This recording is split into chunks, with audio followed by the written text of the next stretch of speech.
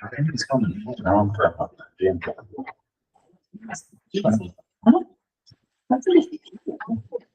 my son's going over there to do a brain. That's the big one.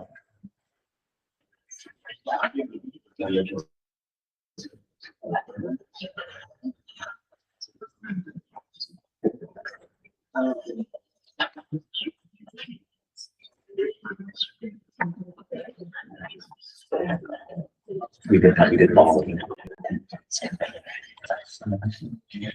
You might have to sit and get up straight. I bet you should have make it.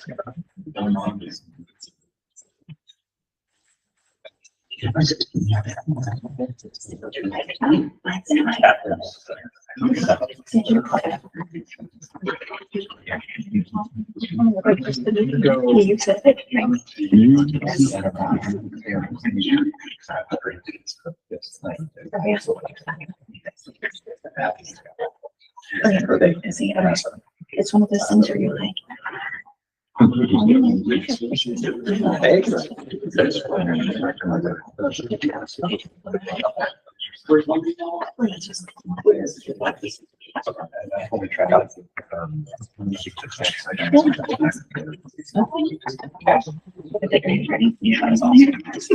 That's dry.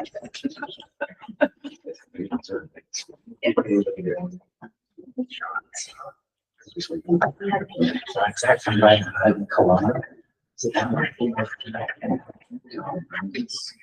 Hey, are we ready? Thank you for doing this, Ollie. Appreciate it.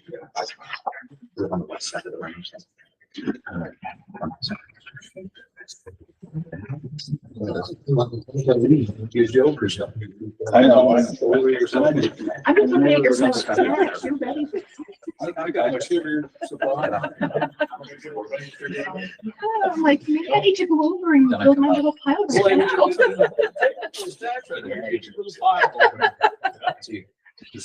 Go straight up. Thank you, Holly. It's You signed it. She knows what that is. You read it. She read it. Do we need to do anything verbally, Shane? Swear you. Okay. Teach them the handshake. Oh yeah, we got to teach you the handshake, which 12 steps.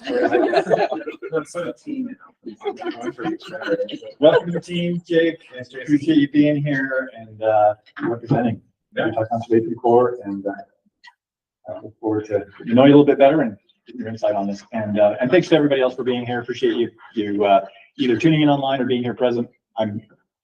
Caroline's got a great story about the room and explanation. This is not our first choice or probably even our second choice, but it ended up being what it is. So apologies in advance for that. But on the agenda, as far as the agenda goes, what we'll do next is this Open Public Meetings Act training, which is riveting stuff, especially when it's presented by our Attorney General, Shane Stroud.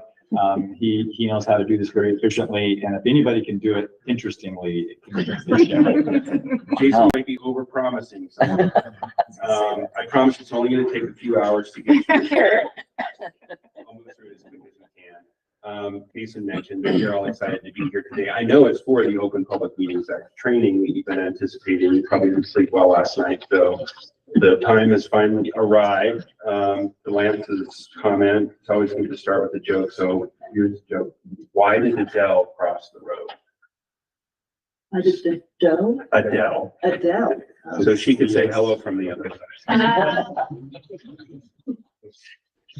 So with that will be the highlight of the Open Public Meetings Act. So why are we doing this? Well, we're doing this because the law requires every year you have training on the Open Public Meetings Act. This is a public meeting and of a board that is, or committee that's created by Utah statute, and so it's subject to the act. So if you could go to the next slide, please, Caroline. Yeah. So what is OPMA? You'll hear it referred to that. Well, it's the Open Public Meetings Act. That's in Title 52, Part 4. Like I said, it applies to all councils, board, commissions that are statutorily created, including this one. And it advances the policy that public bodies should conduct their deliberations and business openly, so that the public knows what's going on. It's before the public eye, and the public has a chance to attend and see that in person or attend online. Now, the law is pretty thorough. There are a lot of moving parts to it, but for our purposes, it really requires 4 things. That's proper notice of the meeting, providing the ability for the public to attend, transacting business in an open and transparent manner, and good record keeping. Now, fortunately, most of these things are taken care of by the very capable Patrick and Caroline, who really go to great lengths to make sure that we are properly noticing the meeting, we're providing the ability for the public to be here, and we're keeping good records. Transacting businesses in an open and transparent manner is really what all of you will be doing, but just by virtue of the fact you're doing that here today, fulfills that requirement. And we'll talk a little bit more about that. So next slide. So when does OPMA apply? Well, it applies to a meeting. So actually this year, the legislature made some adjustments to the definition of a meeting. So what is a meeting? Well, it's a gathering of the public body, 1. 2, that is convened by an individual with authority to convene that meeting in the manner provided by law. And 3, for the express purpose of doing one of 3 things: acting as the public body, receiving public comment, or deliberating about an action. And when we talk about the express purpose here, it's a meeting to talk about something over which the committee has authority. So in this case, you have authority over advising and helping the division with administration of its grants. So in this case, this OPMA applies. This is an open public meeting to which the law applies. There are other meetings to which it doesn't apply. So for example, if you all get together for lunch, or you all get together to have dinner, and you're not going to take any action, you're not going to consider relevant matter, you're not going to take public comment, then it doesn't apply. You can have that social meeting. But you need to make sure that when you do that, you're not talking about the grants and making decisions. You're deliberating about matters over which the board has authority. You need to save that for public meetings. Keep those meetings social. Other types of things that doesn't apply are things like just chance encounters, because it hasn't been convened for the express purpose of doing those 3 things. So next slide, please. So when does it apply? Well, it applies to all open meetings, and it also applies to closed meetings. So this is an open meeting. There's also the committee has the ability to close a meeting to the public in certain circumstances, but they're very, very limited. They're all listed in the statute, but generally they have to do with discussing, for example, the fitness of a particular committee member to serve, or if you're planning to buy a piece of property, to talk about acquiring the property in a way that won't jeopardize the sale. Very, very few exceptions to allow for a closed meeting. And if you do decide to close a meeting, you have to go through a certain number of steps. So first of all, you have to have a quorum present. 2/3 have to vote to close the meeting. Then you go into closed session. You can only discuss the matter that the issue during the closed session. During the closed session, the chair has to make certain announcements. You have to keep a recording of the meeting during the closed session, and you can't take any action during the closed session. So you can discuss things during a closed session, but you can't take any action on it. All those actions have to take place once you come back into the open meeting. So closed meetings are a little complicated. The thing to remember here is if you ever feel like you might need to close a meeting, get in touch with the division early. I mean, obviously, Jason, the chair, he's your great liaison to the division. We can discuss how best to do it. Sometimes we have closed meetings. If we have to do that, we can. But most of the time, it doesn't. So next slide, please. So how should you comply?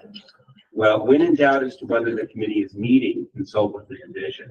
The reason here is you don't want to get together for some type of gathering you think might not be a meeting, and then you end up discussing something that really should be discussed during an open meeting.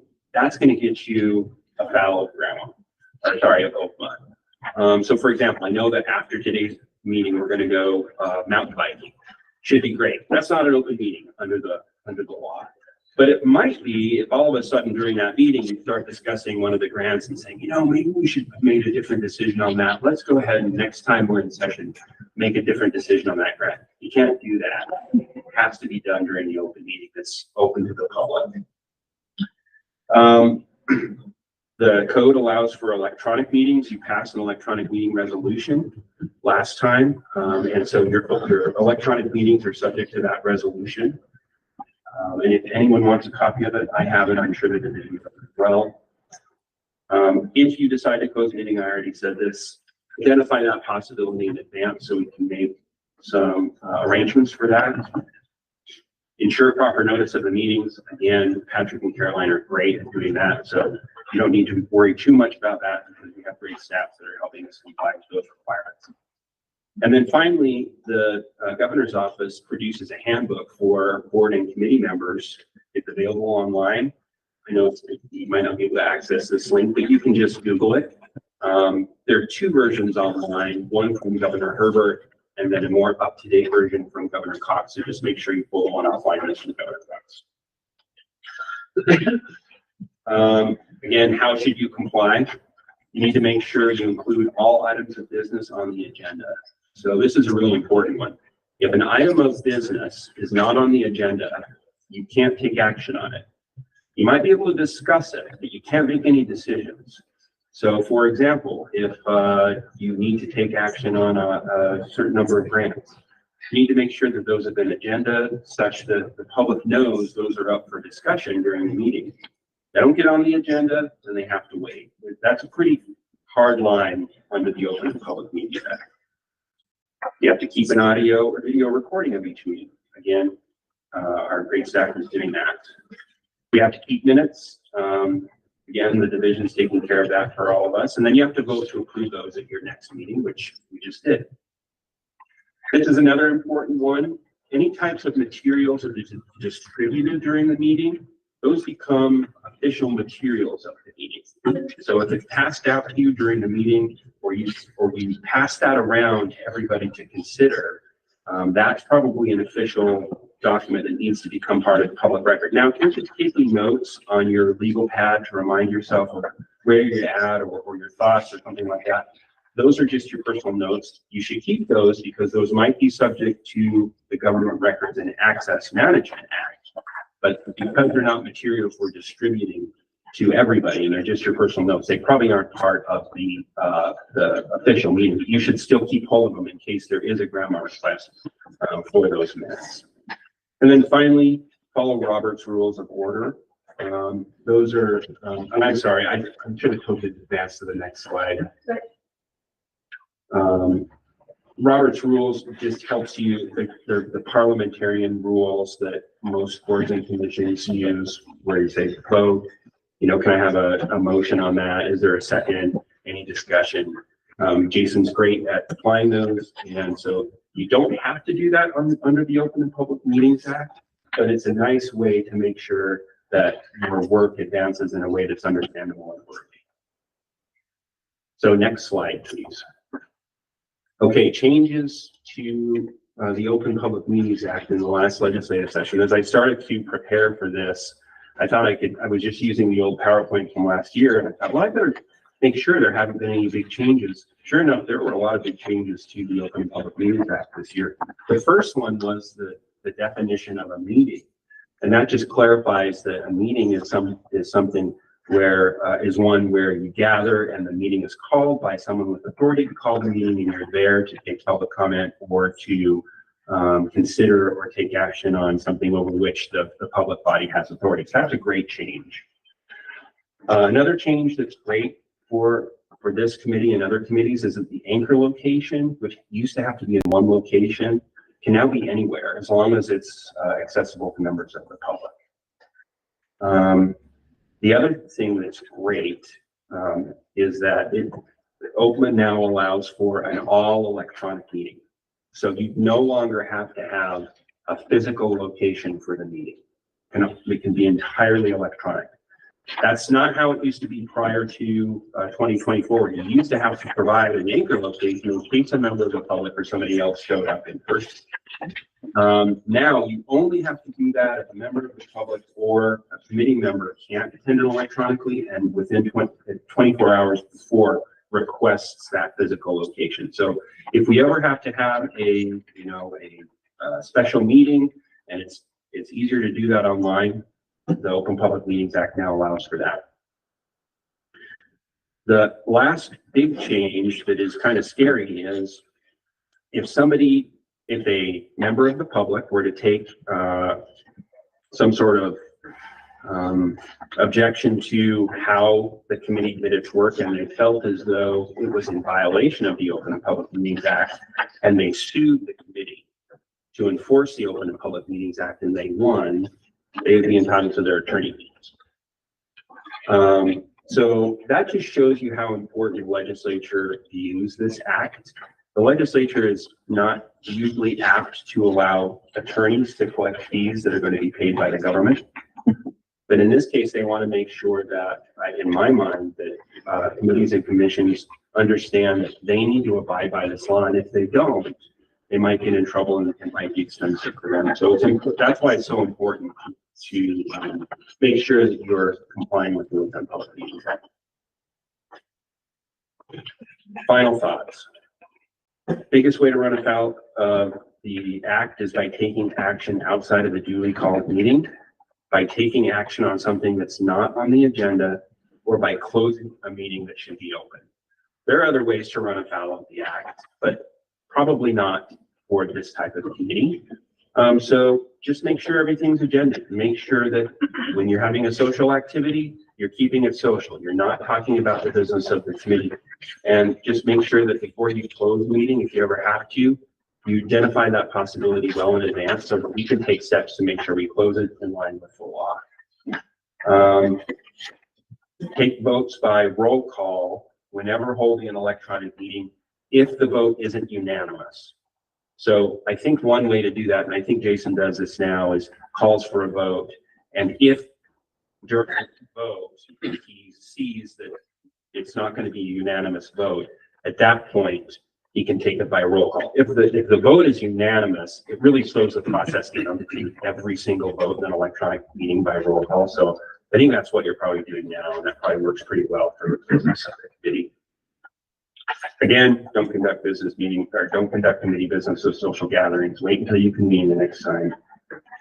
And then finally, I don't think this would ever happen for a committee of this type, but allowing public attendance is important. It's required by the law, but the committee does not have to tolerate disruptive behavior that would seriously compromise, is the way the law phrases it, the business of the committee. So if you ever have somebody come in and they're upset, and they can certainly be upset, they can certainly voice any type of disagreement with the work of the committee, that's the public's right. But if they become disrupted to the point that it's compromising the business of the committee, you don't have to tolerate that. But again, I don't think that's ever going to come up in this type of committee. So next slide. Thank you for anticipating my slides. Now I'm done. Questions? We have volunteers in case we get an unruly member of the public. I'll take it. All right. All right. I promise it would be quick. I don't know if it was painless, but that's your open meeting, so you're good to hear. Okay, check that box. Yeah. Thanks, Shane. Appreciate that. And with that, we'll move on to a couple of updates.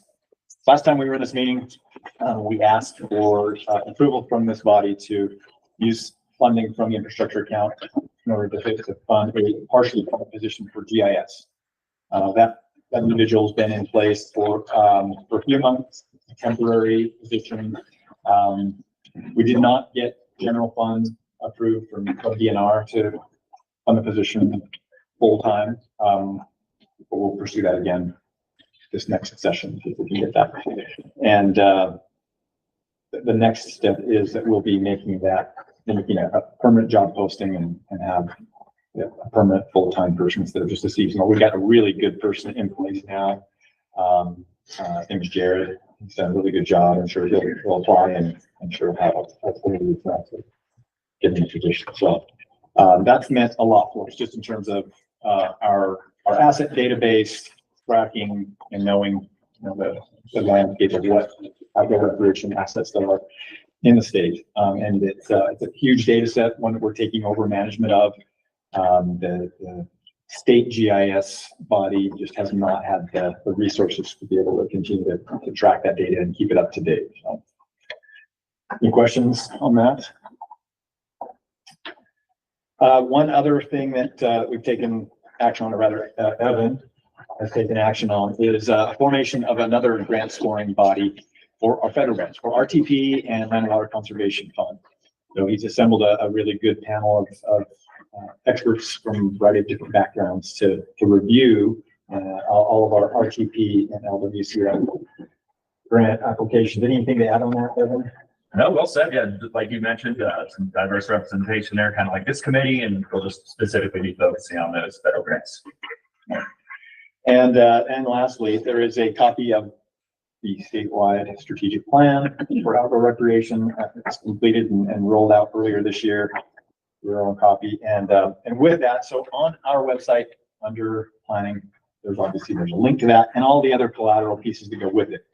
There are several additional supporting documents, studies, research pieces that go with this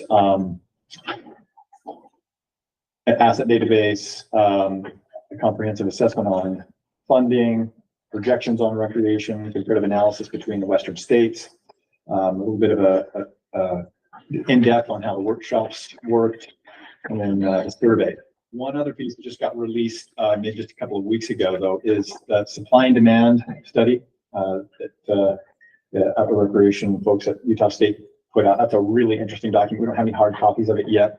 It is available.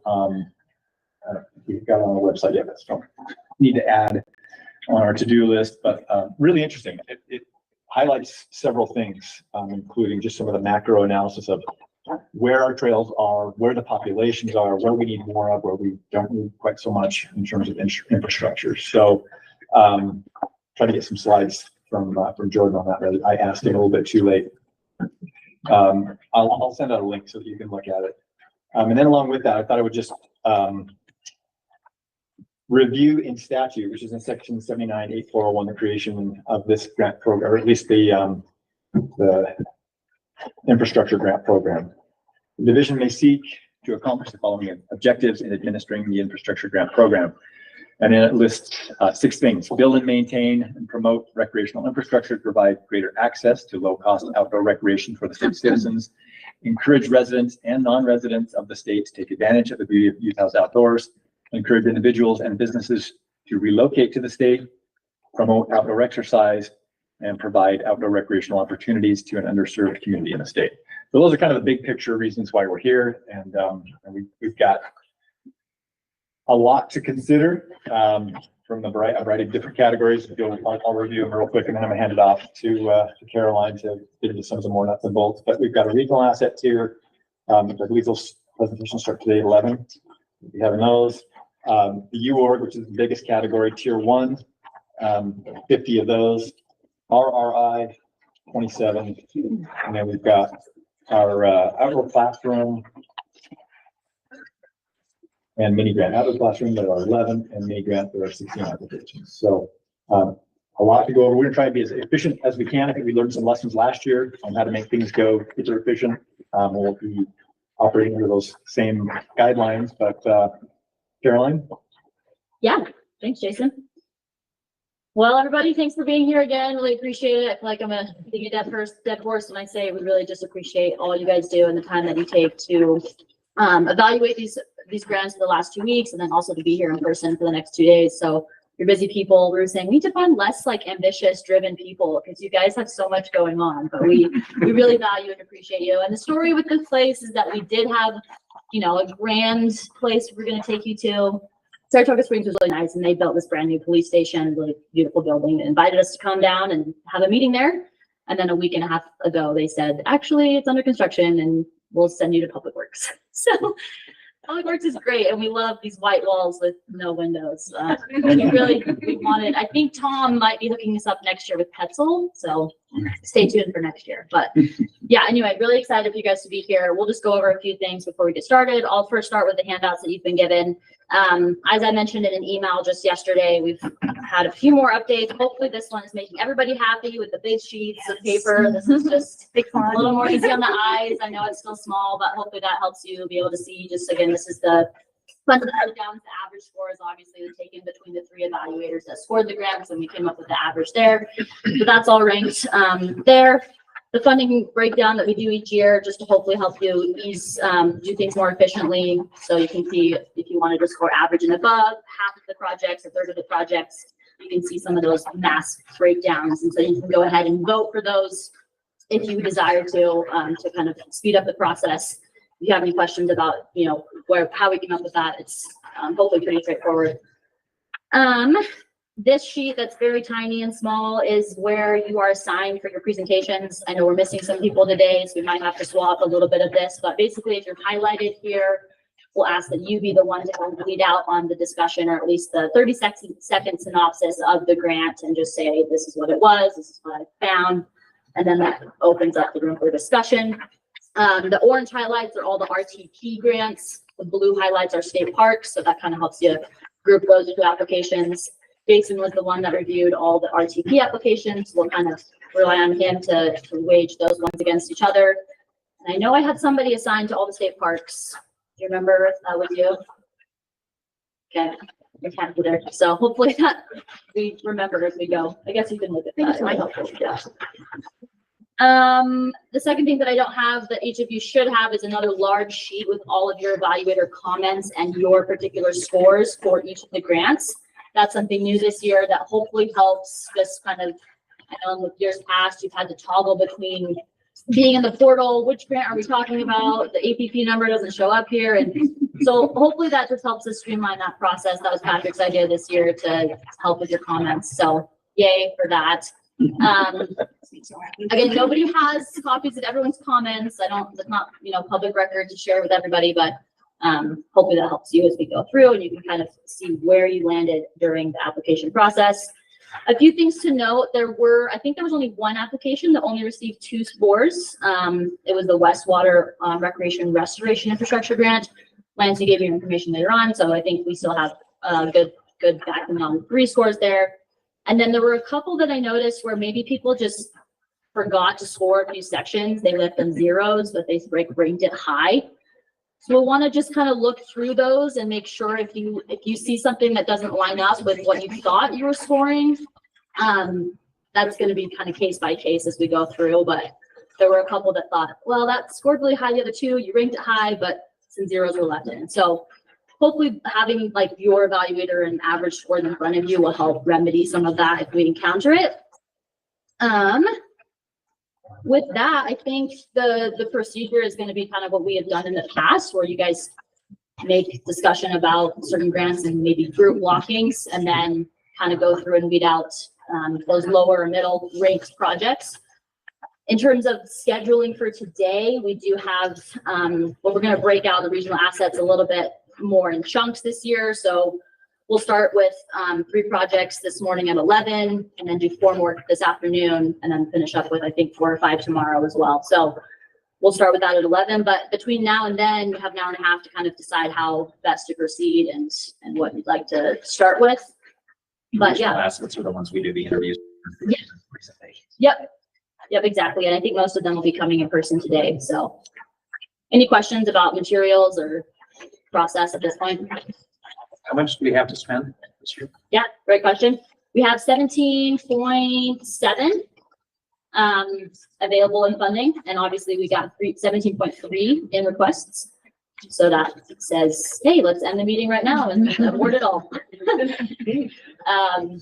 And that's going to be kind of up to Jason to decide how we want to actually do that. I think it's interesting this year because in the past it's been, you've had to make cuts because of the funding, and this year you'll need to make cuts because of the project quality or not.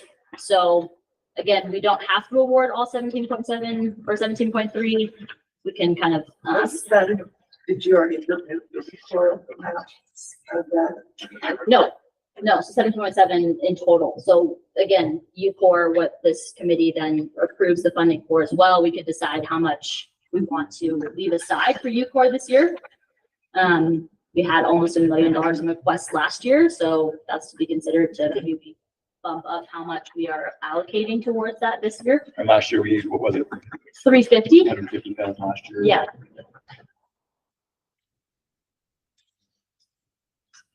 But yeah, lots to think about. Yeah, I'll leave that up to you guys to decide. And as we do that, I mean, that's, when we get closer, we can have a little bit more of a conversation on this, but I think it's something that we talked about last year. We want to fund projects that are high quality and that are worthy of the statutory requirements and our goals and our individual areas of expertise. I think it would be bad stewardship for us to just say, oh, we got 17 in requests and we have 17 available. Let's just fund that all, right? So we do want to be selective, but also understanding and probably find that sweet spot. I'm not making any suggestions at this point as to what that sweet spot is, but Caroline also mentioned that we would like to have some in reserves for the UCOR grant, which is the Children's Outdoor Education Grant. So if we were to decide and we want to set some of that money aside for that, then we really only have, if it was $1 million or it was 500,000, that obviously would affect the amount available. So any discussion? Yeah. Thanks, and thanks for the update here. Do you have any sense of what the projected revenue will be next year?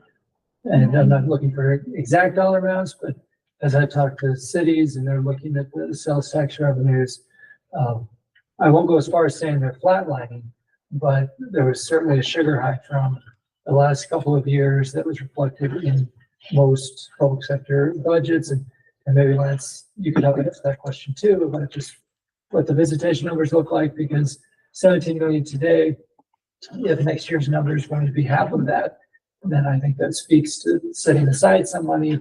I also recognize that whenever you don't spend all the money in 1 year, that opens the door to the legislature using the money for something else. So it's a question both for the state team and even just Lance or Des or those of you in the tourism space. Like, what are your visitation numbers looking like?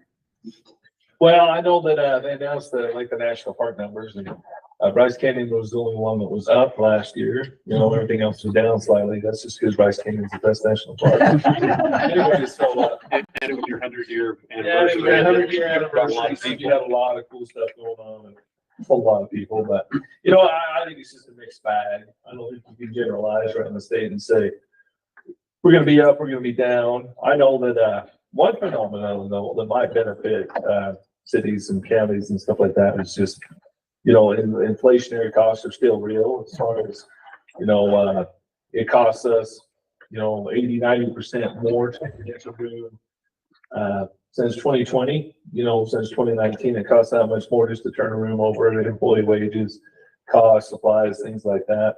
So on the top end, you have to raise rates, which, you know, raises taxes at the same time. So one of the things we noticed last year in our county was things that required butts were down. So like some of the outdoor recreation things as far as ATV tours, you know, mountain bike rentals, you know, restaurant revenues were actually down a little bit because those required butts. You know, whether one person's in a hotel room or 5 people's in a hotel room, it's about the same cost. So yeah, we have this weird phenomenon where hotel rents, hotel taxes were up, but those other items were down. So it is a mixed bag. I'm not an economist. I can't sit here and tell all that stuff, but you know, that's one update. As scientific as that is. So I'm curious to see what the breakdown is between the statewide TRT funding side of it and then the sales tax side of it. Yeah, sure. Yeah. That's a good point. Maybe as a reminder, the sources that we get funding from, they're basically two-ish sources. TRT, which there's a 0.53% of statewide TRT. 0.32. Or sorry, 0.32. It's small percent, but it's a lot. So that gives us somewhere in the neighborhood of between 6 and 8 million. That'd be accurate, Tara, Patrick? It's about what it's been, yeah. Yeah. And then the other source of funding that is somewhat new, is from sales tax. We got a 1% sales tax that goes into the outdoor adventure fund, outdoor adventure infrastructure account. I don't know why we added the word infrastructure in there, but that's a little bit confusing between the two. But of that 1% of all state sales tax, which this year I believe was about 42 million, 22% of that comes into the grant, which this year was about 8 million. So all things being equal, we could count on another 14 to 16 million for next year, but we don't know what's going to happen. I will. I just sent the supply and demand report for you, Patrick, and you wanted to bring it up, but I thought maybe it would be interesting to just maybe read through some of the executive summary, which basically says positive news for tourism in the state. State park visitations are projected to increase by quite a bit. Most national parks are projected to increase. Tourism overall expected to be steady or increase, but some of this is very dependent on a bunch of different variables, including the economy as a whole, gas prices. So I think I wouldn't say there's anything that indicates things will be down. Certainly there is some evidence to suggest that things will be up, but I think if I were to just have to bet based on what I know now, say we will at least stay steady, if not have some sort of an increase in both categories, but anything can happen. Sales tax and consumer spending is a huge set of variables that none of us have the ability to really predict with any certainty. So anyway, hopefully that's helpful. Answers the question.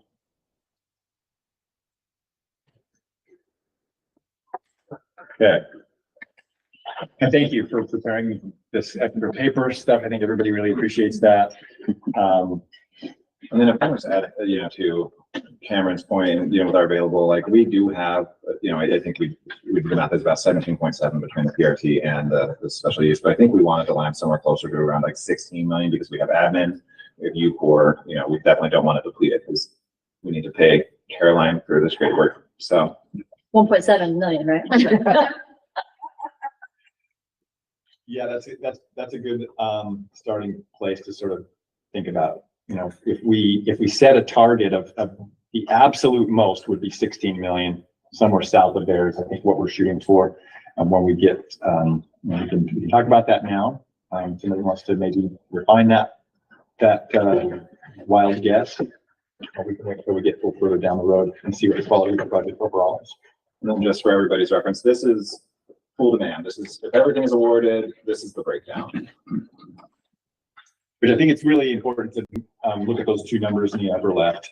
If all 17 million of these asks were to be funded, that would result in almost 70 million in actual on the ground value. So I think that's a really, really good, even though we lowered the match requirements last year, that's still a great value for what we're putting in terms of the state funds. So we do have this sheet here that's got the blue headers and yellow. That's just the different possibilities of how we should begin when it comes to the chunks. And we can start anywhere. Last year we started, I think the first thing we did was we dove right into mini grants to sort of as a little warm up. With that, I'm open to any motions. As always, we can pull up anything if you have questions about, wanting to see budgets, site plans. Let us know. And the regional assets, we're gonna wait to talk about those till after the presentation to ascension. I should maybe know this. Why did we decide to break out outdoor classroom and mini grants? Just because you look at the number of applications, it seems like there isn't a ton of demand for those. Right. I think. Sure. Yeah, or do you can take it, yeah. Okay, well, I guess, so mini grants, we just wanted a streamlined application for the people who are applying for less than, I guess, in this case, 15,000, and just to get a letter from the economic development and tourism, just all that's involved with like a $200,000 application. We just didn't want to do that with those. And so because it's a separate application, we just kind of run a separate. Other classroom, I think a lot of you who were with us remember, that was partly in reaction to just kind of COVID and really the prioritization of these like outdoor learning spaces. We are, and this is what we'll look forward to your comments. Like, we're considering what to do with the outdoor classroom. I think internally we've thought about combining it with kind of UCore and kind of put it in those because those are very similar audiences. But it will be up to you all to decide, like, is it working? How effective is it? We've been on some site tours to varying levels of like great spaces. Like, we just went one to the Wasatch Waldorf Charter School on like Maria Holiday Boulevard. Incredible space. Like, it really is the perfect example of what an outdoor learning space is. But then we'll see other ones that maybe is just like a pergola. So that, maybe people are just eating lunch there. It's not necessarily an experiential place-based learning opportunity. So, but yeah, that's, I guess, why we have those broken out. But yeah, we definitely look forward to your thoughts about outdoor classroom, and mini grant. And tier 1 and RI and regional assets. We'll take them all. So. Well, I recommend we start into the mini grants. Let's just start going down through, and obviously those top two, anybody says high, I recommend that we advance those. Is that appropriate just to say, let's put that in money? Get a 30-second update on those. And, I forget every year to year. We kind of get the groove here soon. But is that a good way to start? So you're making a motion that we start with the mini grant, and with that, 1, 2, 3, 4, 5, 6, 7. Those top 9 have high marks. Is that what you're suggesting? Yeah. Well, yeah, because you have the one that has 3 mediums. Yeah, so I'd say everything above that. Let's just advance it. Okay, so those, and again, just as a review from last year, we're not approving anything at this time. What we are doing is making selections of groups of applications that we will move forward into the approval process. So we're basically creating a list now through this set of exercises. What you said, that's my motion. Okay, so we have a motion on the table. Which one above? The motion is, we're going to start with mini grants. Right. The top 9, so one that is Cache County Trail Bell. 23.81 score and above. And above, yep. So we're going to advance those, but I would like to hear the 30-second reports on each one. Yeah, with a 3-second report on this one. Okay, that is the motion before us. Second it? By Aaron. Any discussion? Yes, I'm just curious where we've got 3 of them being ranked low. But we'll sort that out when we hear the presentation. I'm just curious on the low side where we had really good, decent high marks, and then you had said it's a low priority. Yeah, when we get to those, I guess we can maybe have an explanation on. Yeah, I'd like to hear why did we want to.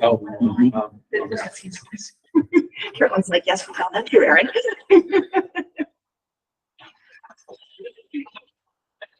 We're taking that out of time. All right, so. I was telling Lance, we all need a table to ourselves. All this. We're getting bigger paper. Now we're going to complain that we have less room. Right. Yep. There's your task.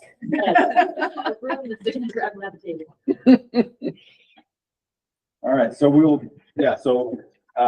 all in favor of that motion, say aye. Aye. Are there any opposed? Okay, so with that, then, we'll start with the ramp and safe access for Great Salt Lake personal watercraft dock, Great Salt Lake rowing. Mike?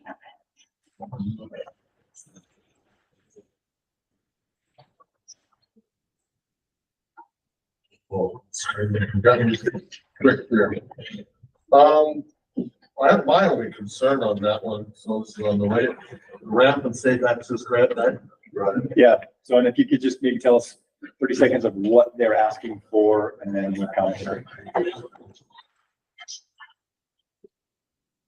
This is a repeat from last year, I believe. And it did not get funded. And how was the top score? Or no, that's not. No, is that right or not? No. There was no water last year. We did. This fine. That's right. We ended up. Never mind, disregard. So yeah, they were looking for some improvements on some dock structures. So I think they had some good matches on this one. This is a different use than I'm used to for the water draft. My situation here, but I felt like my only concern on this one personally is I felt like it might have been a little bit low on current costs, what they had in their budget. Concerned me just a little bit, just what I see in that place, but generally speaking, I think it's actually a good project. I actually had serious concerns about the direction of the reality. It's really my only concern. Yeah. Cameron, Lance, it's like you guys also scored that one. Yeah, I think it was a small ask. It seemed like it was needed.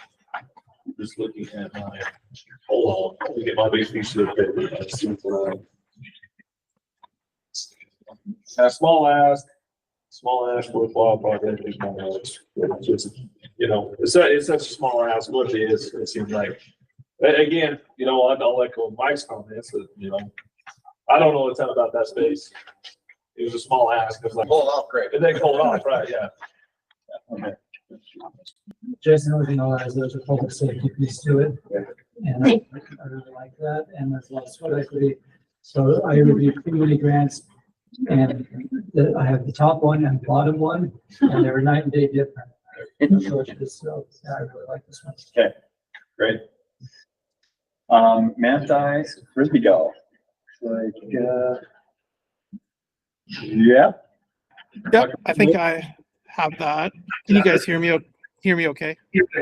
Yes. Great. Okay. This is a $5,000 ask, 10,000 total budget for a 9-hole Frisbee golf course. Nothing special about it. They didn't particularly discuss accessibility, and they also didn't have matching funds at the time, but they did apply for a grant that they expect to get. It's pretty straightforward, reasonable request, and I was in favor. Okay. Jake or Betsy? That's fine. Yeah, the park is mostly just not too bad. Okay. Good local sport. Excellent. Thank you. Coral Pink Sand Dune State Park Dark Sky Lighting Project. Russ.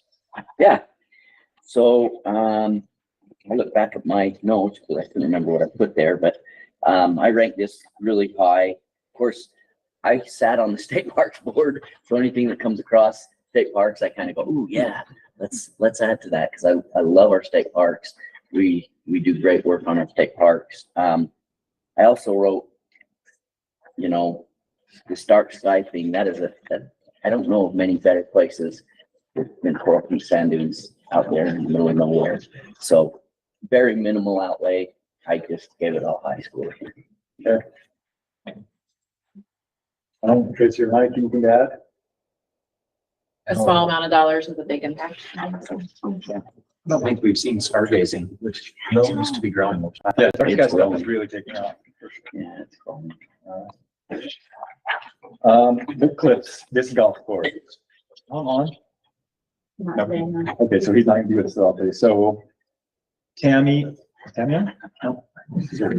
Russ, it's all you. Oh, wow, again. So I actually ranked a couple of the disc golf things, and I just, you know, until a few years ago, I didn't even know about this, but I think it's a great form of recreation. You know, you're walking, you're using outdoor stuff. So, what did I put on here? Sorry, I wasn't prepared. Is it this one? Oh, it's on the back. Sorry. Okay. all matching. The only thing I wondered about was all matching funds were not secured. I like the fact that it's a family engaged project. It was really interesting to me that, and I believe that when you have a family or a group, small group or large group, whatever, that's engaged in the project, it's going to succeed because they have a vested in it. And so that's why I ranked high. It is one that received one low as far as funding priority. Yeah. And who, I don't think I ranked anything low. Maybe I did, maybe that, because I did write here, all matching funds not secured. Like, I didn't get much more detail than that. Okay. By the one that ranked up low? I don't know. Oh, actually, no, I'm sorry.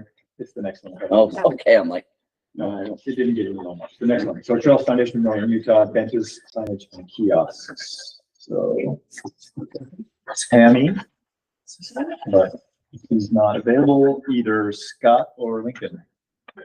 Which one is this one? Sorry. Trails Foundation of Northern Utah, benches, signage, and kiosks.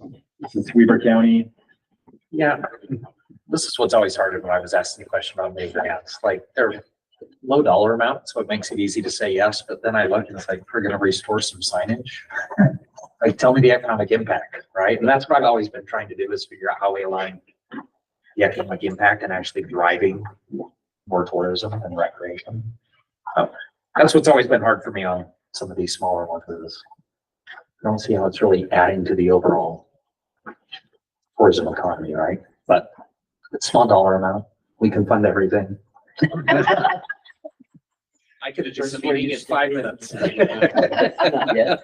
So, Jason, I kind of had the same take on it as well. Just I questioned the economic value, but it seemed like a nice project, and it really is a low dollar amount, and it's related to outdoor recreation. You know, it's a nice bench on a trail. So. Yeah. I will say this, I guess, and I didn't score this one, but I hear this comment a lot from people, is that overall people's experience is signage is deficient in a lot of areas. And so I think anytime I hear of a project that involves signage, I get a little thumbs up in my mind for it. All right. Let's do it. Keep going, man. Okay. The next one is the 910 Cattle Ranch Recreation Stewardship Improvement.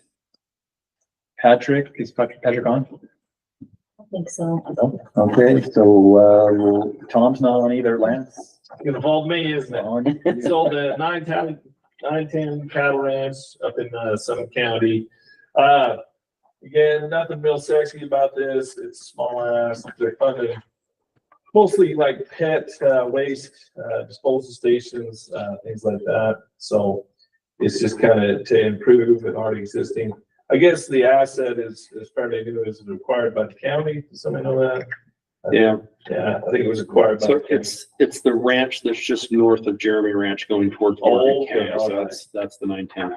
All right, so that's it. So anyway, again, I'll echo what Lincoln said. It's not a huge economic driver by any means, but it's not a huge ask either. So I'll tell you, I anticipate this one coming back for some major grants, because the reason the county acquired the land was to put a whole bunch of recreational trails on this ranch. Gotcha. But so I don't know if this is just a little dangle piece before they start really doing things up there. Is it Summit? Yeah, Summit County. So anyway, yeah, I didn't have any heartache over it for the money. Okay. One thing to keep in mind, I don't know if you guys have looked kind of county disbursement of projects. Summit County has realized there's a lot of money here. I think they have like 12 or 13 on the list. Yeah. And while we're on that, I thought maybe I'd just bring up a couple things from the executive summary of this supply and demand report. It was a little bit surprising to me. It just brought things into alignment. The larger counties of the Wasatch Front, Davis, Weaver, Salt Lake, and Utah, only account for 14% of the hiking and biking trails in the state, despite having more than 75% of the state's population. It's a signal for a need for more focused investments in hiking and biking trails throughout the Wasatch Front. That was really interesting. Among the state's urban areas, both Washington and Utah counties have over 300 miles of hiking only trail. But Salt Lake County, which is significantly larger population, has only 156 miles of hiking only trail. The most populous counties also have very few developed campgrounds. So basically, this executive summary's got a lot of information that overall says, although it feels like there's a lot of asks for the Wasatch Front, Summit County, Wasatch back, I think there's a lot of demand, and that's really where people are. We don't necessarily have to travel, but I think sometimes we want to travel because it feels like everything's crowded. And this is one of the problems we're trying to solve. So On page 30 of this, I thought that was a really cool pictograph that you guys did on where we're generating sales tax and where assets are. Yeah, it's pretty amazing to see. Summit County generates a ton of sales tax and has, by comparison, very little assets. Yeah. Compared to what they're generating. Compared to this, yes, originally. Yep. Or no, I have that too if you need me. Yes, please. Okay, yep, Camp Christophilus, outdoor music education experience, $15,000 ask, $30,000 total. They've secured funding by the Sorensen Legacy Foundation. I have to name the things they have in this music ensemble. They have a tropical cyclone, a cavatina, and rainbow sambas. Very, very interesting musical project, outdoors, inclusive, it's private with some public access. So I don't know anything about. I know we have a varied scoring here, but I think I scored it high. Okay. I don't know why I'm not listed because I did have access to this one. But I did look up the pricing structure because I was wondering, and they do offer dramatic scholarships. So they do a sliding scale and scholarship program. Oh, do they? Okay. Yeah, you got this one as well, Tracy. Yeah, and I ranked it low. Sorry, Jeff. No, I it's okay. Reviewing all of Camp K, so there was just a few things that I noted. The musical instruments were listed, but the 22K for musical instruments, I was having a hard time understanding from the drawings. I was hoping for those to be a little bit more detailed in that. A couple other things, the photos of the instruments were awesome, but how it was going to be laid out, the classroom grant and the mini grant use the same diagrams of what it was going to be. So it just lacked some detail for me on the impact side of things, and the funding. The Sorensens are listed on 3 of their 5 for the funding. So it was compared to some of their other ones, I thought their one was a little bit lower than some of their others. But they have a tropical cyclone and a cavatina, Tracy. 100%. So I should have said hi. Yeah, and I'll just say this is one of 4 asks from Camp K specifically. That's good context. That's one of the things we designed into this, is to have one individual scoring all of those. I had the privilege of doing all of them. So and had a special talk with among those 4, where do you see this one? Low. Like at number 4? The fishing pond might be low for me just because, again, of the lack of the detail. Okay. I'll think through that a little bit more, but there were like no photos on the restoration needed there, just a beautiful video of how pristine their campus is. So I had a hard time understanding the restoration project that was really needed. Yeah, and just in background context, we love Camp K. We really want to fund them because they apply every year, and every year their applications are just a little bit lackluster in a variety of ways. So Patrick and I went up and talked with Yurcha, the ED there, and really said, we really want to fund you guys. We love what you're doing. But Tracy and I talked about this, that their projects could be great, but their applications are just really not great. So, and I mean, compared to other grant applications that we've seen. So that's just something to keep in mind. Or maybe it's a good project, but do they really have the means to ask for it? Well, and then I guess I wondered too, if you've got low ability to complete a good grant application, how does that, what can we take from that in terms of their ability to deliver the programming? So yeah, we've offered a lot of assistance and help, and it just isn't quite received. So the other 3 that they submitted, then Tracy, I have some highs in there. what categories were they in? As far as there was an amphitheater that they listed, the fishing pond, classroom, and then the mini grant. Yep. I think I have one in each category. Yeah. We did fund an outdoor classroom, but they haven't completed, so they have got their whole grant cycle with us, like contract. Okay. Laverkin Rim to River Trail supplemental fund request. Karen? Oh, I am officially on this one. Okay, sorry, I didn't realize I was officially presenting on this one. I was. No rest. I was actually there on Friday, at this site. So that everybody understands kind of this situation, as you're basically driving the main drag from sort of St. George out to Zion, you're gonna get down there. And to get down into Confluence Park, which is what even I, knowing where this is, struggled to explain to people how to get there. So this would be probably heavily used by tourists. Is that the bridge? It's after the bridge. Okay. It's after the bridge. It's the, what is it? The River Rock Roasting Company. Okay. On the left, as you're going out to Zion, like everybody stops there. I think we funded an RTP for this last year. Okay. Just Right, with- this is a low dollar amount. Yes. Yeah. I think they're trying to put in some stairs. Yeah. To get down. It's $163,000 total cost, so high match value. Yeah. I think, Jake, you reviewed this one as well. Yeah, it was additional funding from, the contractor to try to make up for how much the high cost was. Right. We're basically our contingency. Yeah. Yeah. Yeah, they're worried that they're gonna have to be, instead of being able to use rock and things like that, that are sort of locally not too hard to come by and not crazy expensive, that they're gonna have to put in some sealed stairs. Yeah, it seems reasonable, and also support from the landowner. Yeah. So it's stairs from the coffee bagel place, breakfast place? Yeah, the breakfast place now. Yeah, because there is access from the dwellings, Right. lodging that's right in there, because I've Right, stayed those there are and you tiny can walk homes that are down. just over, yeah. Yeah, but yeah, they're saying, hey, you can't, I'm sure the dwellings doesn't want everybody walking through the middle of their property, but. Right. Yeah, my notes just said that I think the total is 350 feet of highly engineered trail, and this is for stairs. So stairs, I first thought of some accessibility issues, it's not great. You're not I gonna also- get down there. Yeah. You'd have to go through the back neighborhood to get there for accessibility for sure. And then ironically, I thought that they're already, everything was underestimated on cost on this one, even though it's a small ask here.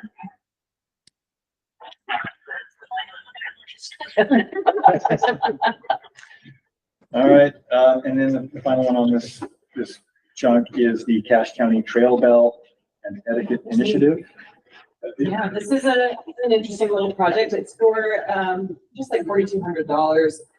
It's a good partnership between the Cache Trails Alliance, Cache County Trails Program, and the Bear River Health Department, which I think is sold signage kiosk, but also a sort of like borrow a bell program, which I'm like, well, that's interesting. How many bells are you gonna get back? Apparently this has been done elsewhere and it has actually worked, but, it feels a little experimental to me, like figure this out on these really high use trail, like Green Canyon, there's, a lot of that use that area. So it could be a cool, like, pilot project, see what happens. And people keep bells and. It's for the cyclists to have a bell. Yeah, so the bells. Hikers. Yeah. Yeah, that's a comment that I hear a lot on trails is bikes that Street. don't have a bell and startle people and create a user trail conflict that doesn't need to be there. If people take a bell home with them, I don't know what else they're gonna do with that bell other than just keep it on their bike, and now they've got a bell. So I mean, We should make them trade their earbuds in for the bell. yeah. There you go. I also scored this one though. I had some of the same questions on that. And they've got a monitoring portion of this where they're gonna, I guess, send people from the foundation up on bikes to regularly see where the bells need to be placed, and so there's regularly a supply replenished. So And somebody did say, look, yeah, I did not score it low, but it's Patrick. So yeah, that would have been Patrick. Okay, well, that is the end of the list that was up to review. There's a few more on the list doing that we could review, a few more. Yes, You- a motion to, at least some that I reviewed that I thought were relatively good, or we could, I mean, we have one down there that has 3 highs. I don't know. You guys have them. So yeah, there is one that has 3 highs, and as far as funding priority, scored 21.9. We can definitely put that one. Yeah, we could do that one. There's two other that I reviewed that I thought were relatively good projects, but well, I'll start with that. A motion to review the, Motion to review that. the flag crag. Flag crag at Arnold, Maine, in New Winter County. I think. I'll second that. And that's Okay, second by Aaron. So now discussion. Sure. Just for my review, I marked this as high, and not as familiar with the area, but from what I read, looks like great support and something that would be kind of a one of a kind there that's really needed. Great details, benefits, support from quite a few groups. Of course, my area for them to focus on is they're going to build this. There's a few things they could do that would support climbers with disabilities with their short hike in, but great support and an impact for this area. Yeah, there's not a lot of climbing infrastructure in Uinta County. They're looking to really increase. I got a chance to visit this site last year. Ambitious, certainly, but definitely a worthy project. Yeah, the only thing that sorry. Go ahead. I- No, go ahead, please. First. Right ahead. I insist. You want to insist some more? No. Okay. The only thing I flagged is that they do base their timeline starting in a few weeks. I was a little worried that whether they could make the deadline based on that. That was the only hesitation I had. But it sounded like a great project. Your turn. Yeah, I was gonna say, I graded this one as well, and I said to fund it. There was nothing sexy about it, so I don't think other than, I think there was a picture of Patrick in there. Was there a picture in that you did? Probably, yeah, this is, Carly Lanch, our planner, is working with this organization to help develop these, and Tracy, this is like a fresh ability to like start with planning accessibility and a lot of this stuff as well. So, Yeah, you can't really see it from the picture, but there's so I may be in there, yes. I think, yeah, I was like, I think that's Patrick. Anyway, yeah, so I graded it, like I say, not high scores, because like you say, what it wasn't too sexy, but it's cool. I said, yeah, fun, it's worthwhile, so. I think Vernal and Uinta County are really trying to develop some climbing culture out there, and there's another one. But I reviewed in this via fraud, and I don't know if there's other stuff that's going on, but I think they're really trying to develop that as part of their tourism draw, to have other reasons to stay for a day or two instead of the mix that they've got right now. That's really smart. Yeah. So I'd make a motion to fund.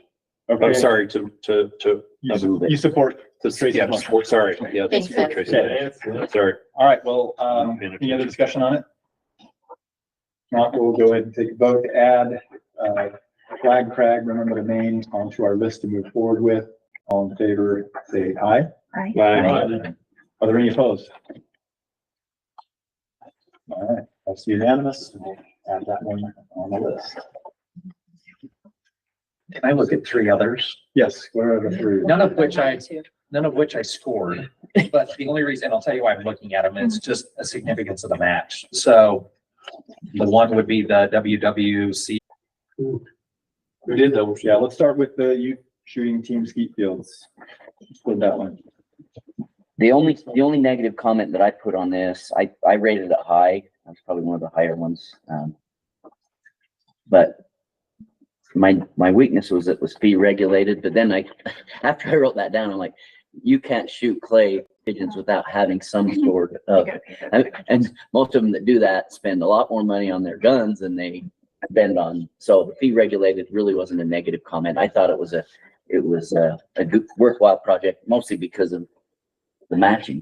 You know, it's $15,000 and the whole project was 70 or something. So I wanted to see it funded.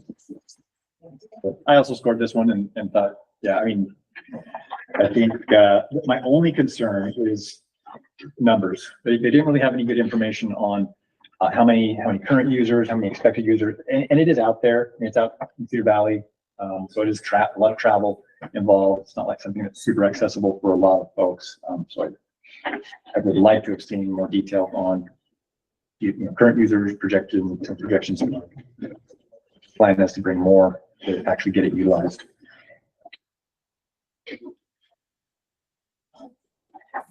Okay, we can move on to Teddy's Playground. And that one, Jeff, looks like you have that one. Yeah, Teddy's Playground. This is a 15K ask of a 65K total, large number of partners, secured funding.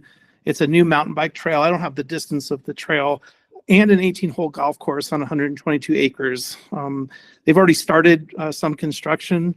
They say that it would be the only public trail for mountain biking in the county and the largest disc golf course in northeastern Utah.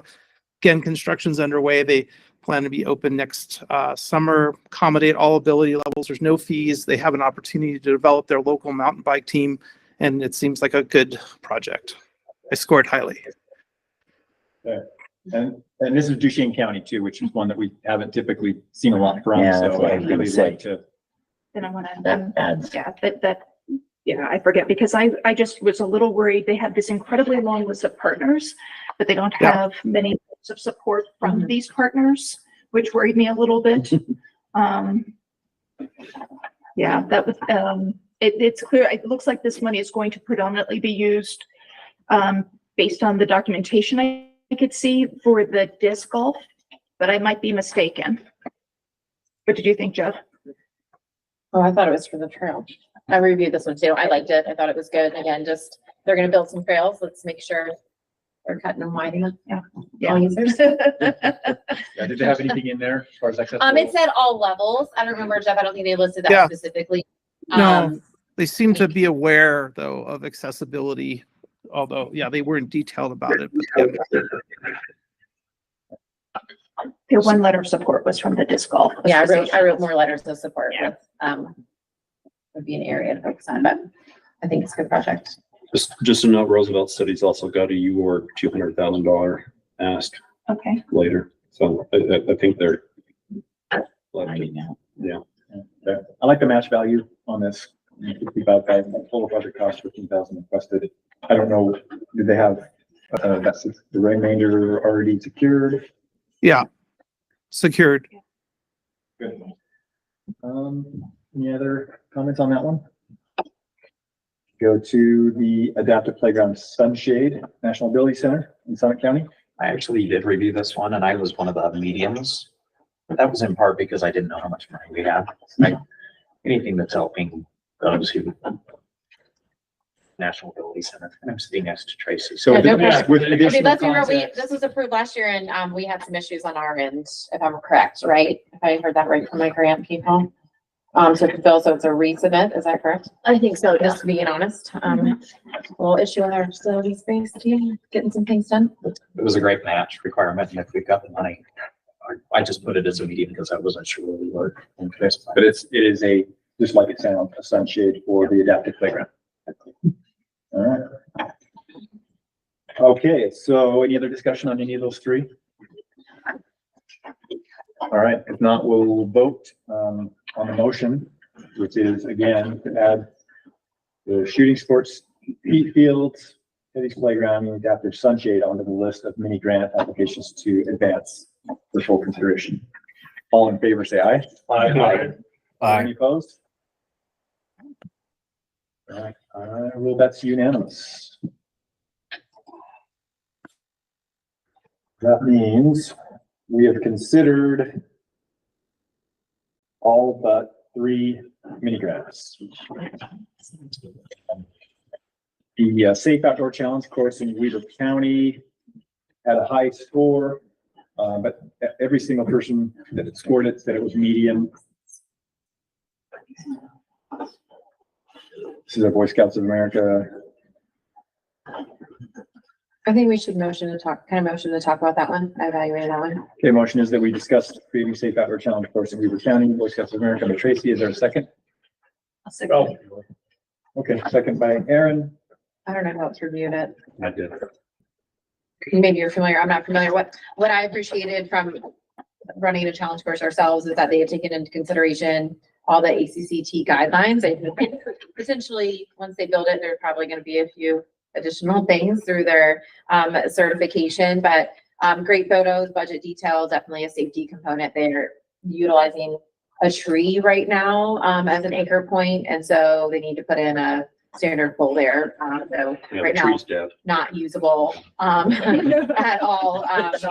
And so again, pretty 50, if I remember correctly, 45 plus user groups, that could utilize this space. Like I said, I think additional dollars may be needed once they go through accreditation and review, but, needed from a safety component, they're limited on availability on this program. I think my medium score on it was, not the need, but that it was a pay to get access and how they can't cover it with some nominal increase on it. It's a minimal cost, like what they're charging. I mean, it's like nothing. So that was the only reason. There's another way to solve this if we're tight on money. It was sort of that medium, hey, I don't know where we're gonna be on money. Yeah. This one here goes back to my comment from the supply and demand study, where this is Weber County, one of the biggest counties in the Wasatch Front. Lots and lots of users, quite introductory. So let's speak in favor of that. You know, where it falls on the score too. I mean, it kind of would be awkward to fund everything on both sides of it and not then skip over it. So, Yep. so I don't know if we've already made a motion to advance, and I'll make a motion to advance it. That's the motion that we're discussing. I'll speak to support that. Support that motion. Excellent. Okay, any other discussion? If not, we'll go ahead and vote on the motion, which is to move the outdoor challenge course in Weber County on the list to advance into our final. All in favor, say aye. Aye. Any opposed? Okay, that's unanimously. The only ones we haven't considered are the 88 picnic tables and the Terra Company Trails project. Part of the lowest and third to lowest scoring mini grant applications.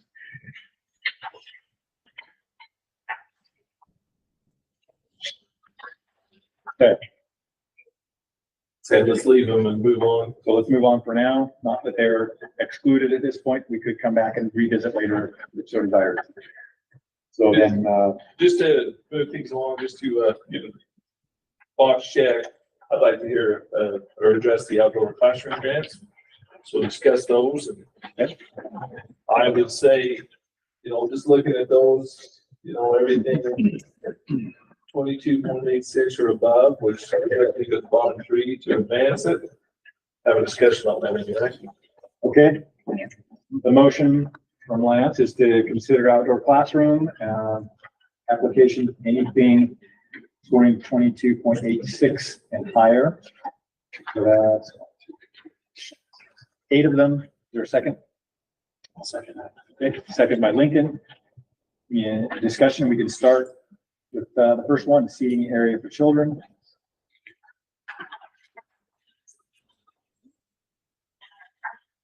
I was on that one. Yeah. Well, Jeff is the yellow highlighted one. Do you have anything on this one, seating area for children? It's $2,000 of $4,000 for a seating area that kind of presents itself to the rest of the campus, benches as kind of a base point for instruction about the challenge course and other activities at the facility. So, I mean, it seems, you know, solid and important.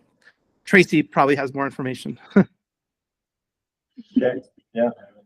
Tracy, you can give us any background if you'd like. Or Des, Sure, it's in a location there. There's some benches, but not as accessible. The area is highly utilized. We run 2 to 3 groups through the challenge course a day in the summer. And so creating a space that is more usable for people to be comfortable prior to going up on that course, or a location that they can teach other, even a grade, that sort of thing out there is, we have a prime spot that isn't utilized well. So it's basically just a staging area, a parking place for people to hang out. Safe away from our challenge course, close to the trails that they may access. A little bit of a public safety maybe aspect there, people management. Yes. Runners are a thing in our world, yes.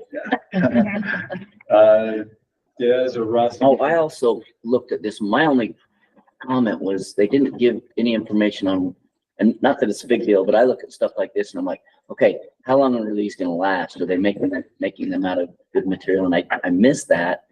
And do they have a place where they're going to store them in the winter and stuff like that? Yeah, I mean, can I answer that? Yeah, I don't know. I found that as my Wasatch Community Gardens outdoor classroom. And that is me. I scored that one. And great match. Very good thoughtfulness on accessibility, inclusiveness, and Wasatch Community Gardens in Salt Lake. This one, the overall, again, I scored it high. They serve a lot of people, a lot of different communities. It was very difficult finding a weakness for this project. Yeah, and Evan and Lincoln, you guys both. Yeah, my notes that they talk about the accessibility improvements and high, it seemed like high number of impact. I ranked it high as well.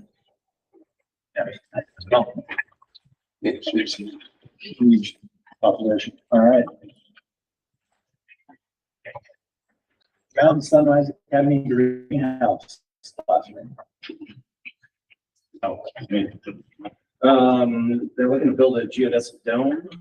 The ask is 15K, at like a 39K project. So reasonable ask. I ranked it high. My only kind of concern about it was just trying to do more like community programming because charter school.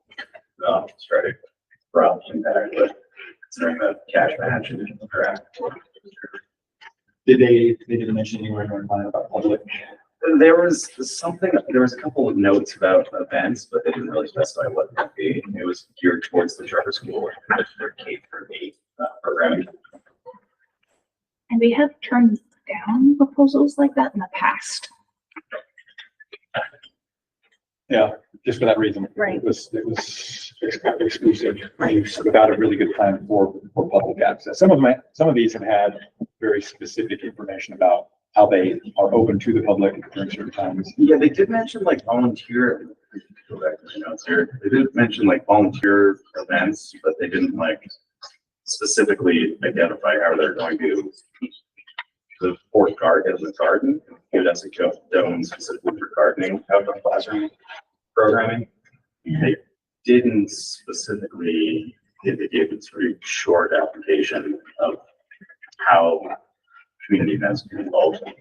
I evaluated it and I didn't put any negative comments because I just look at something like this and I agree with all the conversation, but the idea that we're teaching kids how to garden and teaching them to eat those things, I think that is so important in this day and age that I just all about it. I gave it high school.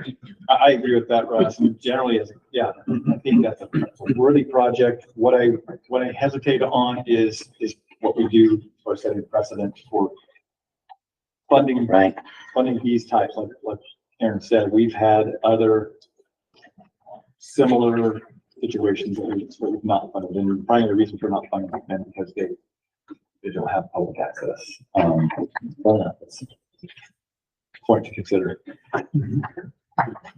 For my own clarification, since I'm new to this group, I mean, do we ever approve funding with like strings attached? For instance, like to have community events, or is that more reevaluation next cycle?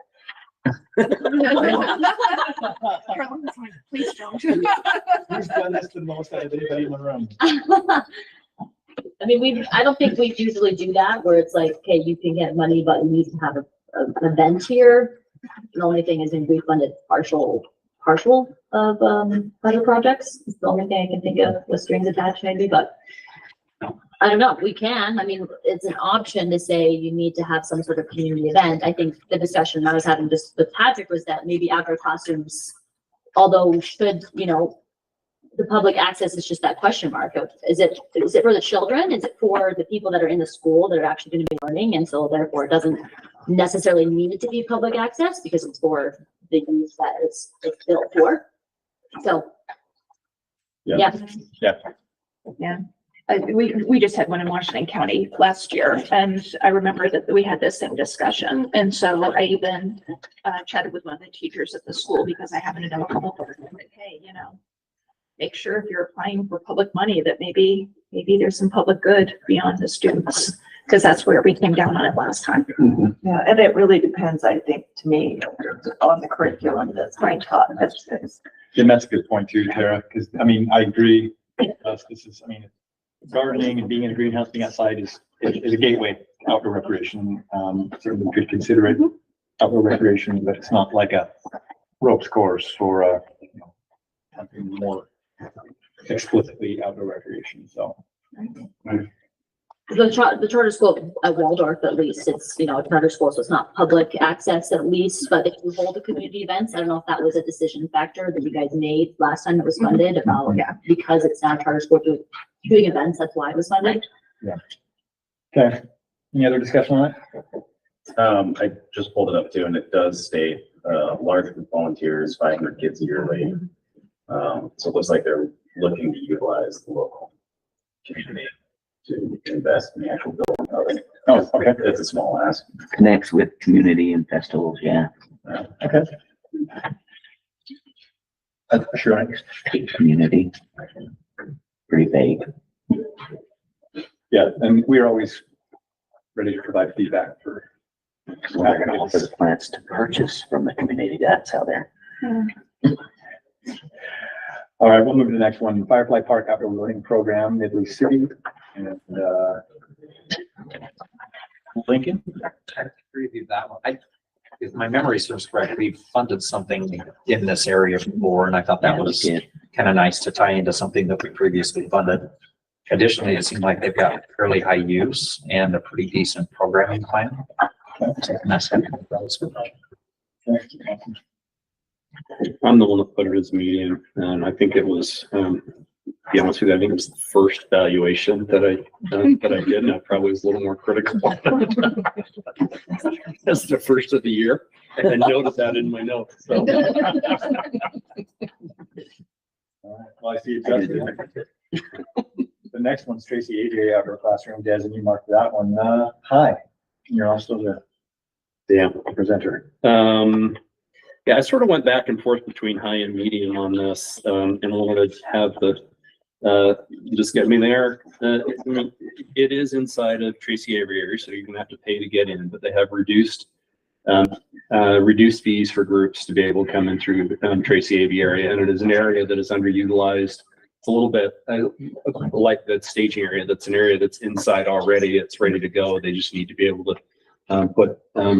I think they've got 2 gazebos planned, and they had those priced out pretty well from what they were going to buy off. I think off of Home Depot, and I don't think they were super expensive gazebos for some cover. So I actually I'd recommend that we advance it. Yeah, what are the costs they're trying to cover? Yeah, the design kit, 2,400. Yeah.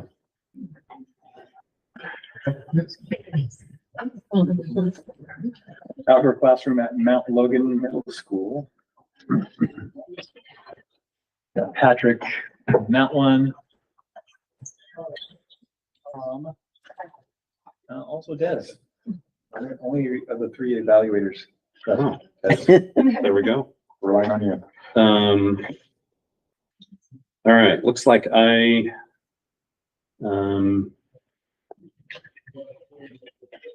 notes are that there's really good leveraging with on the project. I didn't see a whole lot of project weaknesses. I ranked it high, 1,200 annual students, and it looks to me like most of the costs are going to cover the outdoor classroom. It was a covering cost, at least from my notes. Looks like this one has one of the highest match ratios too. Yeah, that's where I was. Yeah, the leveraging match was high. Okay. Nature education, outdoor classroom, Camp Gustavus.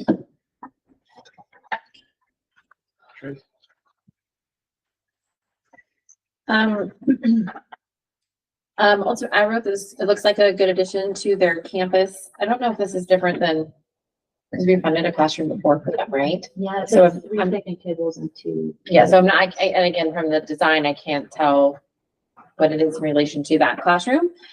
So really just would have liked to have seen, more layout and information regarding it, but it makes sense on their campus. But again, I don't know compared to the other classrooms that we have. So I marked it as medium. They have, again, they have the funding, repeat funding for multiple projects, but there's also areas that they have that.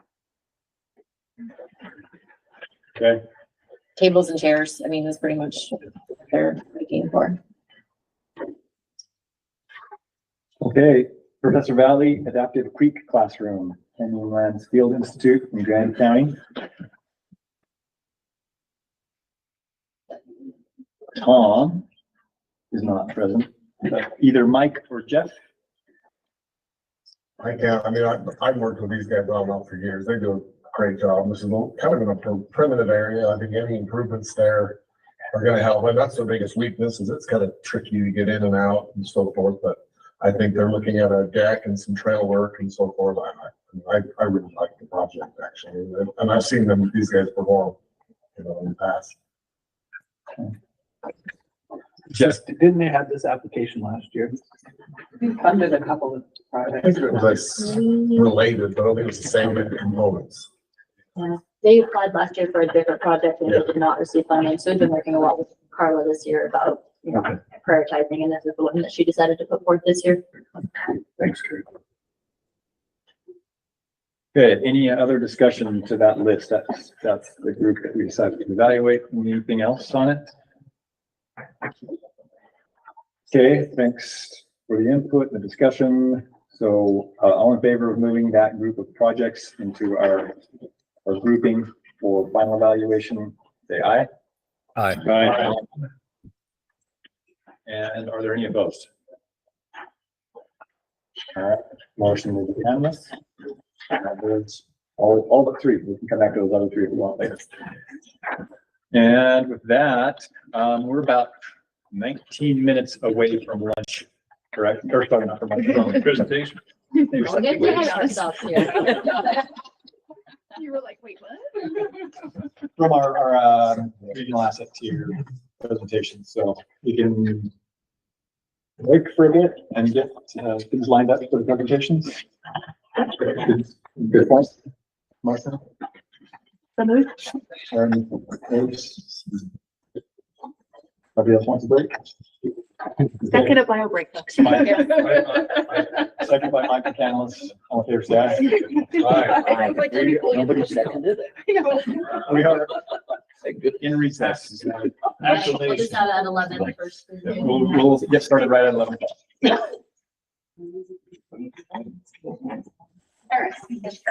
It's your role. All organizations have been started investigations. I'm sorry. Is that the one you're talking about? I'm like. I was like, it's 11, but it's 5. I know, that's good. I'm like, I saw that, I'm like, I had these ones. Appreciate like, it. wait. Trying to fill in the. I know, that's the thing, the comments are great, the numbers are great. Yes, so that is our understanding. Let's just make sure that that's. Yeah, we'll talk about that for sure. And I think on this area, we're gonna get for our Excel. I hope it's in when I did, I'm like, oh, that's a big. Big excellent.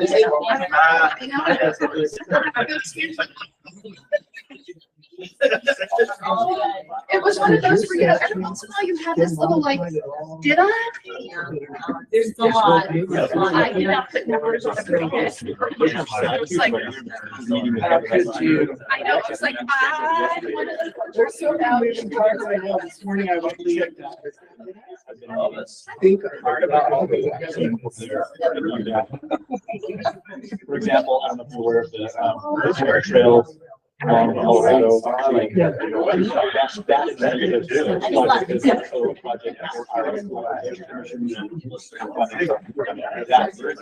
conversation. So those have. Please take. Right. Yeah. I'm a little too close. This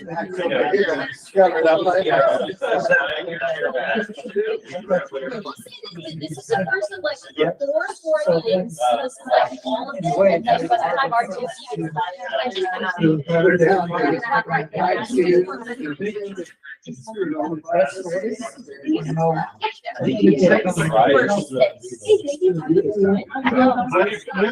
is We're gonna do the call, but it was looking a little bit too far. So we just need to-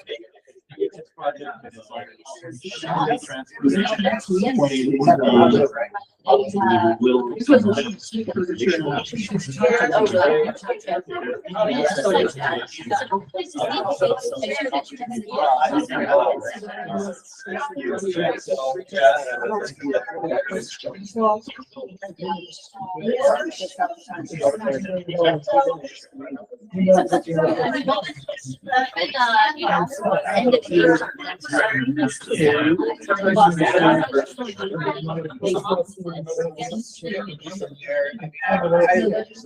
Yeah.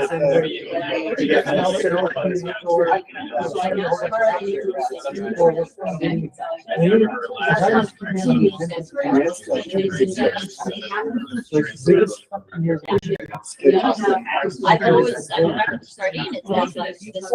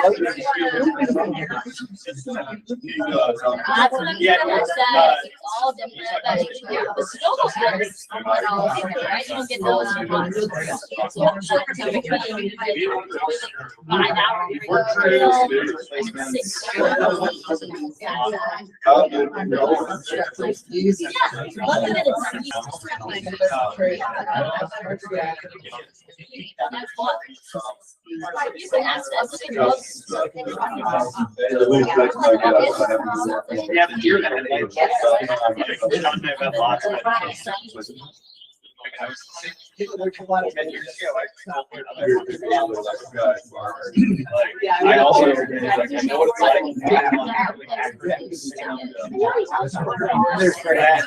Process.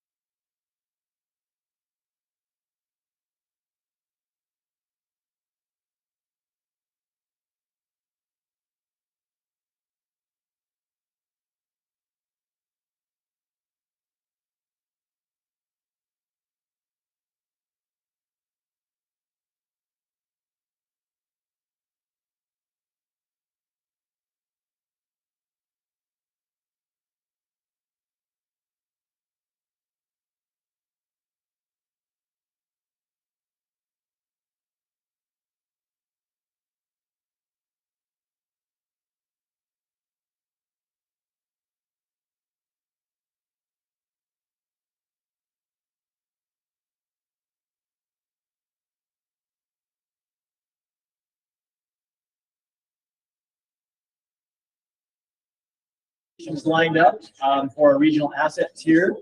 I've got Provo, City, Midway, and Cedar City. So with that, we are we're back in session, and welcome.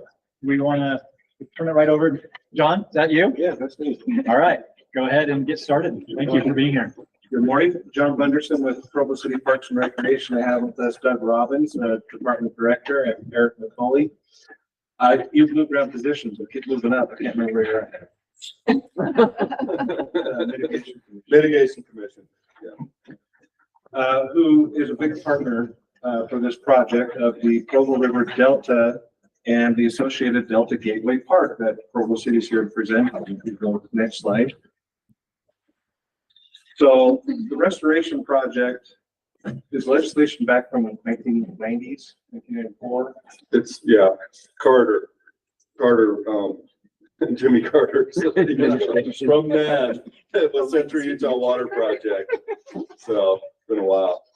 So the larger project of the Delta restoration and the fish habitat restoration project that extends on the Provo River realignment. I don't know if you've been down to the west end of the Provo River lately, but it has been realigned in the last year and a half, flowing out to the new Delta project that the mitigation team has been forming.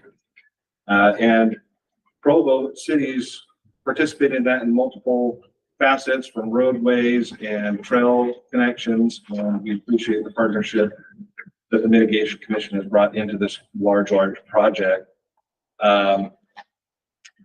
Restoring habitat and outdoor recreational opportunities in the Delta that haven't been there in a very, very long time. Let's go next slide.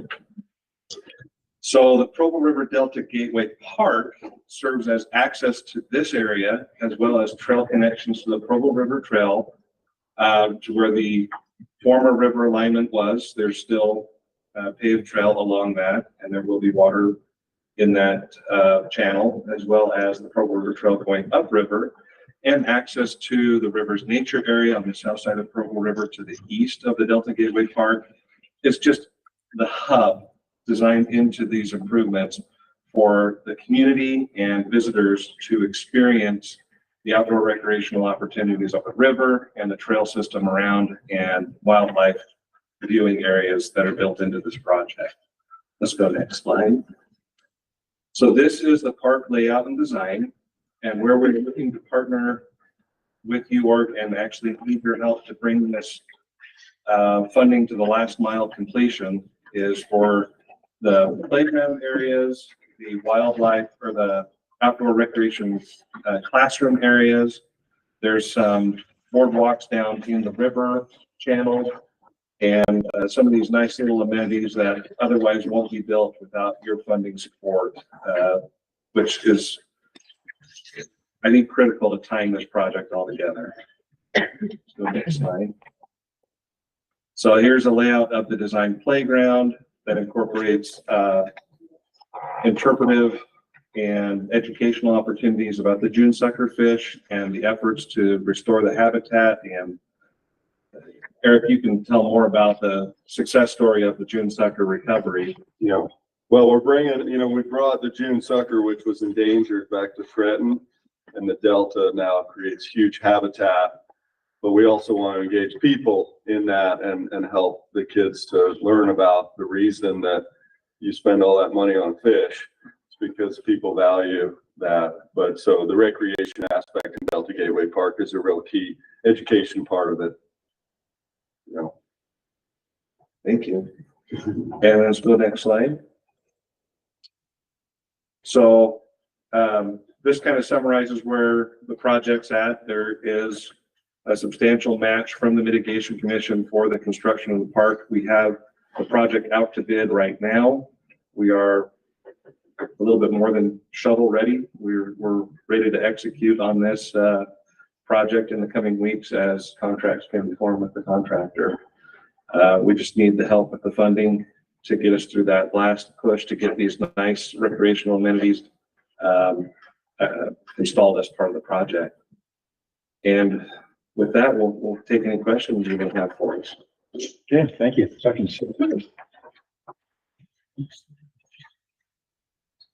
Tracy? Imagine my question.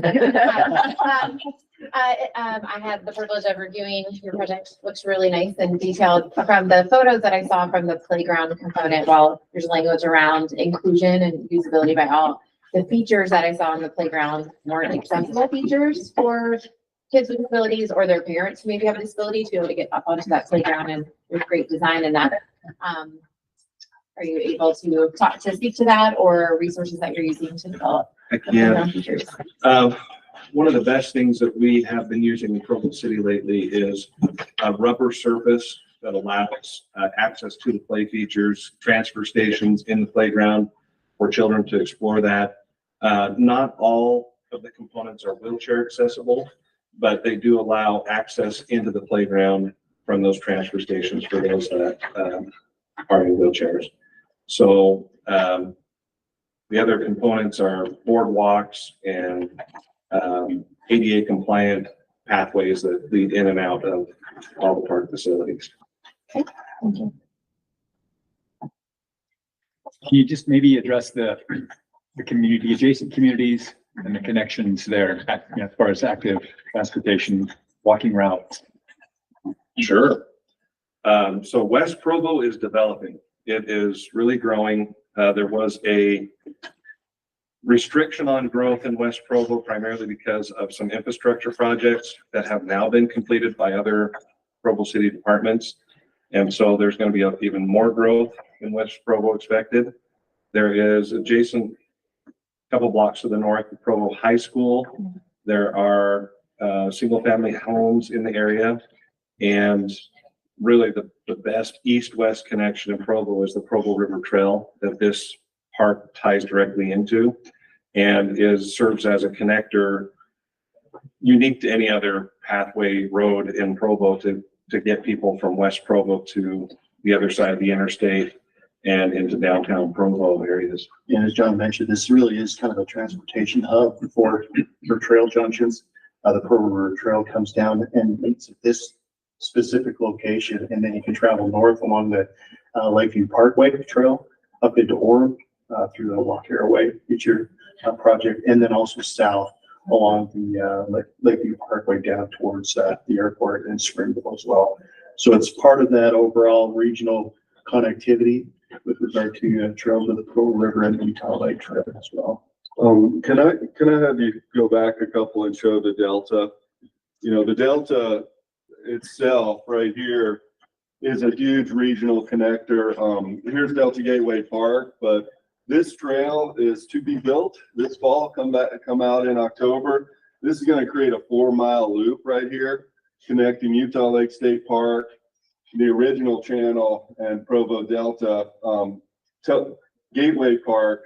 This goes about 5 miles up to the mountains and then connects, you know, eventually to the Jordan River and things. So next year, I think we're looking at having the Golden Spoke bike ride converge at the Delta Gateway Park and the Delta. So it also provides on-water recreation as part of the Delta and some of the other projects we're doing. There's boat ramps and access. So you'll be able to get in at Delta Gateway Park, and it'll be about a 5-mile round trip on mostly flat water, a little bit of water going down, but it's a huge resource that's not yet online. October, we hope to have it open, but it is really central to the community. And then engaging Utah Lake is another real key aspect.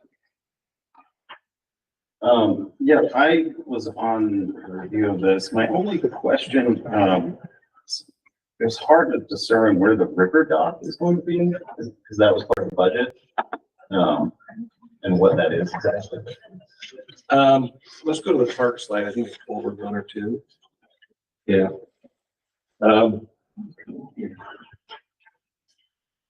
So there's a river access here. And then down here, there's a boardwalk and a trail that leads up to it. This is going to be a much lower flow in the old channel. So the primary river flows will stay in the new river channel to the north. But we'll have river access through here, and then a smaller play area down here.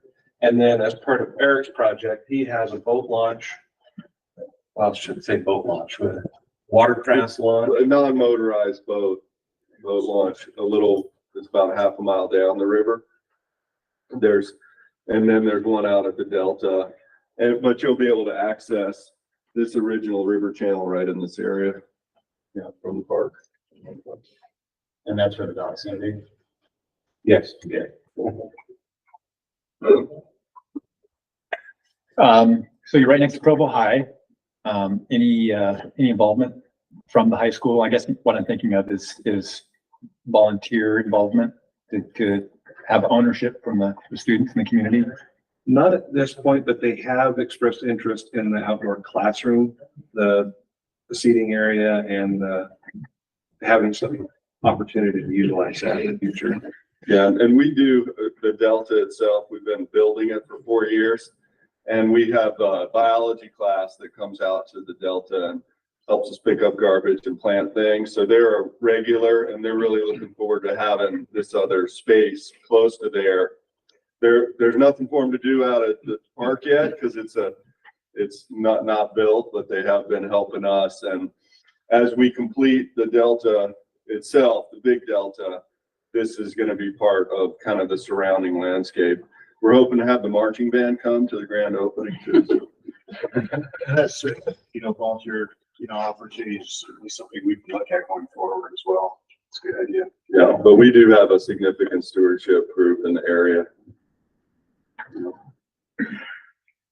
And Provo does have ongoing volunteer opportunities. We just haven't expressed an outreach for this specific project at this time yet, but there's natural surface trails coming out to the Delta, to our Rivers Nature area, that we'll be exploring the use of volunteers to help improve that. Thank you. All right, there are no other questions. Thank you, appreciate it. All right, Nancy. I'm Nancy O'Toole, and I am representing Midway City, and our project is the Center Street Collector Trail. The reason this is such a critical trail is 4 years ago, UDOT came to Midway and said, we need to put a light, our first light, the big thing, was our first light on Center and Main Street. Because when you come down Center and Main Street, you turn left, you go to Heber, you turn right, you go to Soldier Hollow, you go straight down, you go to Provo River, Provo Canyon, and it's become a really, really busy road, Center Street. It's an old country road. Next slide, please. What I did is that the scuttle got around that I was writing a grant for the Center Street Trail, and I got inundated with emails and pictures. And so what I'm going to do is show you some pictures, the views from the proposed trail. This is what you'll see as I talk about the trail. It's a wonderful trail. So it's going to be on the east side of the road of Center Street, starting on Center all the way to Birdie Lane.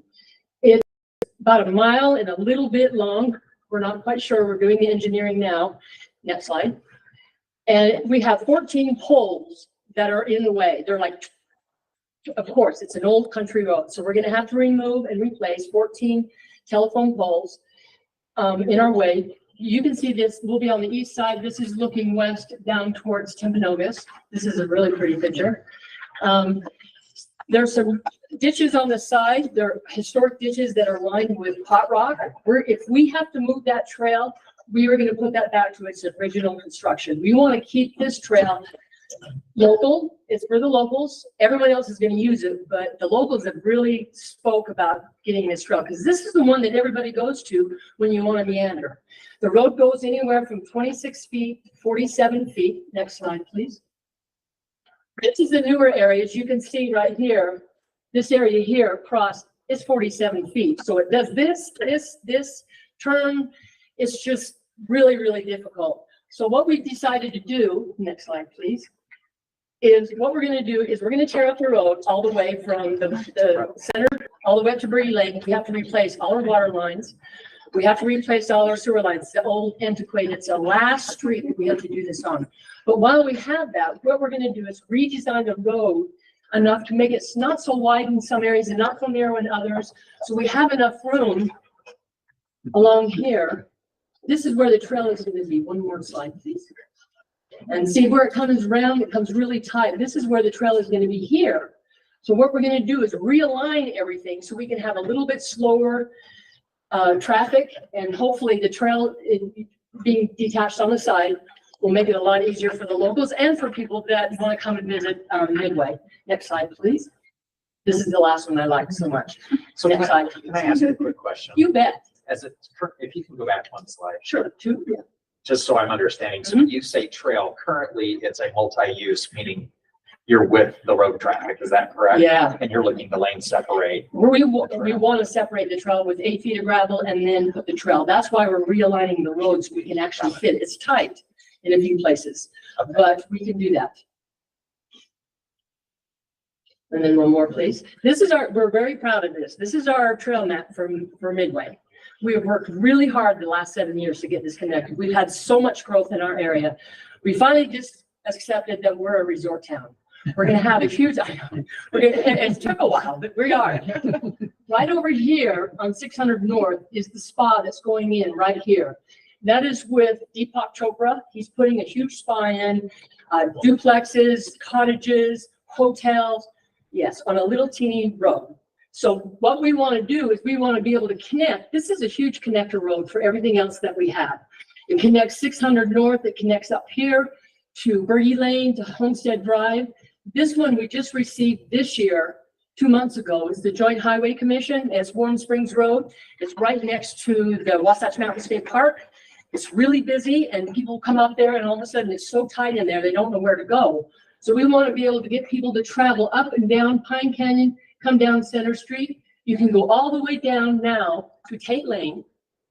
And you can get on you've heard about the Utah Trail Networks. We were awarded the Heber Valley Railroad. So down here a little ways, there's going to be a trail start. It's going to go all the way over to Heber City. One more, please. The reason I think this is the most important piece I want to tell you about a year ago, MAG wrote a grant for Safe Streets for All. So what we did is we took all of Wasatch County. We've had some pedestrian accidents, quite a few. We've got a few deaths with bikes and with cars, a lot of crashes. So we wanted to figure out where are the hot spots? Where do we need to put some calming measures? Where do we need to put some things to help to get traffic moving? And what we discovered on Midway is our hot spot is Main Street and Center. And so that kind of made us know that this trail's got to go in. This is going to be something for the locals for the most part, because no one else knows about it. The locals know when it's snowing, you go up Center Street, and you get to see the deer, you get to see the great horned owls, you get to see a whole bunch of wildlife in there. It's kind of a special place for Midway. It's kind of our last little niche that nobody knows about. So, and then one more, please. And of course, the iconic Tate Lane, and or Tate Barn, and I just want to open it up for questions if you have anything. All right, thank you. Questions, committee? What is the trail surface up here? Asphalt. I'm sorry, yes, it will be asphalt, 8 feet wide, 8 foot of gravel. That's why we got to realign the road so much and make it fit. That engineering thing, it showed it very straight on the sides. Is there, that can be just like a place where you just fall off, or is there obviously? Oh, go back to the right there. Yeah. See how it just shows, it seems like it's. No, it's just a profile of the trail. So the engineers put that up. They like to do that. So they feel important. They put that up there. So that's part of it. And it's a pretty impressive trail network that we have. And we'd like to finish it off with this collector road. It's going to be $1.6 million because it's so expensive to read it. None of that cost is with the sewer or the water. That's the city's going to take care of that. It's redesigning the road and moving the poles and moving the ditches. But we have had so much comments from our community about this. They're just so excited. They just can't wait to get on there and start. Are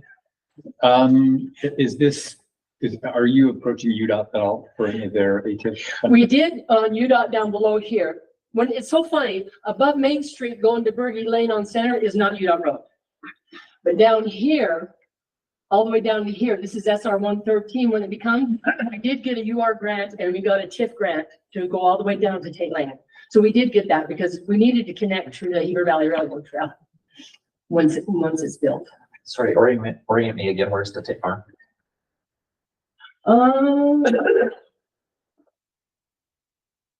It's roughly right around here. It's right where the park is. And we'll have, with the trail, the Heber Valley Railroad Trail will be going right around it. It's gonna be just beautiful. It's a 10-foot wide trail. I'm really excited about that. It's all, everything is coming together for our city because we're getting really, really busy with a lot of development, big development. Assuming Soldier Hollow is an Olympic venue in 2034. Huge. We're working with them to tie into some trails there to help them out. So we're really great, small community, and we do work together really well. It's really wonderful. How much do you guys collaborate with Heber City in terms of kind of connecting critical systems? We try to. They're just kind of getting started. They've been so busy with development that they're just now getting started. So what we've designed with Wasatch County is a master trail map. And we're including Heber, Waldsburg, Daniels, and we're trying to see if we can't tie in more trails together because Heber doesn't need some trails. And we're working on that together with them. Because you can see they're high, look at all their areas that are high crash sites. We've had a couple of pedestrians, we've had quite a few crashes. We got to try and slow people down. No. Any other questions? Any other questions from the committee? All right. No. Thank you. Thank you very much. Appreciate it. Thank you. We just have 5 minutes till I'm done, so.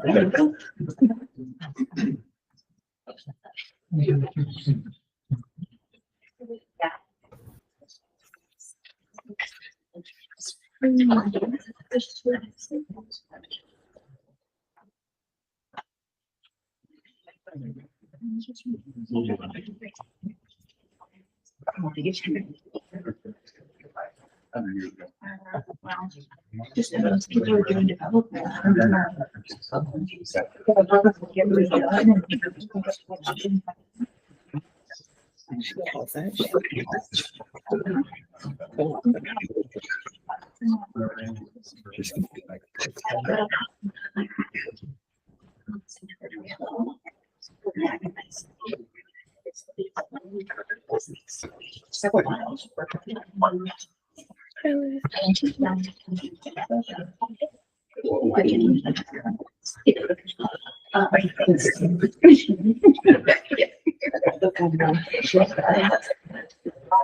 It's like we've got Dan and Liz ready to go.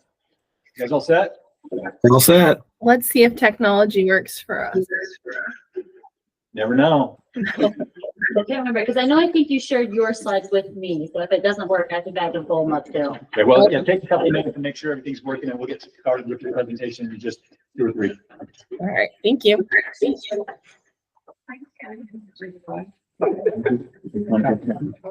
Yeah, either way, I have your slides here, or you can do it and have us. Yeah. Control up your- I was wondering about the 2 insulated ones. I'm like, it's more obvious, but.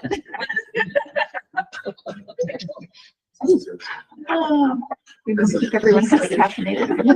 Yeah, I can't wait to take it away.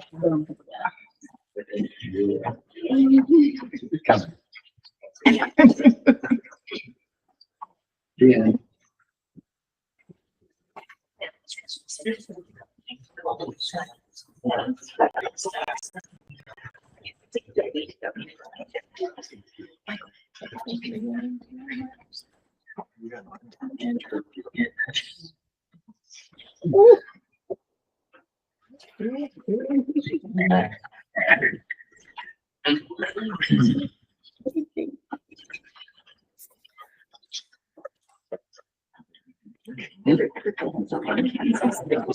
I saw you trying to be like.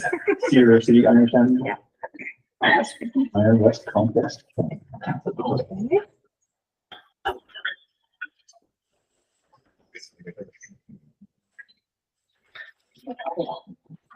Maybe.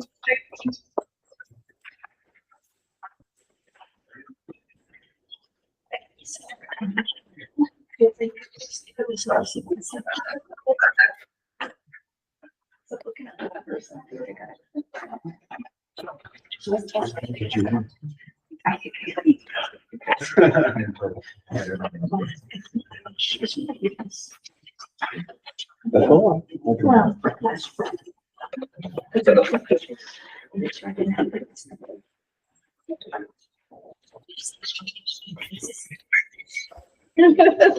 All right, can you guys see that? Yes. If you guys are ready to go, then go ahead and get started. Welcome. All right. Well, thank you. Thanks for having us. We're excited to talk about a project that has started west of Cedar City, namely the West Complex. How this became a thing was we got some land donated, 33 acres, and we've created some fields and some recreational opportunities out there. But then we realized that we have this fabulous eagle's nest in that area, and wanted something to protect that aspect and enhance our education activities and plant reviewing and areas. We came up with an irrigation pond, which is similar to what we have currently at the Lake of the Hills.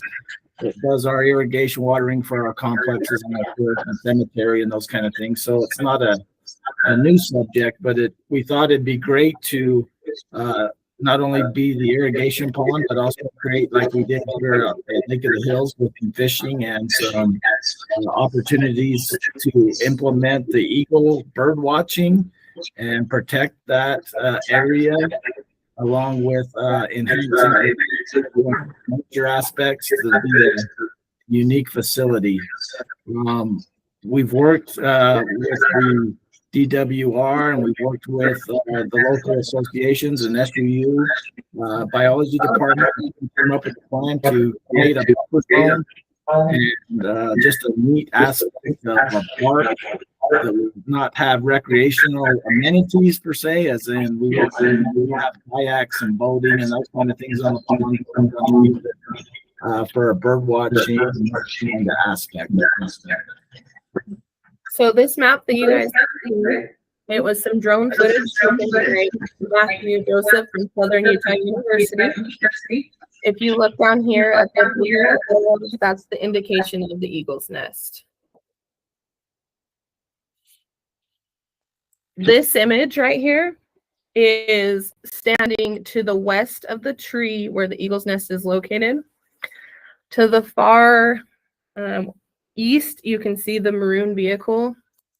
And to the east of that is where the soccer complex will be located.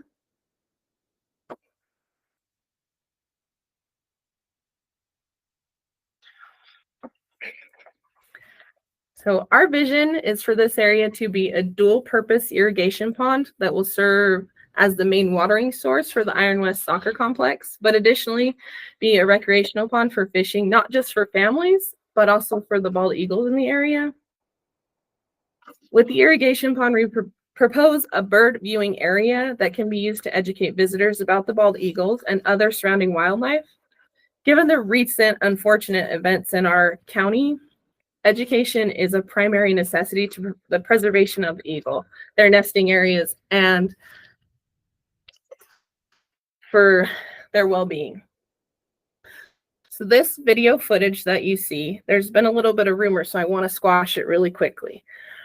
We had a professional drone pilot come out and take this video footage. It was taken from 1,100 feet away with a 200 times zoom at an altitude of 400 feet. As you can see in the video, there are 3 little eaglets in the nest in our proposed location. This nest, from what I understand, has been a nest for these pair for decades. So we're just trying to protect it and use our resources. Fortunately, this project is at the infancy stage, so it's great that we can kind of implement this before we get restrooms and parking lots and all those kind of things over at the soccer field. So we can kind of create this zone that we know that we don't have to worry about amenities coming into that zone for the bird watching.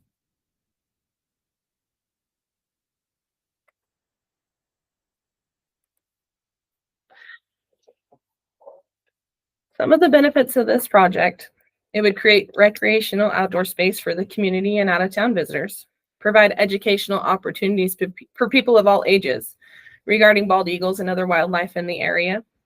It would provide a preservation area for the bald eagle's nest, which is very important, and provide substantial food for the surrounding wildlife, primarily the eagles. So the pond next to us here at the Aquatic Center, every winter we have this pair that come and they fish and eat the coots out of our little reservoir. So having it that close to them would give them the opportunity to do so. And then create a water source to irrigate the adjacent athletic field.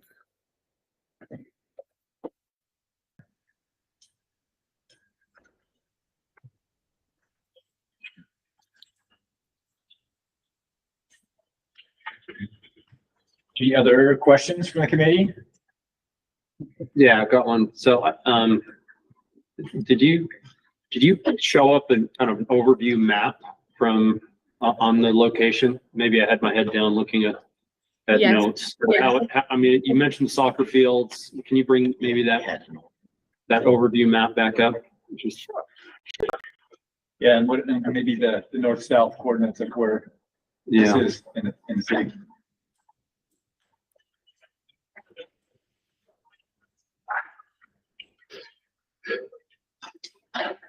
Yeah, I guess what I was wondering is if there's a hand back from that, kind of putting it in perspective where Cedar City and where the connections, where the different connections are with, with recreational access to this site. Yeah.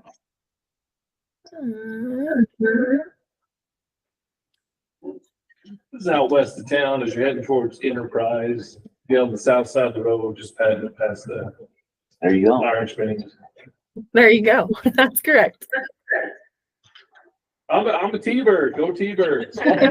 Hey, you had terminology there. Like you know exactly what you want.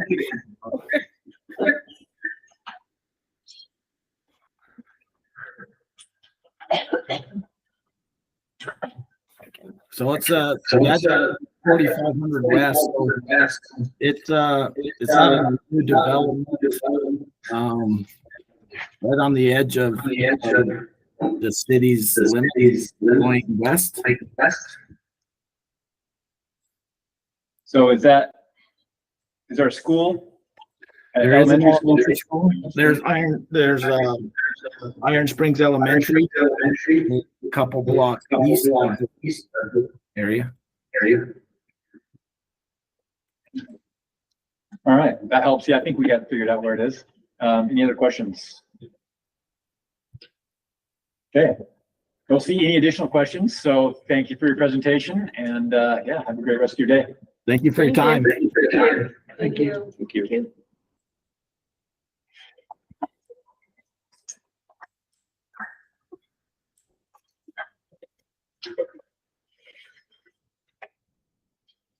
All right, with that, that brings us to the end of the first half of our day. And so I believe lunch has arrived. We will go ahead and adjourn for lunch if there's a motion to that effect.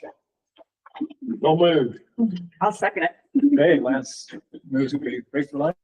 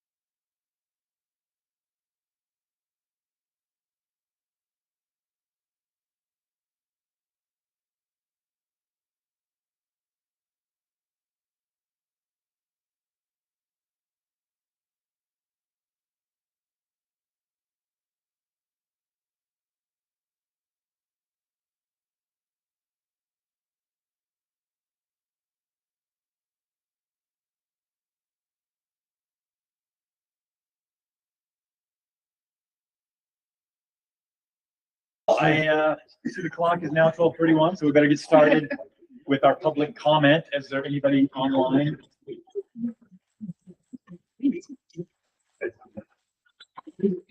Doesn't look like it. We have 9 participants, but they're not.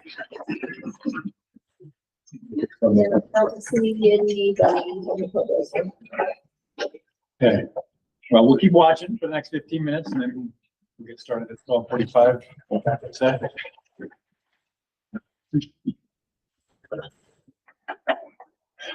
Maybe it's a good time now to sort of just throw a couple of items out there for discussion and just make sure we have the opportunity to give some perspectives. I've talked to a few of you about just different things. You know, I did talk with Cameron about just the overall feel of your grant applications. You know, this year we've got some great projects. Got some mediocre, you know, some poor ones, which is always the way it is.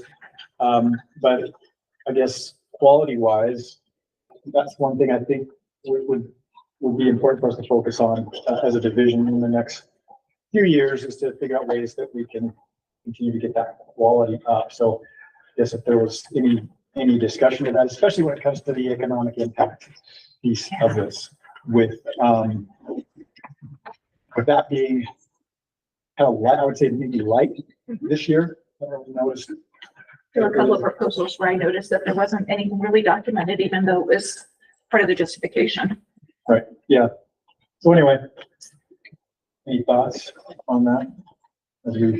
Well, I'll kind of echo, it sounds like Cameron, maybe somebody else made some comments about the quality of applications, and yeah, there's some stuff in here, I'm just like, it's not good, you know. I've only been on this committee for 3 years, but you know, I think we've had better applications in the past, and it seems like some of these are, you know, they know that we've got a bunch of money now, and they say, well, we're just gonna go get some money because we know we can.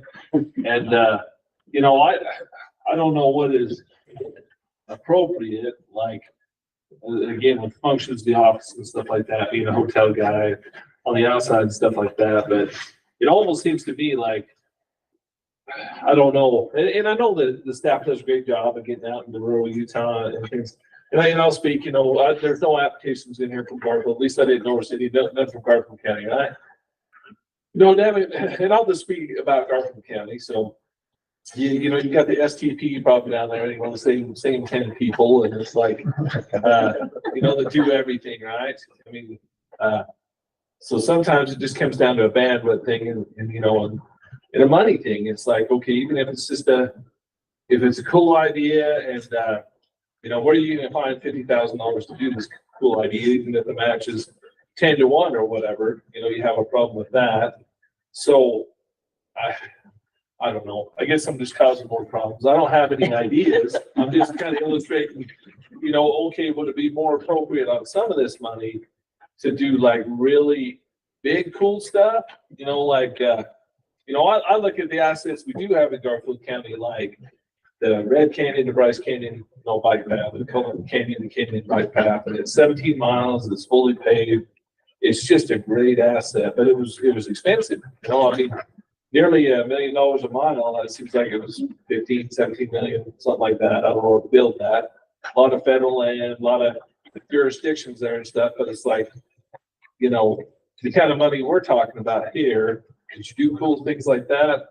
I don't know. I mean, you can once you get the matches and leverage and stuff like that, but it's like, do we need to think bigger? You know, like some of this money, like try to do really cool regional stuff, and how much does the staff or the department have to get involved to coordinate that and say, go down and say, hey, we need this cool regional asset, and you guys got to work together, and this is where we're going to go. I don't know. I'm just thinking out loud. You opened it up, so now I just spilled my brain on it. I think you're your costs have gone up. Right. It's even more now for you to do that Red Canyon Trail than you did when John Holland first did that. Right, yeah. So the thought on our team is considering raising the ceilings for the regional asset here.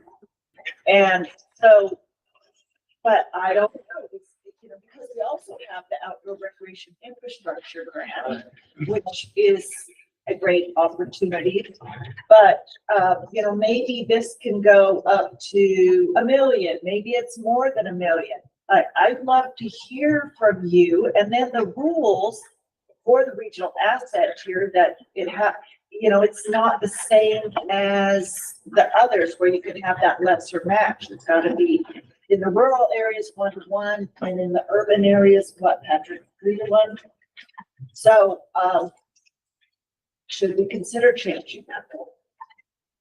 Those of you who do, you know, deal with or live in rural counties, we would love to hear from you on this aspect, because this is where people play. This is what, you know, that particular trail, were it to be added on to, right?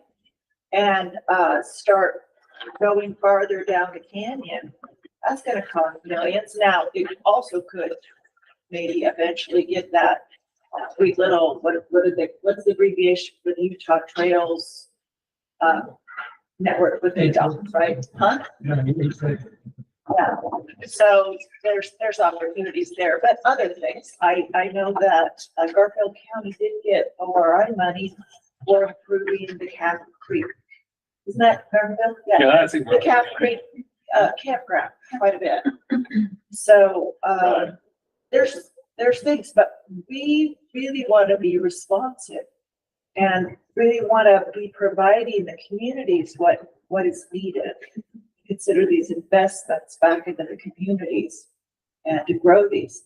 But yeah, we know construction prices. Right, yeah. What are your thoughts there? You asked the question kind of, is it encouraging thinking big? And that was my first response. In fact, when Cameron and I were talking, that's kind of my response is, yeah, we do need, and Cameron brought up the example of Mill Creek Common, right?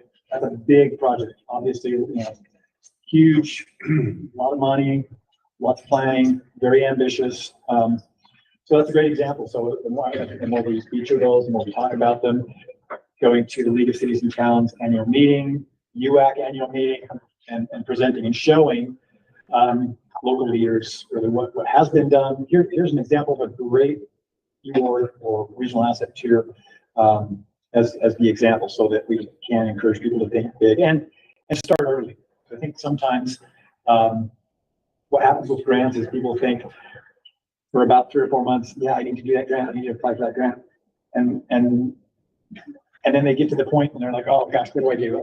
How about, yeah, piece of this project, let's do this, and let's do that. And it's just, you know, going back to the STP, especially the more rural you get, more likely it is that it's going to be one of many hats that's worn in a smaller community where people are just, you know, they're the fire chief, they're on the ambulance, they're doing grants, they work with the parks department. I mean, it's a lot. And so I know UAC's got some efforts underway to try and mitigate some of that. And we're in the process right now too of reevaluating our planning efforts and trying to bolster that, and create a little bit more capacity in terms of our ability to assist especially smaller communities. Carly has had that ORPA grant going for a while. In the few places where we've been able to apply it, it's made a real difference and some good feedback. And I think that's really where the need is, helping people think big, helping people think strategically, and showing them what can be done. I think that's what's come out of the conversations that I've had with you. One of the things I would add, and I was just asking Jason about this earlier a little bit, but as we talk about rural communities and we talk about this 1-to-1 match on some of these, I mean, some of these communities are not going to be able to come up with $1 million match. They just aren't. So if we raise these amounts, do we continue to bias the programs towards those metropolitan areas that have an easier time generating that kind of match? Or is there another way of shifting the funding so that, you know, if some of these where there's a 1-to-1 match, maybe it's not 1-to-1 in rural communities? Yeah, that's a thought. So, I think one of the other challenges the rural communities have that I deal with is not, some of them can raise the money to match. The problem is they can't afford to maintain after it's good. And that scares a lot of them out of it. Like, yeah, I can get it built, but I also did this one 15 years ago, and now it's garbage. And that's kind of what I see as I talk to them. A lot of them just don't want to do that. And the other comment, I think Evan and Rachel would agree, your system has done such a good, don't you think the quality of these applications is so much better than what we used to get on our old RTPs? We used to. Absolutely. I mean, we have some interesting perspectives. We used to get some stuff where Rachel and the team would have to just work with these guys to get something we could even score. And even then, as a committee on the old RTP, you guys deserve a lot of credit because the quality of applications, in my experience, is so much better than what we used to be able to get because you guys have put in a really nice system to make that functional for them to know exactly what's expected. I appreciate that insight, Mike, because I do, my limited 2 years being here, I'm always in the mindset, those conversations probably naturally happen. But there is a lot. I mean, everything that we have in front of us, the Salesforce system for scoring, I think is actually really, really good. I was long enough that we would have to go through handwritten applications where we were trying to decipher what they were describing on handwritten scanned documents. Yeah. So I guess really the question boils down to how do we get communities to think bigger? And I think primarily that would fall on me. Being able to, again. I think it comes down to maintenance. Cameron, right. And so maybe there's some other program. Cameron and I talked about, some webinars on the subject to try to kind of multiply that message and folks that are receiving it. Maybe there's something. We do have our trail crews now. We're starting this year. We've got 4 trail crews around the state. That is obviously going to have an impact in terms of the capacity to do maintenance and some trails. So there's at some point going to have to be a union between what we're doing with these projects and factoring in capacity for trail maintenance. So communities do feel a little better comfort level aside, and if that's a barrier, there should be a way for us to alleviate those concerns. Could I just add to that? We hired also an amazing person to head up and do the new state trails program manager. This person had once been the trails director for ACE, the whole country. And one of the things that he is going to be doing is putting together these train the trainer programs in very small communities to help them get their crews together, just made up of volunteers so that they know what they're doing for general annual standard maintenance that they might have to do. So there's more help from our division than ever before. I don't know, Mike, what you were seeing as far as, is it been mostly trails that were the ones that were just mostly, because that's what I've dealt with the most. Right. But I will say it's a general rural problem. I used to work for county government. And we used to always use the community impact board, CIB, to fund projects. And they finally implemented something like that where they actually have a planner to help. And part of that question is, okay, if you get this built, can you support it? Now is a significant part of the evaluation where it used to be, can you get the match and can you get it built? But now it's added one more question, which is, can you maintain it for the next 30 years? Yeah. And I think from the federal land management perspective, we're trying to get that same reach to happen, Jason, where we can get our planners and our managers to dream a multi-million-dollar project where that's just been so far off of their radar for so long. And, the Outdoor Recreation Initiative, that's cracked that open. And, I think we need to wave that banner and go, we used to talk about the small projects, and now the small projects are $1 million ones. It's the 3+ million that we're leaving alone. It takes $3 million to build a campground that, in the urban interface zone that could handle what we've got going on the Wasatch Front. And we need to help our planners and our managers start dreaming about that stuff again. And again, I think your team and what we've done with our taxes is getting us there. It's, the same thing with our rural communities. How do we get them to go, there's something out there to ask for to help us with those large scale projects that make a huge difference. The trail you talked about, Lance, people talk to me about that when I'm at trails things across the whole country.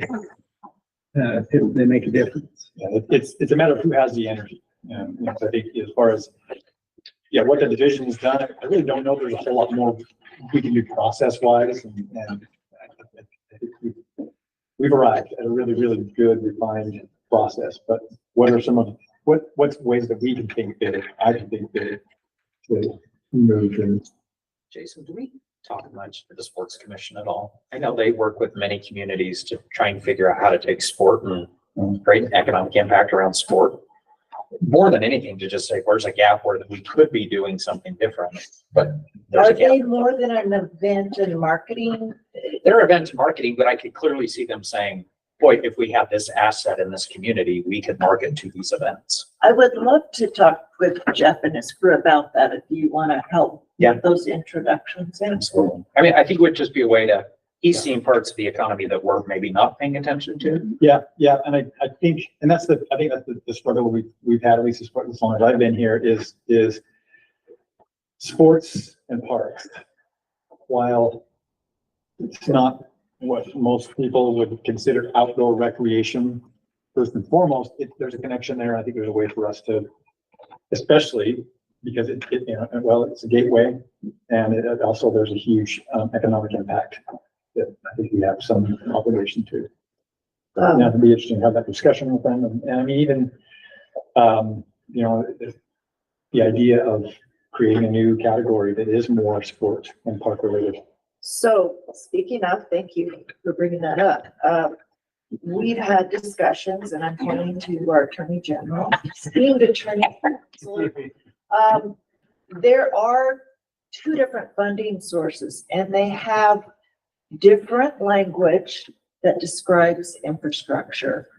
And the one that's coming out of the Adventure Fund, which is the 1% sales tax, does call out some park infrastructure, playgrounds. Does it call out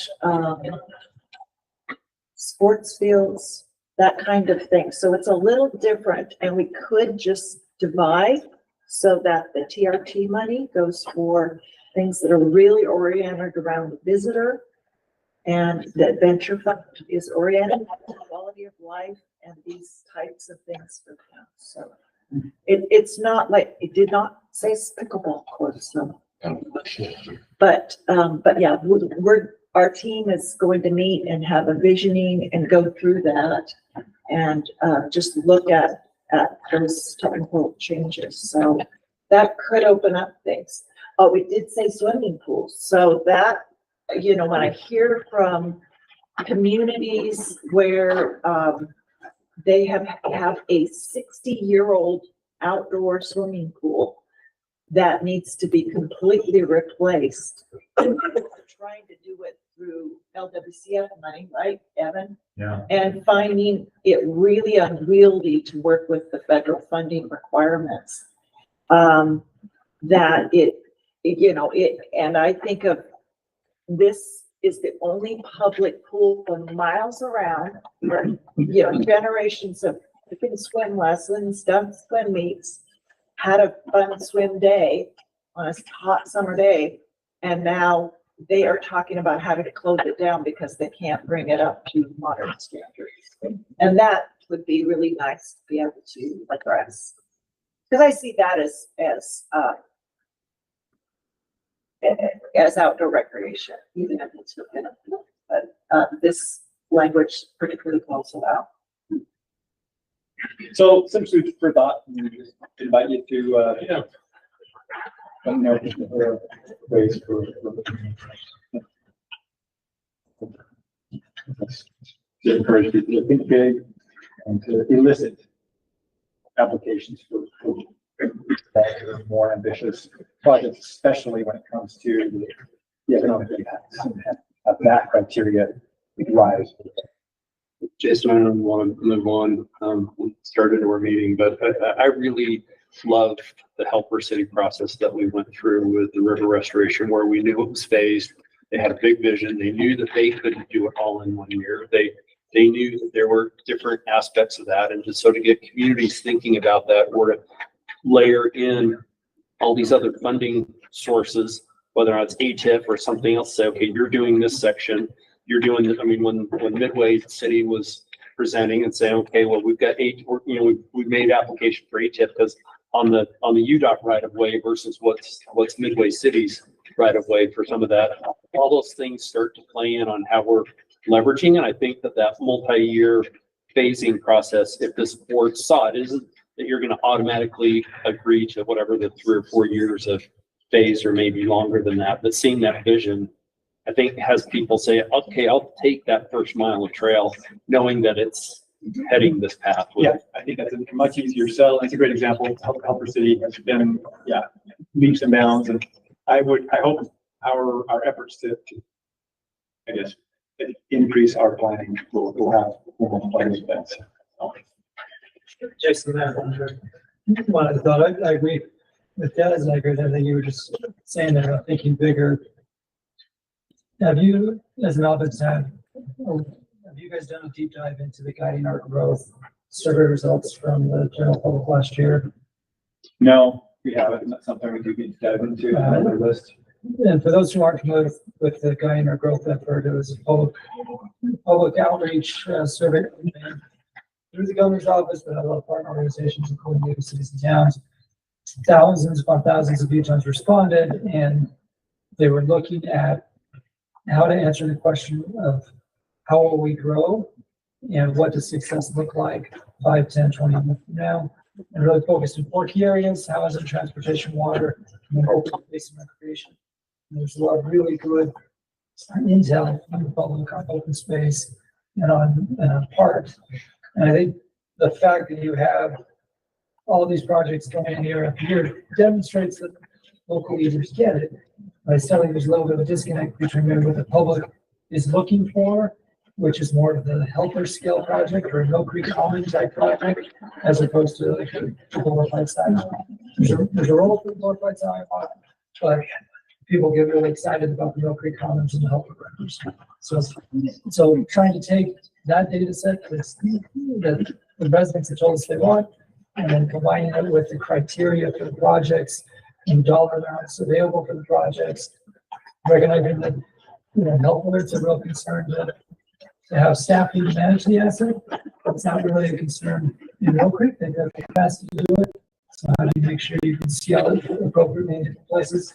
And I think in addition, knowing we have a huge amount of money this year, saying if we want to make a strategic pivot next year into bigger projects, does that warrant setting aside some dollars this year and not funding an average project, but saving some money so you get a head start on potential bigger projects next year? Yeah, that's a strategic question. I think we're talking about as a group when we get a little closer to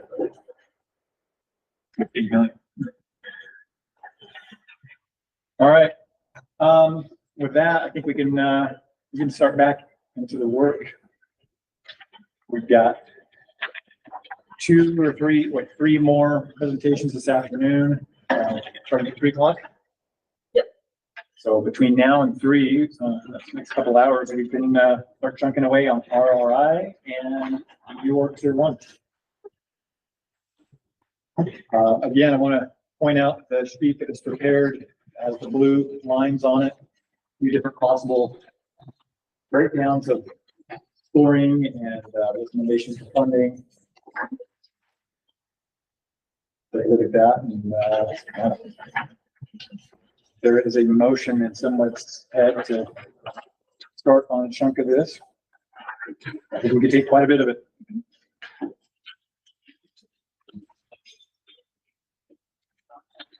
$50 applications total on the Tier 1 UR grant. We funded every single one of them. That's $6 million. Right now, is this our current snapshot? We just finished deciding on about 226,000 that we will move forward with to evaluate and approve tomorrow. 22 project.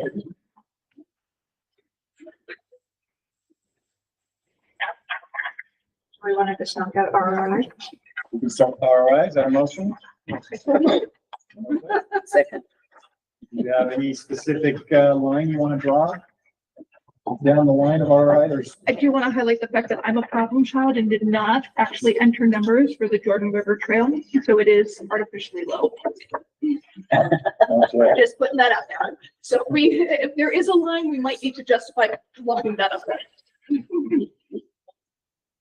There are lots of comments, but no numbers. Okay, so the motion is that we start on the list of RRI applications. A second to that? I seconded it. Russ seconded it. All right, discussion. I want to amend the motion if you don't mind. To go 34.81 and up for the purposes of the discussion right now. 34.81 and above. Okay, so that's the Sunrock High Adventure Base and above.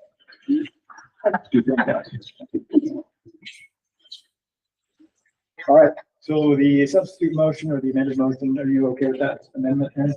I would like to further amend it to include the Jordan River Trail in that group, even though it doesn't fall within that number, because it would do my job properly. I'll second that. Motion. Okay. Right. So Aaron's amended motion is, with Lance's help, that we evaluate, or we move forward with all of the RRI that score 4.81 and above, and in addition, the Jordan River Trail. You can say that, artificially low. So I got to stand up for them.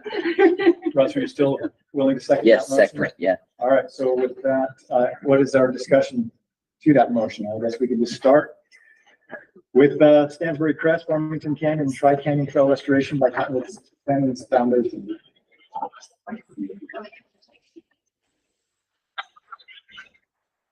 It's taking longer to figure out who's longer list. Yeah, there you go.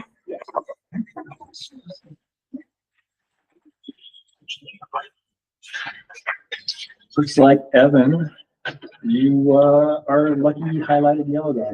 I'm the guy.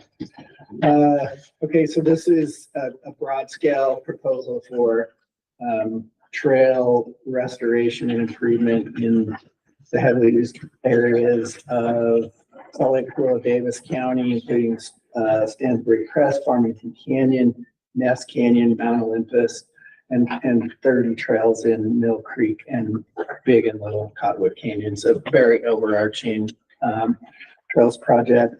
My notes say great partner list and external dollar support.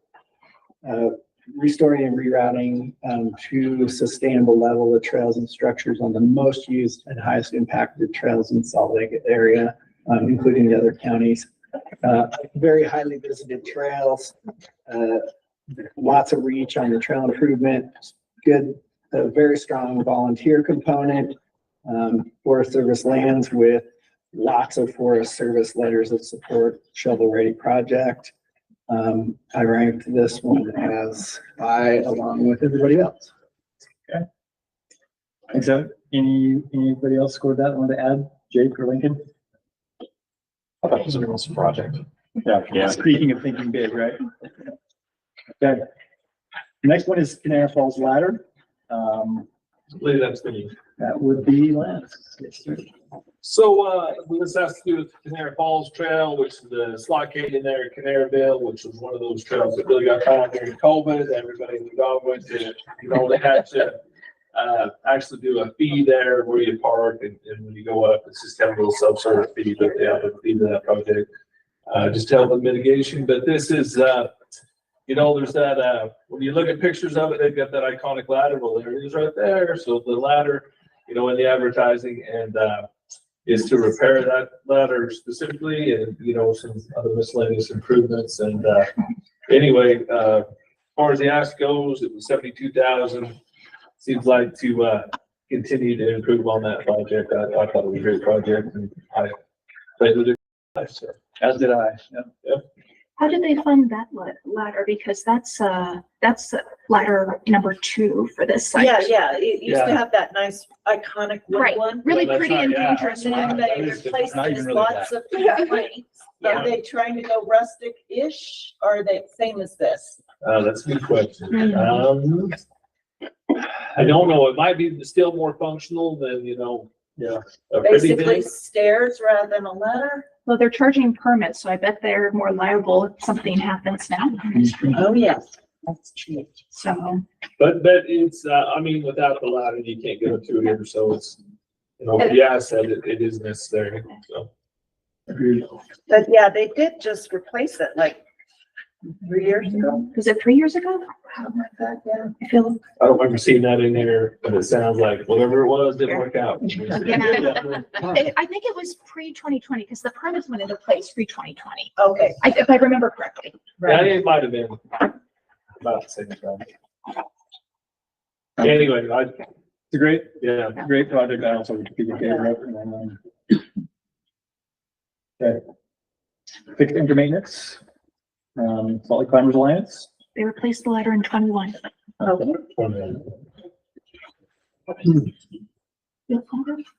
Cameron, you're the guy. So speaking of ongoing projects, the Salt Lake Climbers Alliance has come to this committee before to improve the trails, improve the anchors and the other climbing infrastructure in the O'Connor Canyon and the approaches thereof. So I scored it highly, and this has been a group that we've covered previously that they've been reliable, and it's a highly trafficked area, high demand area. So there's an environmental sustainability component to it that will also come by. I love public safety. Yeah. Significant public safety. And they submitted 2 applications this week, right? Correct. And this is one of the first RTP match. Yes, this is an RT3.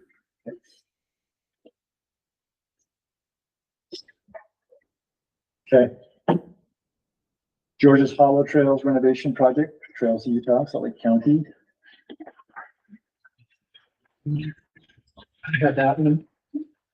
This is to complete maintenance, and some rerouting of the 2.5 miles of existing designated trail in the Salt Lake foothills right above the Natural History Museum. I don't know if you all have been up there. It's total spider web of trails with these kind of, they call it old, trail that was designed 100 years ago for sandstone quarrying efforts. And their goal is to bring that back to a designated trail system and provide a useful trail so that the spider web of user created trails can be rehabilitated. The not mountain bike accessible. There's going to be lots of steps, and just due to the topography up there. The State Historic Preservation Office is supportive. I thought this was kind of cool about this project. They're supportive and would like to see some historical interpretation due to the sandstone quarrying history there. Super heavy recreation use and reach. I thought this was a perfect UORG project and rated it high. And it was a really good example of working together with your partners, the university, Salt Lake City, the Forest Service, and so on. They did a good job. And having grown up hiking on those trails, I feel like it's Yeah, yeah. It's a big need. It is. I'll reiterate my signage comment from earlier. There's a lot of ways to go and probably needs to be just, I guess, narrowed down a little bit as far as the options and the number of socially created trails. So people in favor of it. Okay. Kesher Campground Restoration Project, Minersville Lake. This is in Beaver County. I had that one. This project, I rated it high. There was some flooding that happened last year, and so there's some major renovations that needed to happen. And just because it was in like Beaver County, I was like, this is probably one that needs to be done. So I didn't see any negative. So anyone else? Anybody else that scored that one? I scored it, so I wish there was a little bit more detail and specifics of what they were going to do. Like it was kind of a fairly general map. I think of just kind of the campground area. I guess I saw comment, I was sort of a little bit more. I was a little surprised that there'll be absolutely, for some of the changes, there might not be any NEPA, but maybe not. Just because it's not Forest Service and. Maybe it's already getting disturbed in the last 50. Forest Service. All right, Wasatch Mountain State Park, Dutch Hollow restoration.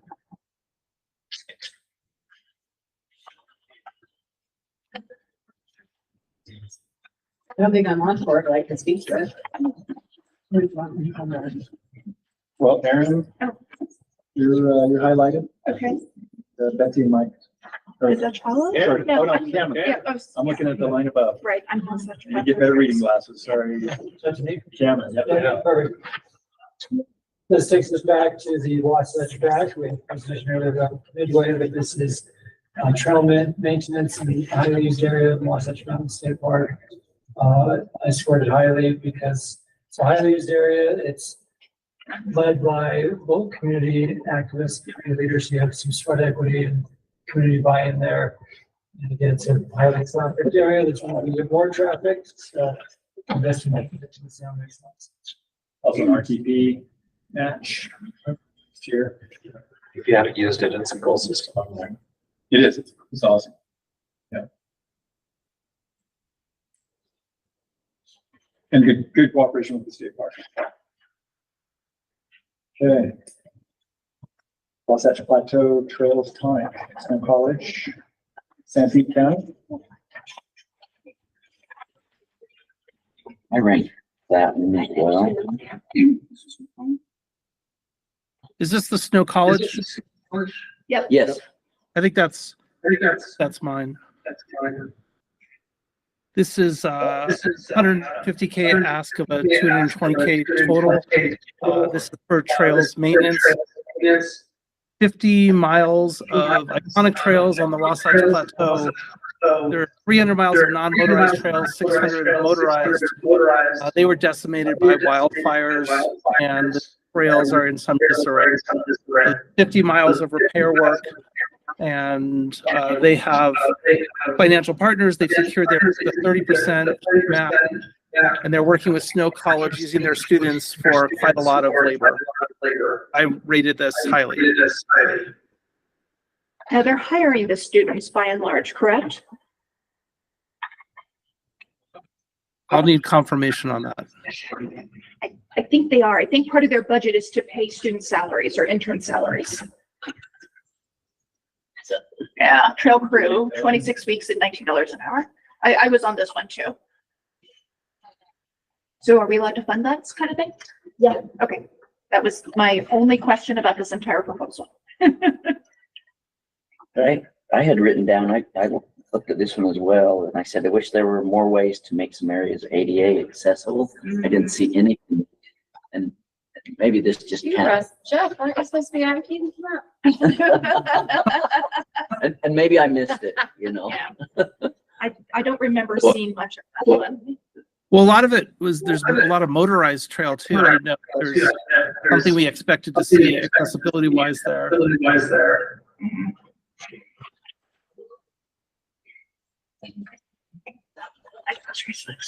Yeah, I just say.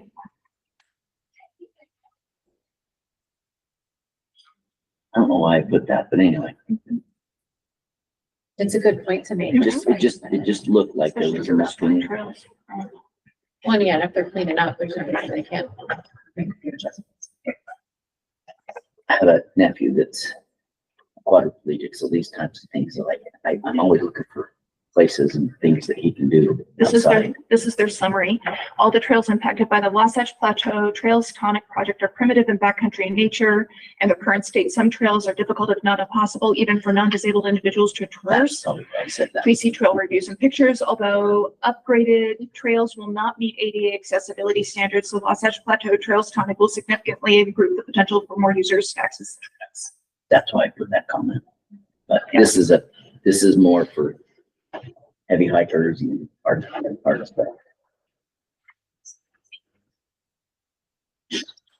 Okay. But I still rate it high, so no reason to. Yeah. Not 3 weeks. I did write in my puzzle. I love that snow colleges do things like this, so. Well, I also love the fact that it's, pipeline development and workforce development. I will always get behind that. Obviously. All right. well, We can move Just a on. bit of due diligence. All right. Yeah. The next one is trail restoration project, Sevier County. And like Mike. Yeah, this is, that's a trail, it's doing a little older, that's kind of part of their old trails to rails and community development. They tied a lot of the communities together. They've got some pretty major problems that are creeping up on them. We've got some boulders all on the trails. The photos, you see the photos of some cracks that are 2 to 3 inches across. Not real great for bikes. It's not phosphorus. No, these are, it's county trail, but it's ongoing. The one that goes down to Mary's. It starts with a whole small. Yeah, okay, yeah. A lot of the issues are kind of in the valley before it gets into the canyon. There's also so it's a $76,000 project, $53,000 request. I like the project. I mean, this is an example though, that there probably hasn't been a lot to maintain it now. We've kind of gotten to that critical point where now maintenance is no longer the option. Now we gotta fix it. I think they estimate over 10,000 users per year for the trail. They actually have to host several events per year, so I really like the project. It's just too bad they can't prevent it before it gets this bad, because some of these are new problems. Maintenance question again. Yep, yeah, no, every time this comes up, I think about our trail crews, I think about more and more smaller county-based or recreation district-based trail crews are cropping up. And I think for this one, at least, the story was, this giant boulder came down and they probably wouldn't have asked for repairs or done anything until this significant thing happened, the impetus to get it going. And then they're like, well, can we just do it all at once if we need to fix this one thing? So. Well, the ask is just for resurfacing, right? Because I think in my notes I had addressing drainage issues, because the pictures show some significant future issues going on. Yeah. My general concern on this project of polls looking way back is they were able to get funding to do kind of the absolute minimum to make it usable. So it's got really thin asphalt over a big long trail. Kind of asking for problems in a way, but it's been heavily used and heavily utilized and people love it. I mean, it's kind of one of those, it's a small ask and it'd be nice if it was even bigger ask. Yeah. This feels like a Band-Aid, so it's a temporary fix. That's what it feels like to me, because I see it all the time. But, I mean, she's showing some of the cracks. There's some major stuff happening. Yeah, she put in, I think, 20 pictures. Yeah, lots of pictures. Yeah, so there's lots of damage and lots of stuff that needs to be addressed. And it does seem to be, there's also a public safety component that seems to be concerned, so. Okay. Behind the Butte, campsite improvements, Goblin Valley State Park, Emory County. That's me, I think. Yes, you are. Okay, hold on 1 second. Mixed up all my tabs. I think 1 second to pull up all of my. Yeah, it's an $88,000 request, total value of $178,000. This one's also matched with the OHVR grant, which will be scored on Friday of this week. So if we fund it, then that might help that cause for this week's meeting. Sorry, I'm just sorting my application so I can actually find it. All right, there we go.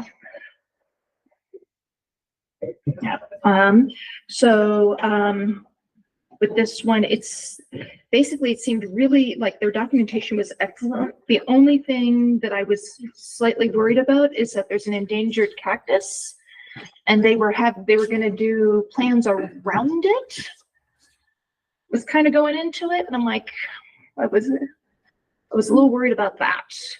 What land management agencies are we talking about? It's state park. All state park. Well, it's recent state park, though. This is Yeah. property that was added during the legislation. Right. This was a heavy use camping area before it got acquired. Right. So We kind it's of already super adopted impacted. some problems when we took it on. This was where the people who didn't want to pay to stay in the park would build a camp. Right. Yeah, we have so many of those in Utah. So this is to formalize some dispersed camping areas, is to provide some fire ring signage, kind of make sure people know where to go. And they did get good partnerships to determine. Yes, they did. Yeah, and it's really needed and it'll help with human waste, I think. Yeah, it's gonna become a fire hazard. Got it. Cool. Yeah. So, yeah, I mean, it's just not, let's see.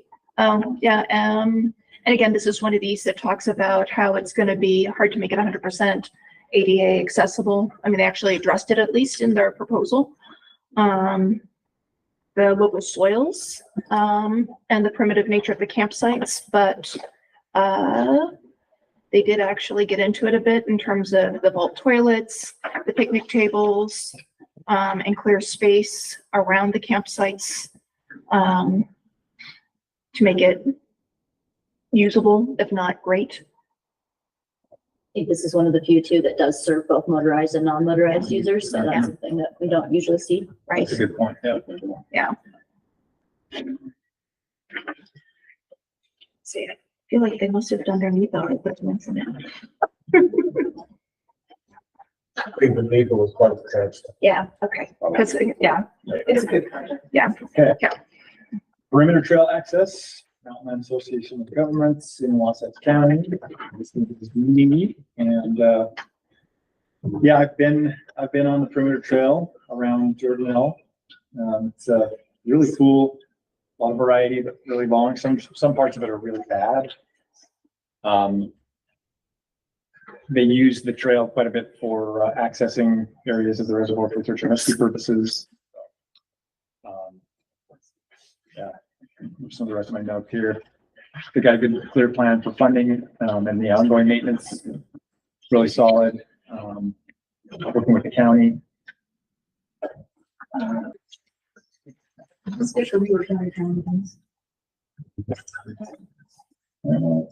Oh yeah, just too excited to get on this one. Weaver County Trail Maintenance, Building Enhancements, Trails Foundation in Utah and Weaver County.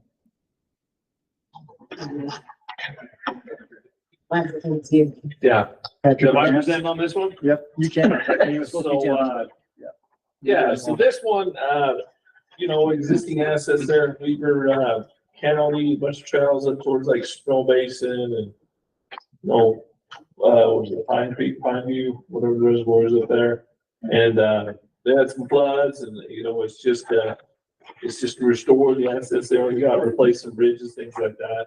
It seems like they've got some good trails there, kind of going back to what you talked about, Jason, about that urban, you know, Wasatch front, those recreation assets, and it seems like they're just trying to do some maintenance. I mean, what it's there for, right? So I like the project. I recommend it.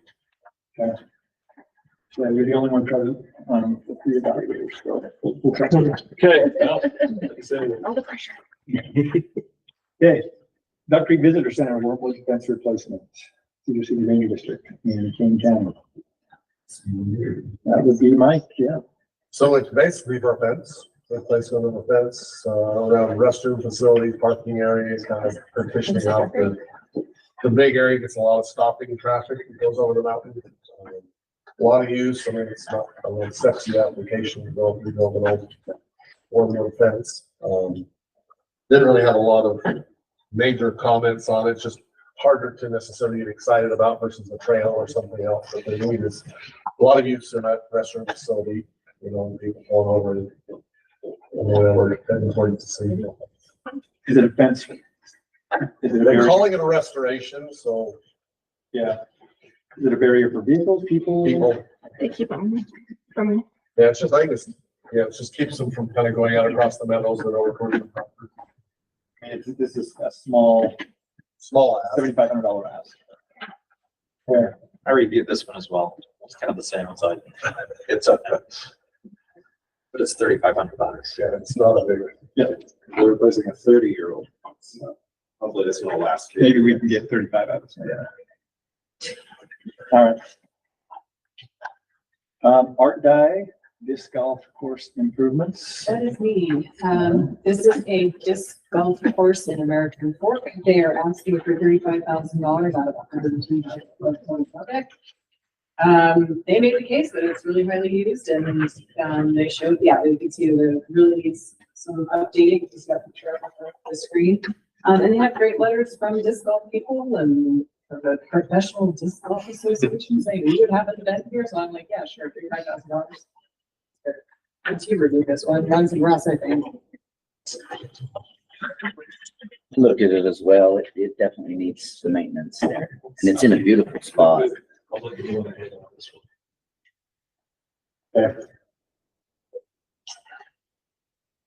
Westwater Canyon Campsite Improvement and Vegetation Control, Grand County, BLM project. So this one is mine, and this one, to be honest with you, it kind of hurt my brain. And I think the reason it hurt my brain, first of all, it starts out, and like I say, I guess I didn't record a score for this one just because, again, under funding requests, there is no, the project summary, there's no project summary. Proposed restoration work. Am I seeing that or is that just me? No, Yes, it you was did like, this one. it was like 5 or 6 random ones that Des got a lot of that didn't work on your end. So information, we tried to get to people that had those situations, but the scores didn't necessarily get recorded. So Okay. I think this is the Well, only example where the only 2 scores were recorded. Okay, but do you see something under project summary when you go through the application? So I think I had to go in through, to see it, had to go through through Patrick's access because I couldn't really. Hold that up, because I'd be glad to change my voice. Again, the only thing I could see was a description of reseeding, or, plant native plants, things like that. And it was just kind of like, but then, you get. It's not just weed abatement is really what the project is. I mean, it's noxious weed abatement to open up some additional, some campsites that I think that have been invaded with noxious weeds. And then, I think they had also some work to make them better ADA compliant for access to those additional campsites that have been invaded by the noxious weeds. Well, they wanted to pave the boat ramp too. There's a boat ramp there and they want to pave it. Does that sound right? Yes. Again, it was just, I don't know if was it the system or the way they applied or something like that. But again, I just felt like it wasn't a good application. I don't know. I really had a lot of heartache. I don't know. Maybe it's just a personal issue with like the federal agencies, no offense to the immigrant. Wow. The better. Settle down. It's not a personal thing. It's not a personal Don't thing. take it personally, but. It just comes down to, these are state tax dollars. And then I realize, federal government can't pay for everything. But again, I guess that combined with this weird application, like I said, and if I'm wrong, I'm sorry that we caused you some heartache for it first, but I do, so it said the goals were to remove the, first one, improve accessibility, so the ADA compliant, campgrounds themselves, I think, are storing the sites, maybe 11 or 12 different sites. And that part I like. I like the first point. It does, you gave this one too, so you can correct me if I'm on the wrong track, but the noxious weed control, that type of stuff, again, I know some of this stuff we have is definitely not sexy, but that one I think is just a big stretch as far as the outdoor recreation project. Well, I want my tax money paid, especially when the federal government has different funding sources they use for that. I think. Plans for swimming in cash. Let me. Yes, So. I mean, if you look at my handwritten notes when I was doing this, I was like low, medium. It's 150,000 in an area that really doesn't have a whole lot of accessibility. Scoring up low, but trying to have this discussion. So I don't really love the fact that we're putting it in things, but I think that federal agencies should be taken care of, but it's an area that doesn't have a whole lot of camp spots, and that Westwater launch area is highly utilized. So it is. So I did actually have this one too. I am the high on this one. It's the high use. I mean, the problem with cameras is basically it changes the entire waterway. It replaces all the natives. It totally changes what's going on there. Now, is that outdoor recreation? Well, you know what I'm saying? what they argued is, and it's true, you will get these really dense thickets of these, as you will probably know. as you're trying to get, so they're arguing that the access to the campsites is impeded by these thickets of tamarisk. And that it's river raptors that are going through. And so they're trying to access it from the river and they're not able to because of them, which is why I was okay with it. If it had been just a biological thing, as much as I care about that stuff, it would have been hard to justify funding it this way. Yeah, it's, That's next to a shitter. oh. For public record, thank you. I think the issue. Oh. Really? Okay. Are you involved in this? Yeah, the county, well, I also run the volunteer groups down. So we take. Yeah. And to open up the access down there, yeah, it's trying to coordinate between the county weeds, the BLM, and some other parts doing veg removal, but also I was steering them towards the accessibility issue. Yeah. And the campgrounds themselves, we've been down Bethwaters. Volunteer group after volunteer group, it's like what I do in my free time to try to open those up because it is a problem for actual camp sites themselves. But the river access campsites. Again, and this is one that having a conversation about it definitely helps. You know, again, I want to do a certain understanding what it is. I think right where it falls is probably where it should be. And, you know, if we funded it, I wouldn't lose any sleep over not saying that. So There was a reference to hand cycle trail being planned in the area in the application. There was nothing else with there as to what else was good. That was intriguing to me, but there wasn't anything else in the application on that. Don't know if anybody's gone into. I don't know. I mean, we have riverfronts. We take groups down Westwater. Yeah. But I'm not aware of it too, but I'll look into it. They put it in there for eye candy. That's right. Maybe. I mean, it sounds like there's something cool that's gonna happen on a trail nearby, but. So Jake, do you have like willow flycatchers out there? Is that why you have to do it in a phased? Yeah, there's a lot Okay. of various issues when you can actually do the cutting down there. Yeah. And historically, BLM fire has been participating a lot in this, and this was trying to make a more concerted effort amongst like all groups, which is probably why. Yeah, it's pretty disjointed. Like, I'd actually get a look at it before they submitted it. Yeah, I recused myself from this one as well. Yeah. I got assigned this one and recused myself after starting and realizing what it was, so I did not rank or address it, but it was not a well-written proposal. No, it was hard to see. It was so the not just weed component was so overwhelming that it made it harder to see the recreation. I think if they had just calmed down on some of it and like just in terms of how the focus, the time they spent on it, it's not even what they're doing. It's just they, 1/3 is actual about recreation and then 2/3 is about the noxious weeds and how they wrote it. Yeah. And no thirds are about what they're trying to do. Right. Again, this is. Well, they just this say is that they're BLM land, but making, my they're first making notes say- campsites 8 to 12 ADA accessible. They do specifically state that, but it's like one sentence. Yeah, exactly. Yeah, you really have to dig to get that. What was the Again, timeline on this one? I'm not gonna lose Hold on, any sleep over it. It was here, like, it was a poorly written application. Planned It's, for 25 For an minutes. okay yeah, it's phased, so all the way through 27. Yeah, each fall. One, so that's good. That's you guys, your weed removal. And the ADA campsites are 25 and 26, right? Okay. They originally applied for a tier 1 category, and then once I reviewed it, realized it's not at all a new infrastructure. So within like 5 days, they had to, or it was less than that. It was like a day or two. I said, you need to rewrite it into an RRI. Doesn't change that the project proposal what it was, but maybe they haphazardly kind of threw stuff together. I don't know. Okay. Yeah. Moving on. 150,000 of a 1.2 million. So it's 8-to-1 match about. All right, so Strawberry Reservoir Recreation Site Restoration, West Forest Service in Wasatch County. Tom is not present. Russ and Aaron? Yeah. So, my comments were, I know this area gets used heavily and they're asking for, I'm on the wrong page, but it didn't seem like a big match. they didn't talk of how much it's used in the winter time. The only problem I had with it is it's asphalt, but if you don't maintain asphalt, I know this very well, it pretty soon goes away and then it's gonna cost you more to replace it.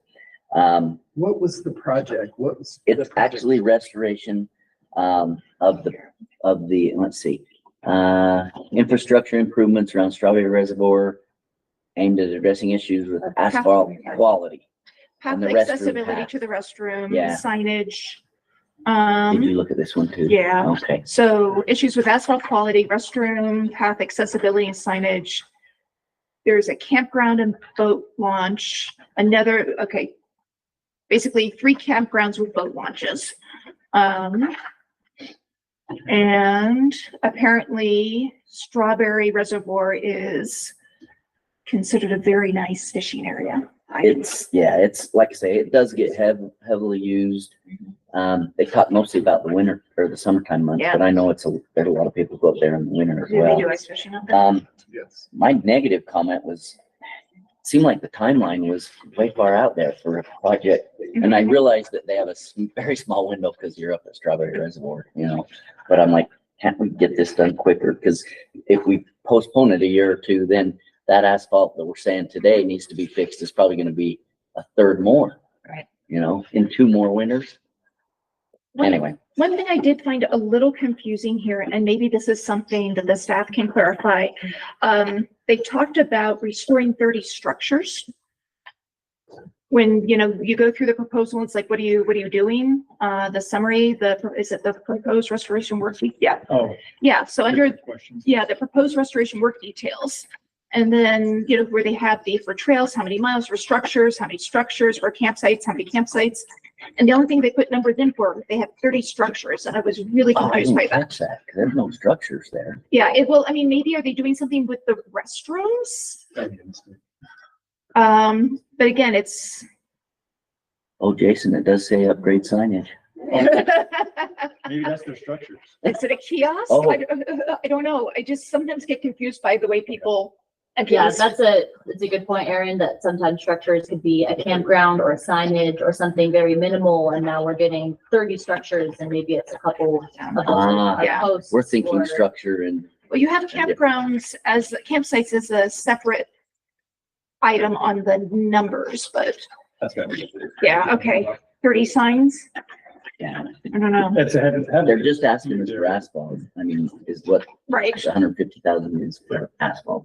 Some of what we ask for, what we get from the applicants, like structures or like job supported, sometimes like a quarter-mile trail, they'll say like 30 jobs Yeah. supported, and you're like, really? Yeah. So, we definitely depend on the reviewers who are looking at these individually, to bring those questions up, because if they say 30, and it's like 30 what? Yeah, I know. Labor for Yep. sign Yep. installation Yep. in the budget line. Yep. So there's your structures. Currently, signage is outdated, unclear, or insufficient, leading to confusion and frustration for people navigating the area. Because they don't know where Can't They- have people they can't frustrated. find the lake. Directional signs, informational boards with maps, safety information, and then of course interpretive elements. And site-specific regulations. The one where it is, where you're like, okay, there is something here that is pretty darn serious, is that the asphalt leading to the bathrooms, I guess, are not, they're so damaged that they're not accessible anymore. They're not ADA. So there's a little bit of an issue there. So that is not asphalt, that is actually concrete that's getting repaired there. So the issue at Strawberry Reservoir is the recreation infrastructure was all built, I want to say in the 60s. Oh, well, that. Bureau of Reclamation and the CUP, it was all built out by the Bureau of Reclamation and then handed to the Forest Service immediately, essentially. And it was heavy on asphalt, heavy on pavement, heavy on brick infrastructure. And now we're at the breaking point. Yeah. That So makes you're sense. seeing it all kind of start to crumble and come apart. And I guess what they're asking for is maintenance. It sounds like this one is lumped in with some of the other ones where it's not a very great project description, but on another year, we might not even be talking about it. Yeah. But there is a great need and That's where I come from is if it doesn't get done now, I just wish I put in my notes, can you fast track this? And it's all part of the fee area. They are charging fees for use of all of these. Right. Because is there a concession or something like that running the area? Yeah. Running parts, but yeah. So what are they doing with the fees? Or did they just inherit it already messed up? Well, no, sometimes the concessioners inherit, they, they get the contract and then they're like, what did we get in for? Yeah, and keep in mind, a lot of times, like our fees cover, we charge $20. It costs us $19.20 to operate that site. So yeah, but they did just update their fee structure last year. I used to be the rep program lead at Heber and manage the site. So. I mean, I always worry when, you might have really great facilities, but if people can't get to them, then they're not, again, this ADA issue. It doesn't matter if everything else is accessible. If the restrooms aren't accessible, the whole site isn't accessible. Restrooms are outdoor recreation infrastructure. Mm-hmm. All right. Anything else on that one? Okay, Sunrock. I think that's me. Okay, sure, yeah. This is a adventure base camp, 70K ask, 30% match. This is to repair and fix up 22 primitive camping structures, like open-sided bunk camping structures. And these are registered on the historical registry. They provide all types of disadvantaged youth experiences, although they're not very specific about what types of experiences. My big beef with the project is that there aren't really any formal plans. It doesn't look like there's been any engineering. I think they're asking for a lot less money than they'll probably need to replace foundations and cut down trees and really restore 22 different structures. I just didn't think it was perhaps realistic until they've done more of an analysis of what that site really needed. Is this the site that used to be a Boy Scout camp? Yes. Yes. Okay, I've been there. Yeah, that's a lot of. Yeah, it looks like there's. Yeah, I'm glad you're showing us some pictures because there are roof trusses, foundations that need to be repaired. Near Lake Highway. Is it Steiner? Steiner. Yeah. Used to be called Steiner. That's it. It was also a little unclear about what types of programs they do there, or a cost structure, who uses the facility, when. Not a lot of detail there. Yeah, this was a new a person has purchased the camp, and I think has a long-term vision of taking people to group activities there. I mean, I think that's what we're seeing with a lot of the Boy Scout camps that have kind of gone the way of the world, that people are purchasing them and then trying to revitalize them. So this would be like the first time that he would be running camps up at his it's a great camp area. I did want to point out, along with this proposal is the amphitheater. So they are going to be doing like the construction on these three-sided structures, but also revamping an amphitheater. And that was kind of a discussion we wanted to have amongst you guys. So, and I don't know, Jeff, if you had any thoughts about that particular. Well, just they want 100,000 to do these 22 structures plus the amphitheater. I just thought it was unrealistic. Otherwise, it's absolutely stunning camp.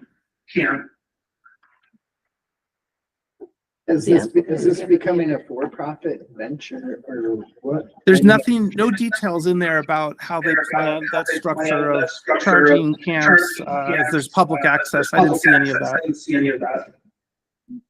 That should be a flag. Sunrock-adventures.com. Okay, that is them? Is them. Okay. Yeah, I confirmed that he was a nonprofit organization, but there might be some fees associated, obviously, with attending and doing the programming. So is it the sunrockfoundation.org, or we can look them up on? Yeah, it says applicant organization. Yeah, Chad Steve, that's where I got to this, from his LinkedIn. Okay. But there's really been no formal analysis of the property. They say that the engineers haven't looked at it yet. They don't know what is needed for the foundation or trusses or roof. They're gonna do it. Sorry, too many tabs. And they really haven't built out their website enough for us to be able to tell what they plan on doing. It looks the same as it was 10 years ago. They reserve your space before it books out, and they just give you, they tell you to email or call them. And that's all the information they have on their website. Yeah, it doesn't sound like any part of this is safe for occupancy right now. Okay. Yep, that matches. Probably wasn't when I was there. It's part of being a Boy Scout, wasn't it? Yeah. Just have like 3 bunk beds. That's just Boy Scouts. They're actually really cool structures. Yeah. It's too bad they didn't maintain them. Mm. Yeah. Unless you get the snow coming in from that direction. They It got like comes in July. corporate retreats. Well, yeah, on the main, because they've got 3 sites on that website. And on the main one for this one, so the Sunrock High Adventure Base. Okay. It's interesting. Do they have any, Is that Yearly Highway? Hmm? do they have any Is that Yearly documents Highway? as to their status Where- as nonprofit? I think they're probably newly formed.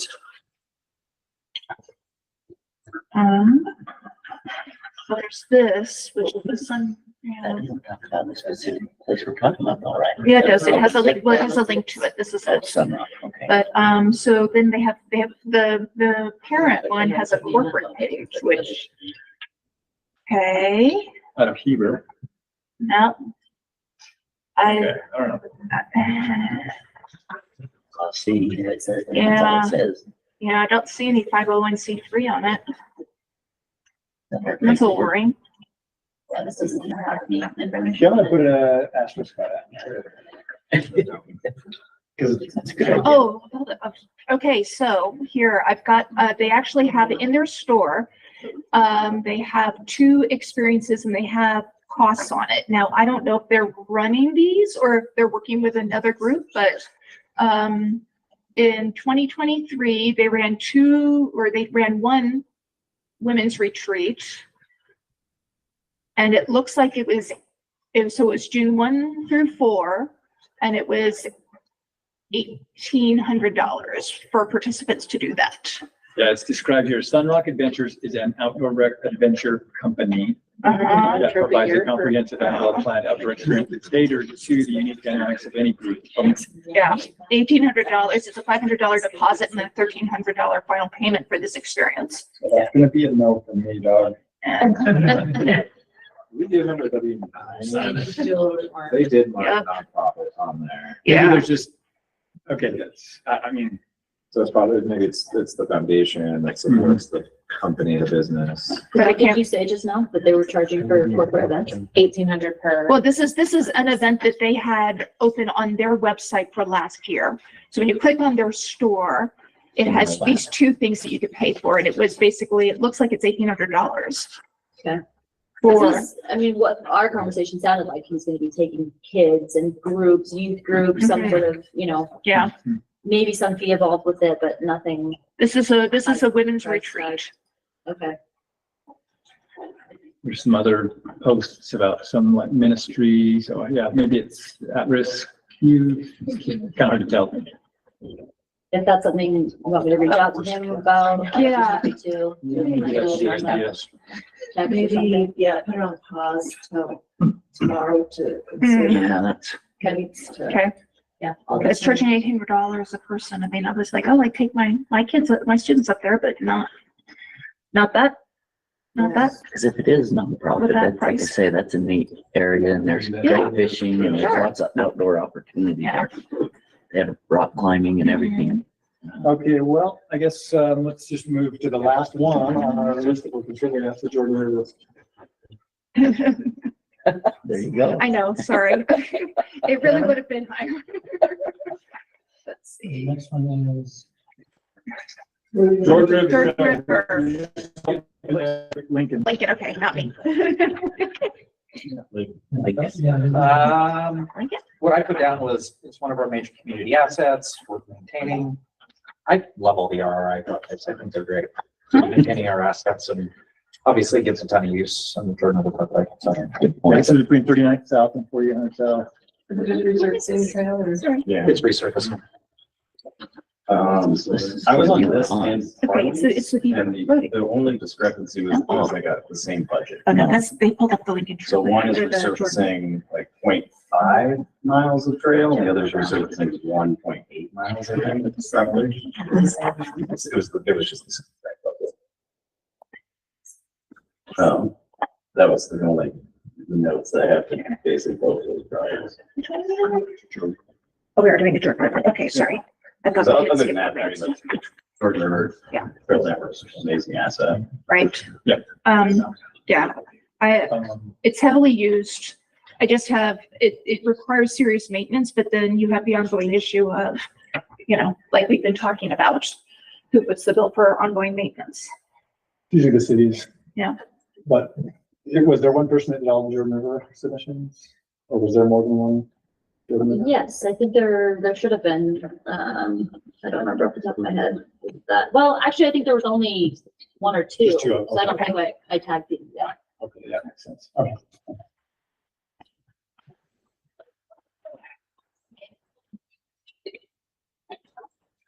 Well, I think it's important for us to keep the Jordan River Trail in as good a condition as we can. I'm in favor. Does So, the Jordan River Commission get any direct funding? I think it's some. I was just curious to what extent they're kind of responsible for that. They get a little bit of funding for staff. That's about it. They don't get any funding at all. Well, it's not true. They do get some pass through, some ZAP funding from Division of Forestry, Farm State Lines. Most of the big stuff, they're going to go through that, the Division of Forestry, Farm State Lands, and then cooperate with the cities after all the time. So any other discussion to this motion? This is 16 projects.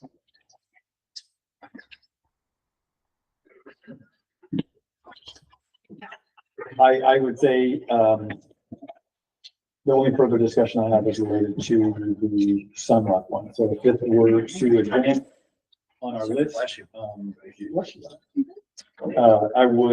I would hopefully keep that one off. Yeah, I would say, if we end up keeping that one off, I would like to discuss, I'm not saying put forward, but I'd like to discuss the Beaver Rodeo Arena. Which is kind of. Oh, can you add one for me? So maybe we can. Let's move these first. Let's Yeah. do our motion Yeah. on the table, Okay. which is those 17 projects. It was your motion initially, Aaron. Okay. So you can amend your motion, somebody can offer a substitute motion. Well, I guess we have to amend it because we want to keep the Sunrock. Hold on that one. Can I just say, I Yeah. just saw their tax determination letter and that was given to them, in January of this year. So Okay. they're a newly. So they're a new Yes, nonprofit. so they are a nonprofit, but it was just, yeah. So maybe tomorrow as we continue on, the three of you could maybe just dig into it a little bit more and then maybe Darren, you can also reach out and get some clarification. Super Chad back and I on are it. tight. I'll call Chad. You just speed dial. I think he's called me like 6 times this. Has he had contact? Yeah, he's out to me. So we've had good conversations. Okay. And on that note, we should, as a committee, be able to read their proposal and know who they are and what they're proposing to do. Very, Correct. yeah, needs to be a little more clear. Yes. When you worry that you're funding a for-profit initiative because of the way they communicated, it does worry. Yeah. That's very valuable insight. Pull it together, Shad. I just love the name. Okay, yeah, okay. You're still amending. Like, it. they're still so amending. uncertain about which direction. Okay, I believe I'm amending my original motion to pause on the Sunrock proposal, but to advance the remaining list. Okay, so Aaron, your motion then, if I'm correct, in understanding is we take the RRI list from Stansbury Crest, which is the highest ranking, Mhm. all the way down to Strawberry Reservoir. Mhm. So those 15 plus the Jordan River Right. Trail, Yes, correct? correct. Yes. Of your motion? That is my amended motion. And Patrick, I just wanted to reiterate that, yeah, we do have those, I think, 2 RTP in here. And so as we recommend you org RI awards, we were simultaneously recommending the RTP. So just, both of which I scored, both of which high ranking. Yeah. I scored. Especially that extended maintenance, that's Yes, huge. absolutely. Okay, so that motion is in order. Okay. Is there a second to that? Or who was my I'll second? Well, you were seconding originally, Russ. So, Yeah. Okay, so the motion before us, any further discussion? Then we'll go ahead and vote. All in favor of taking that list and advancing it on to the finals, say aye. Aye. Aye. Well, I just want to Any have a opposed? discussion, just like you said on this one. It's the lowest one. Okay, So hearing no opposition, that is unanimous. actually, I have a question. Maybe somebody Jason, can we have someone answer. describe the Beaver one, it sounds like? Yeah, Someone wanted, I and then wanted, the Millard County, just because I don't think we've ever really got much from it. So, Well, I had one. I just wanted to have discussion on as well. So, We We're trying to- let's take them one at a time. okay. So let's go ahead and, it sounds like, there's a motion on the Beaver. yeah, yeah, just to discuss. Okay, right, Beaver to and stuff. discuss. So, well, here's how we're gonna do it. So you will make a motion that we advance it. And the discussion will be the merits of that Right. motion. Okay. We can either, vote in favor or against it. yeah, I'll make a motion to advance Beaver and Millard counties. both of those. Okay, the Beaver Rodeo Arena and, yeah, Oak It's Creek, the- Oak Creek Camp. Oak Creek, okay. Well, I didn't review either, I just like rural counties, so. Right, I just like to have Okay. some discussion on it. Is there a second to that motion? I'm gonna second that. Aaron will second it. All right, and now any discussion, which could start with the Beaver Rodeo Arena. So, one of the things that was interesting about the Beaver Rodeo Arena is that it is a no-fee facility in a rural area.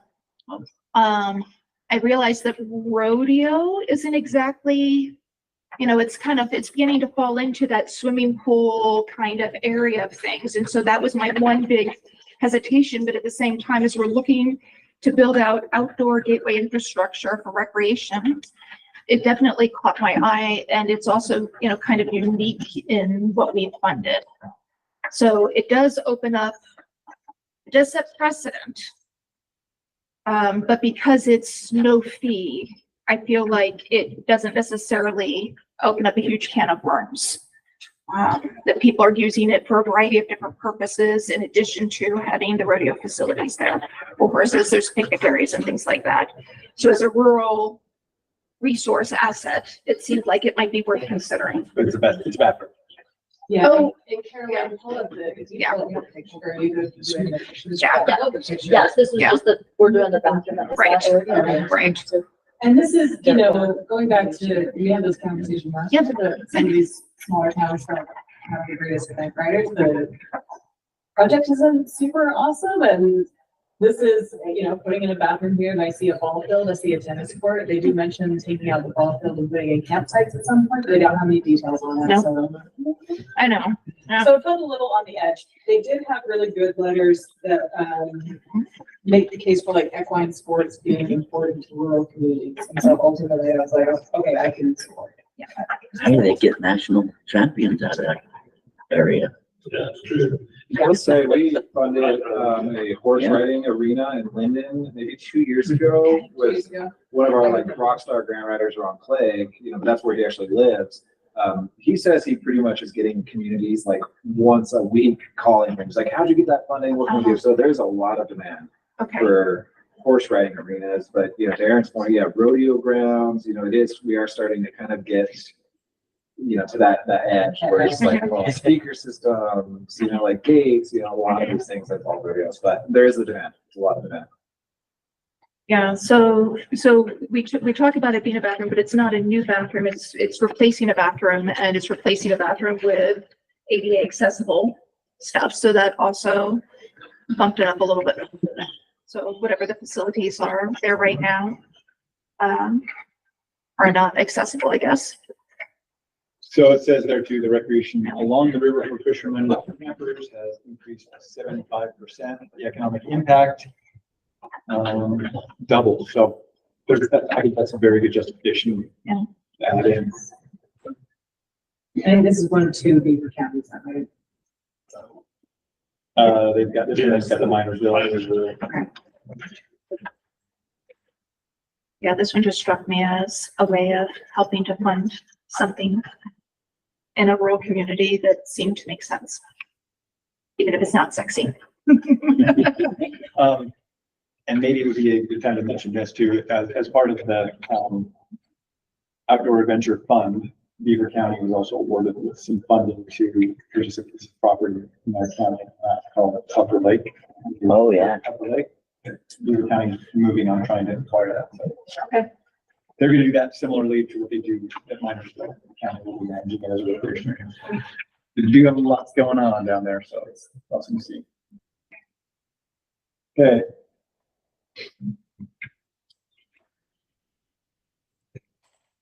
Oak Creek on Fish Lake in North County. Is that me? Yes. Des, Tom, yeah.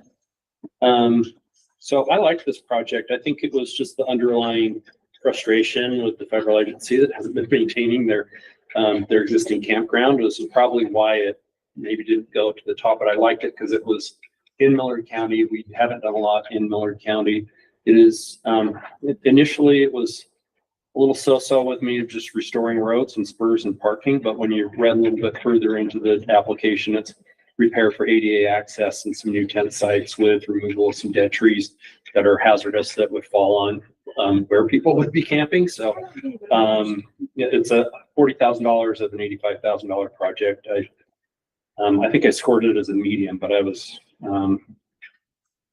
some of that's really because of just that underlying, hey, why isn't Forest Service taking care of this? But I also noted that it appeared to me that the local ranger was, this is it's in Fish Lake, but it's over on the Millard County side, a long ways away from the main part of where Fish Lake probably gets all the attention, and it felt like it ought to have an opportunity to get some love from us. What's the budget on this one? $40,000 of an $85,000 project. And we'd be paying mostly for the materials, and the Forest Service would be contributing equipment and personnel and labor. And it is, I think that is a continuing and underlying sentiment that's about the backlog and state's responsibility for this. I think we've made a commitment. I think the legislature supports that commitment. We're going to assist recognizing where we can. It's not our primary responsibility. We do have 70% of our lands in Utah being federal lands. Most of our recreation lands are federal lands. And so I think it's worth weighing both sides of that. That's my bet as to why it's got 2 mediums and one high on the scoring, but my bet is it was just the scoring dollar, or the number figures probably ended up bringing it down a little bit for that reason, as opposed to should we be participating. But I'd recommend it. I think it would be a good project, particularly where it is and in that county. All right, any further discussion on those two? The motion is that we add the Beaver County Rodeo Arena and the Oak Creek Campground infrastructure restoration to our list of those that would be advancing. I'll second that motion. Yeah, Need a second? That's the motion that's on the table. Oh, I'm gonna vote for it when it happens. Lance, you're gonna vote for it, guys. Telegraph for my vote. So, all those in favor can say aye. Aye. Aye. Aye. And are there any opposed? Okay, that passes unanimously. We'll add those two.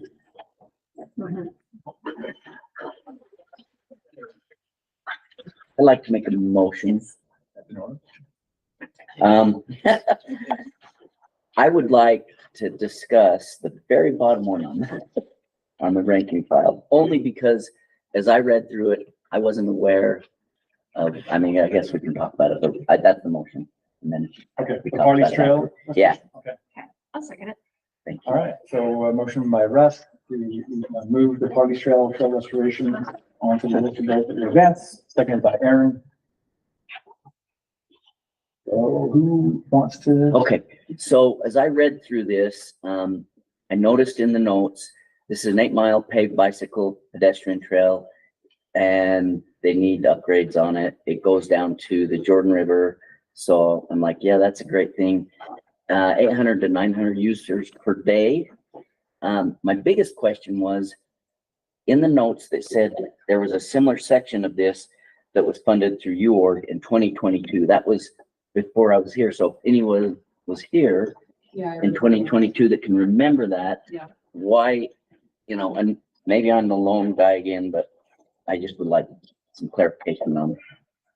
I remember reviewing it. Did you fund it? Maybe it didn't say funded, maybe it just This said that. was, I mean, if I remember right, we had initially awarded funding for this section, but then we learned UDOT was actually funding this section. Oh. And they were gonna present, I believe we ended up pooling our funding for them because UDOT was gonna do it. So is this the part, you look is this at the the part of the area. trail that goes to Yeah. the west or the south side of 215? Yes. I believe so, yeah, just Yeah. right last, yeah. If you pull up that map right there, it's just, it looks like. That sounds right. And then can I also, I'm not trying to call you out, Mike. Yeah, I think I missed the score. Yeah, it looks like we have 3 zeros, but you did funding priority high. So I think this score is maybe not. Oh, that explains. Same spec, but I mean. And Your I'm sure, comment. I'm sure the budget will shake out. I think this is one where actually call Carol. Is this like a budget actual, or like if they don't actually, if it doesn't cost that much?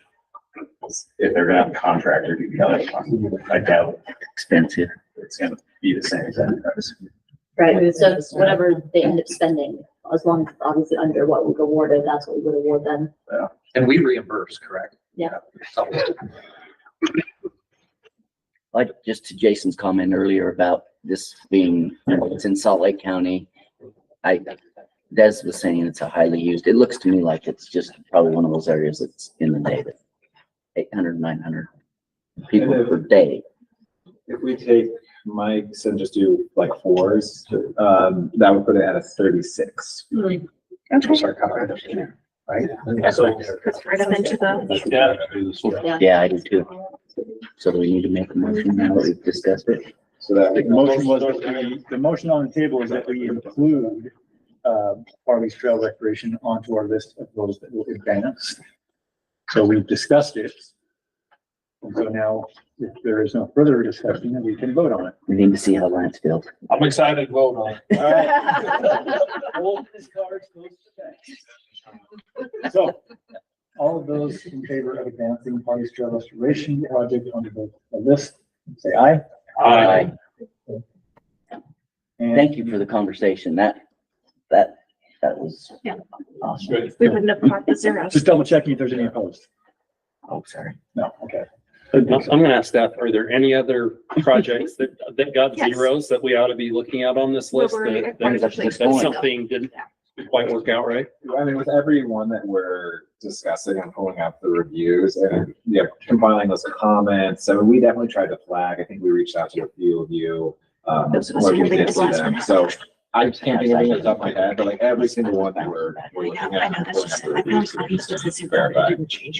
And it should show on your printout sheet that each of you scored on. It should show your score. So if you see something like, I know Aaron showed 11 points. I know, I was like, I looked at that and I went, oh, I messed up. I know I messed up. That's, yeah. Well, it's kind of tough because the scores are on the top right, and you scroll all the way down to get to the next section. Where do you score those far away? Yeah. I was kind of just curious on I was excited to see a Tulip County submission. No, I don't make motions, but I was curious if there would be interest in discussing that project. I will move. How's that? I'm here for you. So motion by Aaron O'Brien to advance the Grantsville Reservoir Campground expansion. Oh, I will second that. Second by Mr. Tulip County himself. us. Thank you. Okay. I'll just jump in. I reviewed that. They're asking for $40,000 it's like 70, and their plan is to double the number of campsites at the reservoir. And again, especially I think my interest in hearing discussion about this was the talk this morning about expanding camping facilities in the urban bubble, which the project would do that. Seems like a great way to spend 40,000 if it's double the number of campsites. I can't remember the total number. I think it added 15 sites or something. We're trying to do 30, that's part of my concern. It's 30 sites for that budget. And I had the same concern in my notes, though I rank this one high. It has another medium and a low, so fair for discussion, but I would love to hear from the other folks that ranked it. Tracy and Mike. Yeah, 30 sites, yeah, is what it says. I ranked it medium. I mean, I thought all in all it was good. It does address EDA vault toilets and camping and that sort of thing, and listed off that it's an area that is lacking these resources. So. Do any pictures? Here's what I'm curious about, because I've been to Gunsville Reservoir voluntarily many times. Whoa. Because I was called out there for fire investigations, Russ. I'm just curious about shade shelters. I can talk to that. I cannot believe how much use gets here, considering there is nothing. I agree. There's just a lot. I mean, I ride my motorcycle out here because there's a wonderful single track trail, and I park there, but I often wonder, it's just fishing. Yeah. I mean, I wish they would have planted something. Some trees or even some shelter. We are in a desert, world, but there's a reservoir there. Yeah, you can get in the water. That's. So I remember this image from my review, and you can see in the current campsites are in this funky spiral pattern around the shade structure. Oh, there's a shade structure. And I'm not sure how functional that is, but you can see that the new proposals are much, they're a lot more spread out and more probably practical for more modern campers. Some I think that it's a pavilion in the middle, and it's kind of like a group site. So I don't know who came up with that idea, but I think that orange structure would be like a covered area with some tables under it. I felt like, sorry. My concern is it just looks very conceptual. I don't know how you even get RVs into those spots. There's that. Like I said, to me, I don't rank it as low because of that. It looked like it literally was done in. Yeah, that's not. That was done years ago, as far as I know, and it gets used. But you're talking about the layout. The layout of the new 30, I mean, that's. Oh, I see what you're saying. I mean, the angling doesn't allow for pull through. Yeah, a little unrealistic. So yeah, I agree. That's good. Well, here's a question. If they only fit like 15 sites in there, would it still be worth doing? And that's my question as well. No, 40,000. I mean, I do think it's, number one, we haven't typically seen enough from Kilo County. Let's see more development, more recreation infrastructure out there. I expected them to do more after last year, to be honest with you. Disappointed. It's a similar situation in Trillium. I wouldn't call it necessarily rural, but definitely it's a lot of people trying to do a lot of different things out there. They've got a couple tier one applications. Oh, do they? You want? Tier one. Tier one in Twilla County. It's not Twilla County, I can't say it's Grantsville. Yeah. I think the need is definitely there. I agree. My concern was the budget and the layout don't match each other. There's also like where the vault toilets going? They're not on there. I thought they were. Don't say the lake. It's very accessible. I don't know. Yeah, no limitations there. Well, I guess that, Aaron, your question is a valid one. If this conceptual drawing does turn out to be unrealistic and they don't have the ability to fit 32, are we still okay funding this if they decide, well, gosh, turns out the engineers say we can only fit 12 or whatever. For us to finish this conversation. I anticipate there's a high likelihood of that.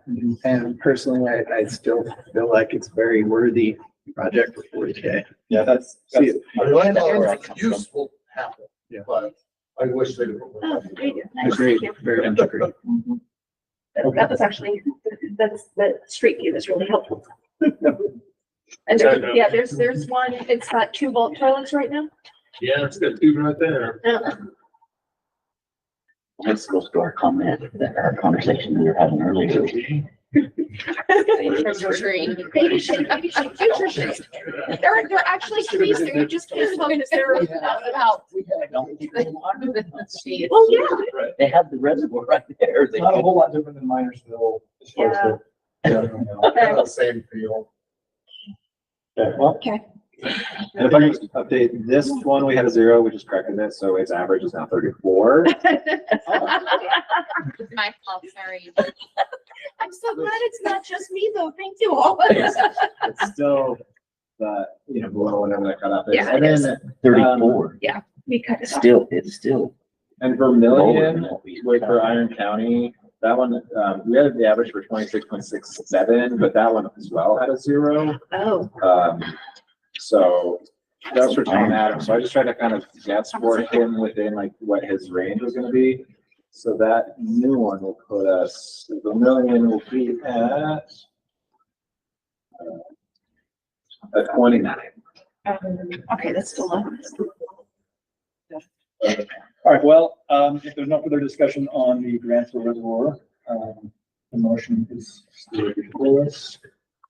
We'll go ahead and vote. All those in favor of moving Grantsville Reservoir off the list of those to up on the final, please say aye. Aye. Aye. And are there any opposed? Good. Passes unanimously.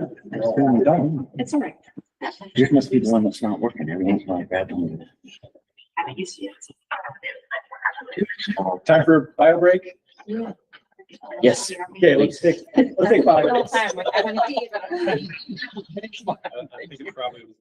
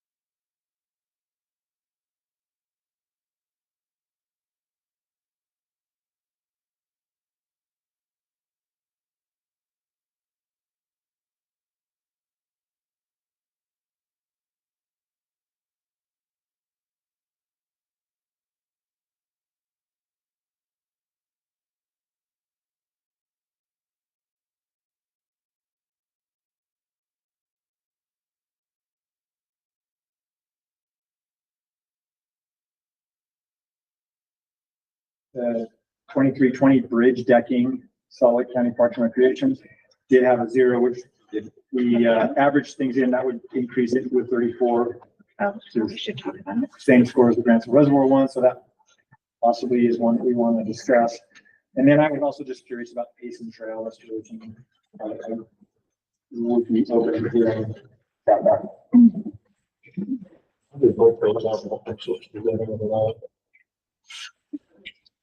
Yeah, the Payson one, but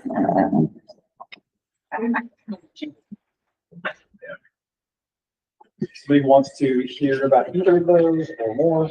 I can talk about the bridge decking, and that was my 0 too, by the way. So do you want to make it in the form of a motion then, Jake? On just that one or that one and one? Whatever you want to do. Yeah, I think I had Payson. So I'll make a motion that we consider those two.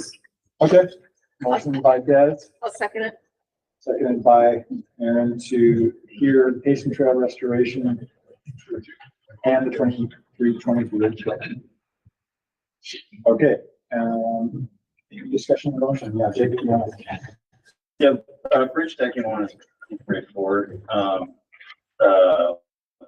of the trail system, the kind of redeck a trail going over the Jordan River. It's 20 years old. It's pretty fast considering they're going to try to redeck an entire 180-foot bridge, 10 feet across. The ask is for $35K, 1-to-1. It's just the material. The only heartache I had on the project really was just kind of the lack of any detail, and they did mention that it's 20-year-old like cyclical maintenance, and yeah, and they're going to replace it with the same exact thing. So no thought into like whether composite material might be appropriate or have you. The 20 years is kind of good to go around. The pictures of the bridge itself are yeah, it's incredible. That's one of the few places on the Jordan River where the trails on both sides of the river. Split off. There's a city park there, just go across and down the other side, stay on the park side. Yeah, I had all the Salt Lake ones, so this one is pretty much kind of the same package as the Jordan River Trail, the Harless Canyon one. So pretty basic kind of information.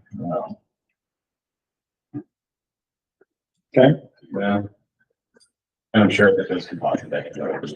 I'm not sure you have to, but maybe just read it. I did this one as well. I kind of had the same thoughts, but it just seemed like it gets a lot of use. Part of a great asset. They're just restoring it, and we got money for that, so let's get on with it. Lance votes yes. Well said, well said. And then the Payson one, let's see, Lance, Scott, Evan. Scott, you're highlighted if you're available on the Payson Trail. I am. I think this is the Dry Creek Trail, right? Yeah. Yeah. So it's a pave. I feel like I'm getting an echo. It's kind of annoying.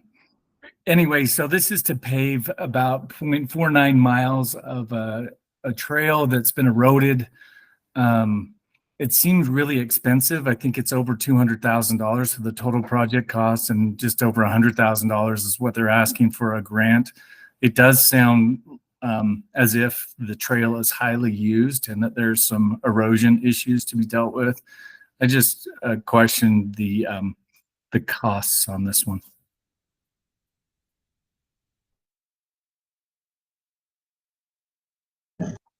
Yeah, that does seem. Okay. I would imagine that that's probably more, if they're gonna do some bank work and some culverts and things like that. They've applied for this before.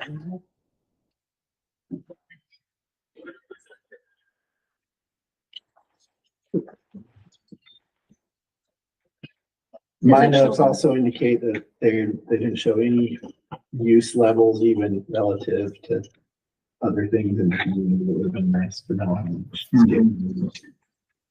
Yeah, they mentioned that right off, but they don't have any details on usage.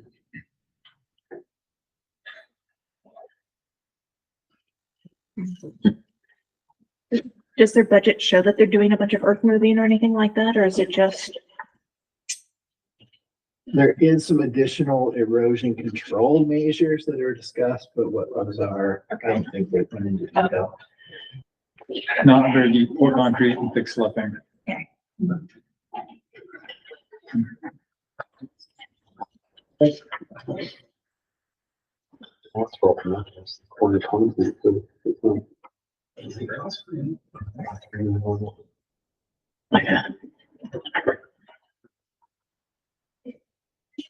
Yeah, concrete's expensive. Yeah. I'm not sure why concrete would be preferable over asphalt for a trail like this, but okay. No other discussion, then we'll vote. All those in favor of moving the Case and Trail restoration and the 2320 bridge decking onto the list of those to advance to the final, say aye.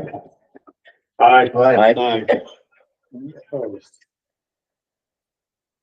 Okay. Passes unanimously. Those 2-1. Anything else on the RRI? Anybody wants to bring forward?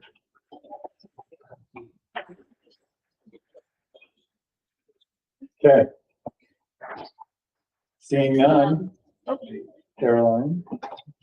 Well, we're just looking at a couple more that I think maybe just need to be evaluated just because marks were 0. Copper Creek Trail Restoration, Phase 2, from Harriman City, had 2 zeros from one evaluator. And then the restoration of Fishing Pavilion and Trail from Camp Christopolis also had a 0. I think the person that was scoring Copper Creek is not here, so I can't necessarily give you a new updated number for that score, but his was pretty low compared to the other ones, but it did receive 1 low to medium, so might be in that no fun category anyway, but yeah, Camp K as well might be up for discussion. Okay. What's the number? Me again? That was. Did you have a? Yeah, I just followed with. What I did, okay. I did it with the other one too. So that was with the Copper Creek. I just tried to kind of follow where our evaluator was at with it. So that would bring it up to a 30. And then Camp K, it was just 1 score, but that would just bring it up to a 31. So both are still below that original cutoff. Well, who's the applicant for Camp K? Camp cost, oh, that is the applicant. So the application is registration efficient. Okay. And then if I can just speak on this 0 thing, like it's clear, like it's kind of like a system-wide issue. So before the meeting tomorrow, for like all like the your tier 1s, I'm just gonna go through and vet and just like make sure we have like accurate numbers. And so we'll kind of start the day making sure like all of our averages are reflective of the score. So that'd be awesome. Thank you. Should we make a motion to review the 2 that have in the scores or not? if you'd like, I just wanted to, Yeah. inform. At the order? Like we have those. But I've gone through, looked at every single one now. We have no more after those stuff.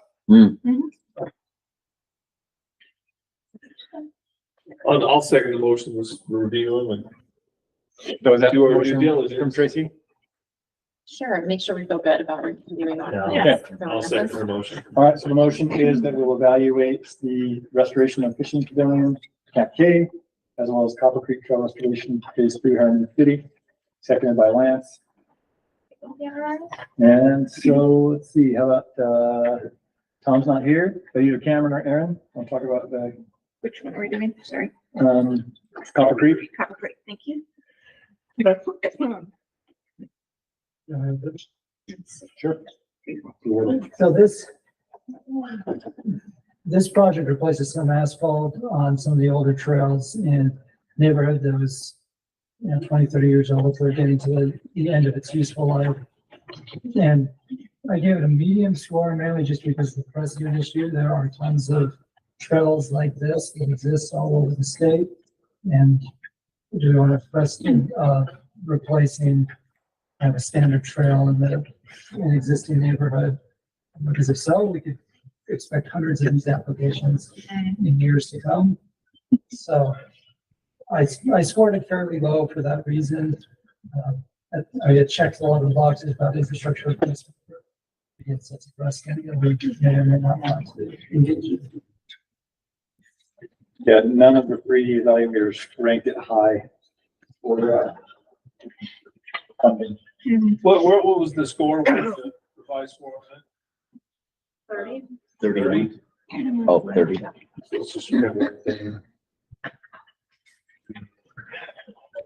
It feels like active transportation, but it's not even clear how many people used it. That was my biggest hesitation on it, that I couldn't tell what kind of impact it was going to have.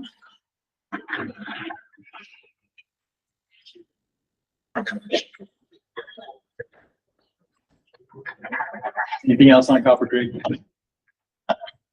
Mid. Maybe Camp Cave or AC. You want to tell us a little bit about that pavilion and the trail? Yeah, so, it's really about their fishing pond that they have there that needs restoration. I love the idea to add these improvements to their campus. What I was concerned with was, they had no photos or information regarding the restoration needs. It was a link to, I think, a fundraising video, which shows a beautiful campus, with no issues or concerns. And not a lot of details regarding the budget, supplies, services needed. So I think it has great potential, but it's lacking in detail. Where would you have it in the or that they use? It was lower. It would be in the lower group. Scott raised his hand. Okay, Scott. So when I looked at this project as well, and it had several questions, it seemed like this was benefiting a small group of people. I love the idea of increasing the ADA access around the pond, but it just had a lot of questions about whether or not this is really benefit to the general public.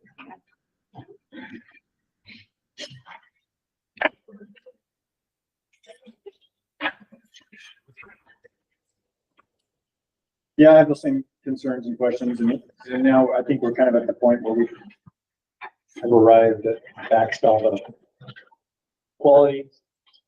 And I think there are some merits to some of these. There's also some concerns. There's also some questions we don't have answers to because there's a lack of detail and thorough application. So that's my thought. I'm not super excited about either one of these myself. I don't know if anybody else has any general overall feeling. I agree with your comments. I think again, you start coming down where maybe you have some pieces that are worthy, just bad applications. That's why we're problem. So, there's no further discussion. The motion on the table is still there. The vote on whether or not to advance them both. So, the Camp Cave, the Pavilion and Trail, and then Copper Creek Trail Restoration Phase 2. All in favor of moving those onto our list of those to events, say aye. Aye. And any opposed? No. Sorry, Russ. Okay, let's do a voice vote. First voice vote of the day. Roll call. What if I Sorry, change? roll call. Yeah, you can Then- change. If you want to make it on who's online. C. Starting with Dr. Rosenbluth.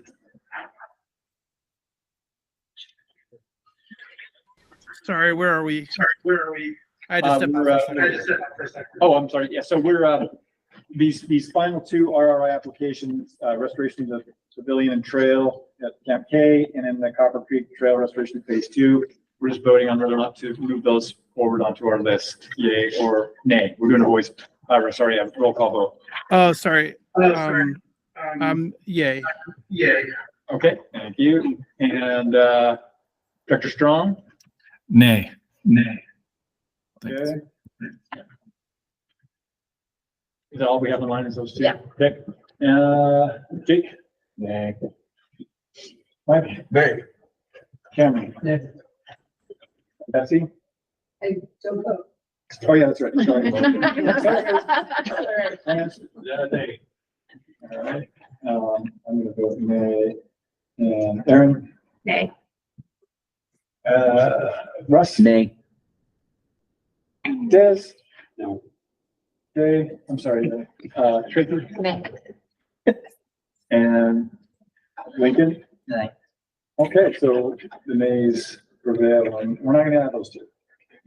Doesn't mean they're dead, it just means we're not gonna add them at this time. Chances. Okay. I think that pretty much covers all right. And we're about 15 minutes away from our next regional tier presentation. Do we want to look at our snapshot of where we are, funding wise, what we've done thus far?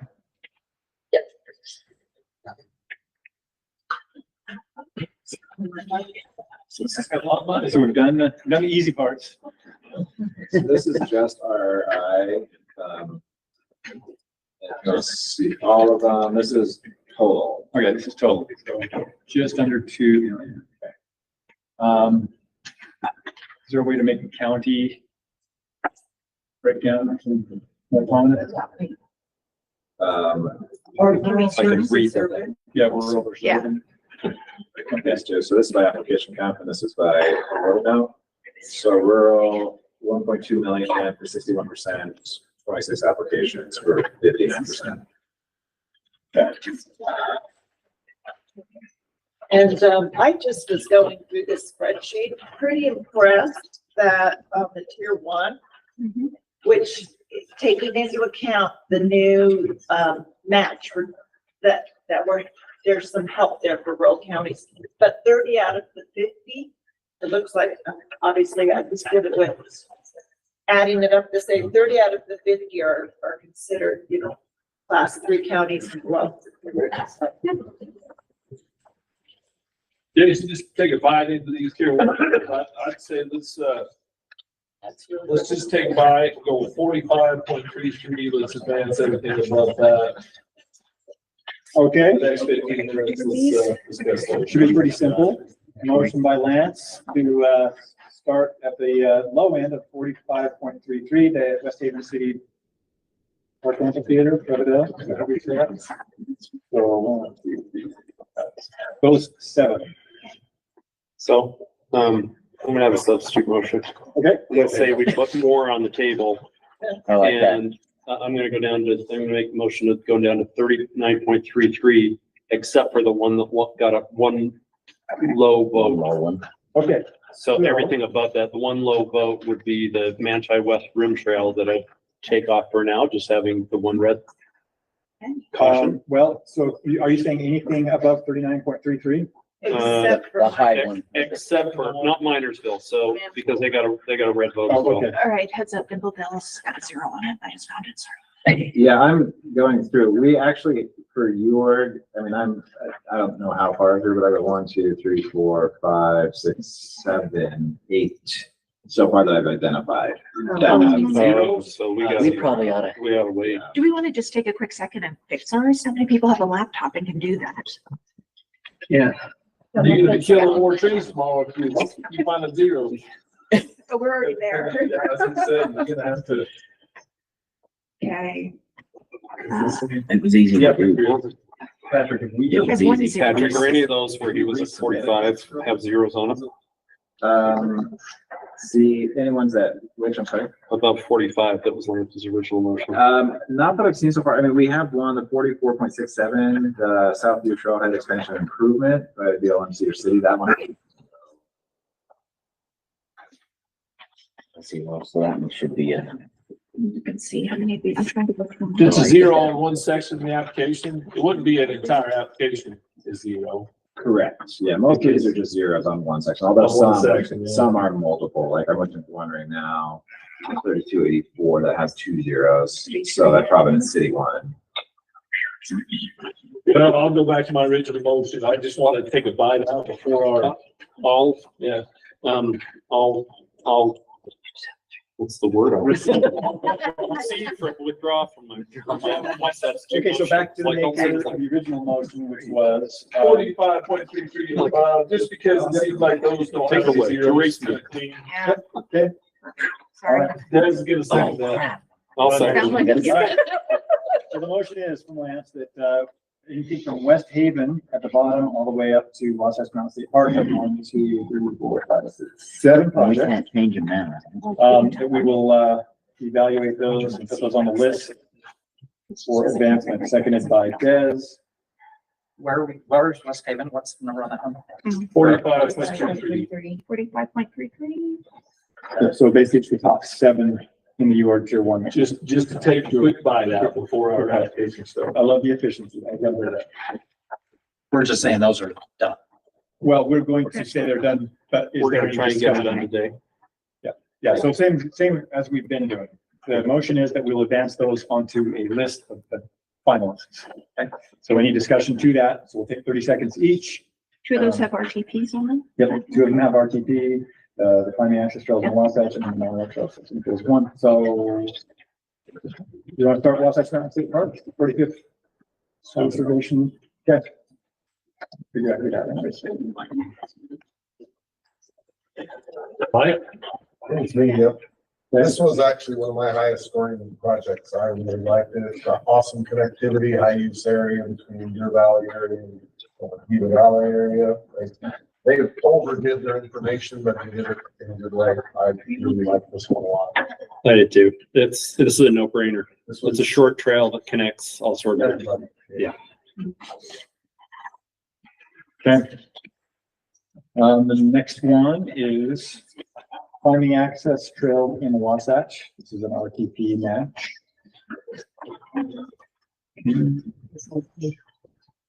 Also, Mary?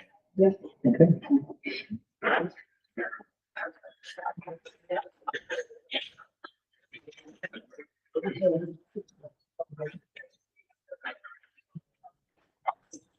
This one is. Is this? There's climbing access trails in the Wasatch. Sold a climber's lines.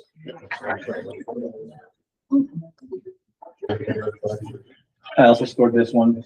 Yeah, go ahead. Yeah, as always, Solid Climbers Alliance put in a very solid application, lots of good detail, great history with the organization, good match value.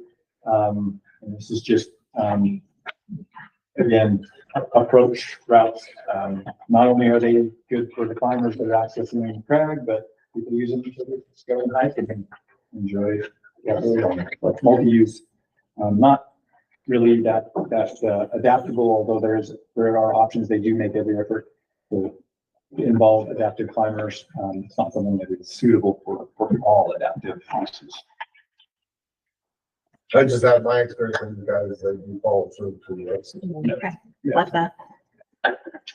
Okay, Sanford Bike Steels Park.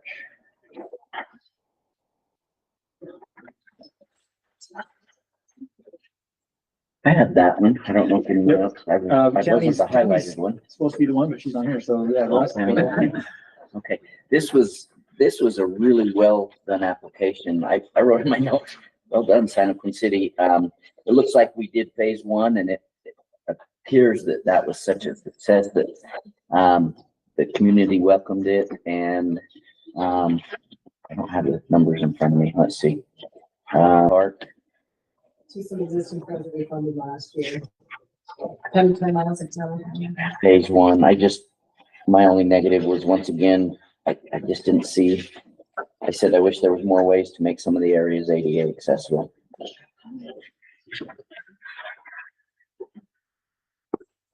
Yeah.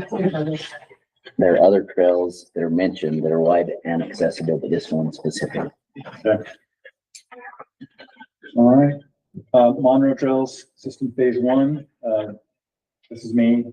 I evaluated this one. This is my favorite one by far. It's adding a lot of trail capacity in and around Monroe. You know, just trails country. So Richfield City's got lots of good trails. Monroe itself, there's not a whole lot there. So what it would do is add a huge trail system right there for Monroe as a NICA course. As part of that, we need more of NICA being such a huge growth sport. It'll have, you know, several skill levels for, you know, juniors and development all the way up to challenging the full NICA course. I think as far as NEPA goes, they got that underway. Should be, it's like it's on track to be done in time for construction. Yeah, awesome application, awesome merits of the project itself. What was the land ownership? There was some BLM. BLM and I wrote, the NICA loop entirely on BLM could be a concern, but I don't know, would that be? That's just what I put in my notes. There's a layer. But you're saying that the NICA was, Engagement. Then it's not- I ranked this really high. I thought this was an awesome. yeah, so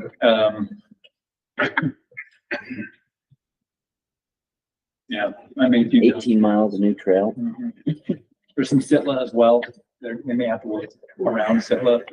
They've got that contingency in place if they need to. Yeah, it's over quite a few different land managements and they've been trying to get all the partners squared away, but here's kind of a map that shows some of the land. They're gonna fund all of this in this phase one? Or just a matter? Just phase one here, so yeah, This is an RTP match. I think they're gonna. it is an RTP man. It's kind of like a one guy down there doing a lot of the work to build the trails.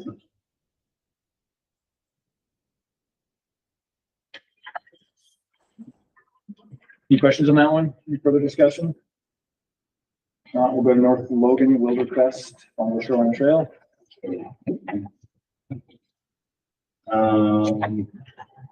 City of Logan is looking to do a 1 mile trail, approach Acre Trail, the Mount Green Canyon to, Wildercrest development. It's part of the larger, Bonneville Shoreline Trail that I'm sure everybody's very familiar with. The ask is for 200K, with the rest of the project being in city. My only notes and reservations I had on this project was in there they highlighted kind of the bigger goal of 65 miles and a high cost value thing on what kind of trail format they're looking for to their other 65 miles. 1 mile connecting sections that are going to the city. But I've had a lot of experience working with those folks. So I'm pretty dialed in. So I looked at this one as well, and this one has definite benefits of improving the parking situation at Green Canyon is becoming Cache Valley's Mill Creek. And that's great. They also talked about it's 8-foot wide gravel, road-based type improved pathway. So it would be quite accessible. Rank it high. Yeah. Thank you.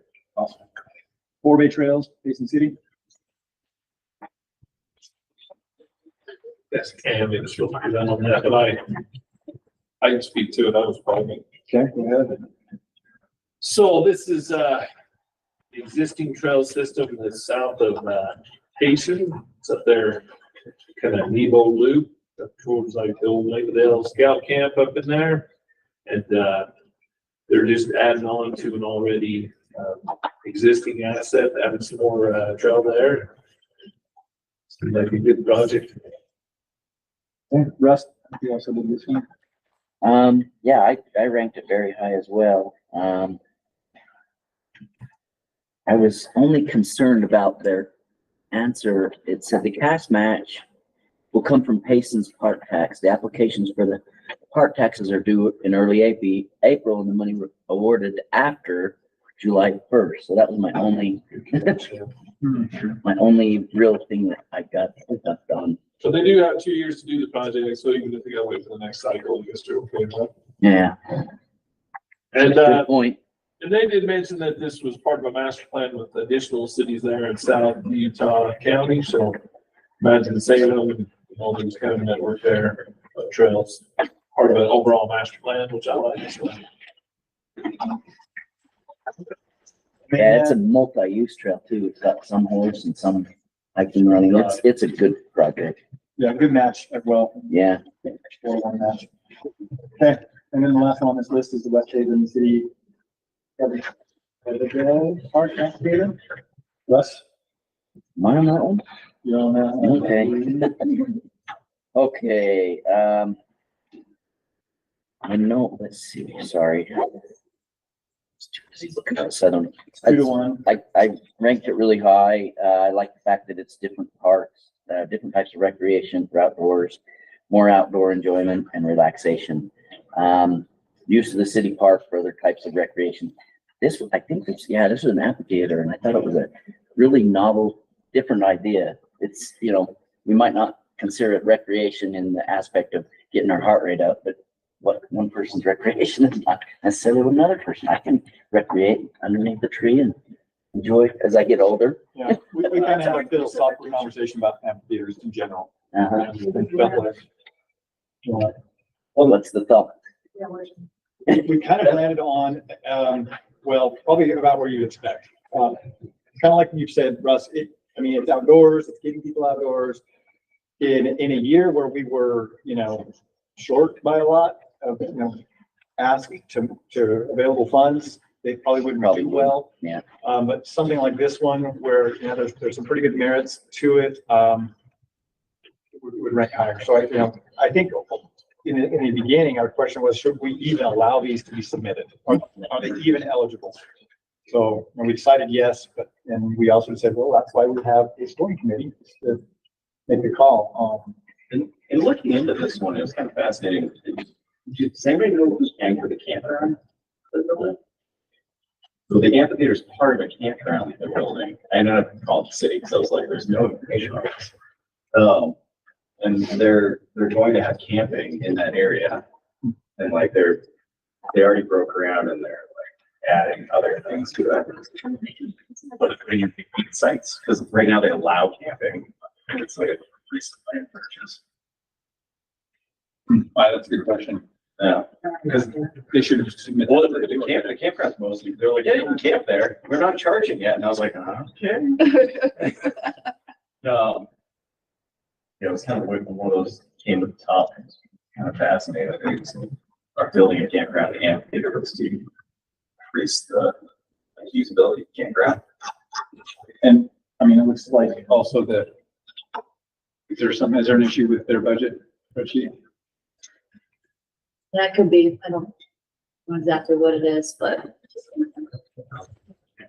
Yeah, it looks like it's like $60.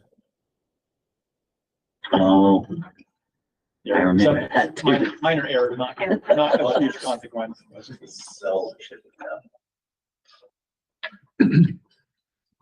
Again, I think of my nephew who's in a wheelchair. Like I said, I keep bringing this up and I'm like, the experience will be enhanced by the sounds of nature.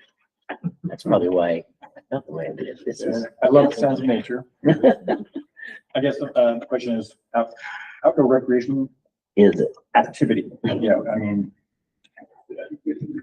passive outdoor recreation at best. Kind of my analysis, but Do they have that amphitheater itemized out? Like if we decided that doesn't pass muster, we don't like that, can we carve that out? Isn't that everything that it's funding? Yeah, I don't think they. Yeah, that's why I was curious what who's the toilets are probably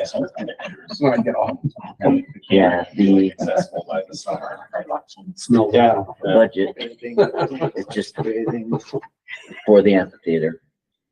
We do have the 3 o'clock regional. Yeah, we asset. do have, we're up against a couple minutes late on our regional asset share presentation. So do we want to take action on this?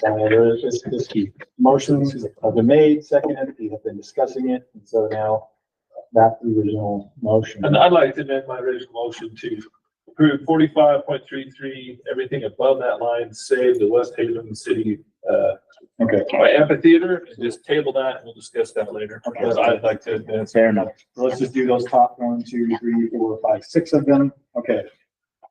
It was me.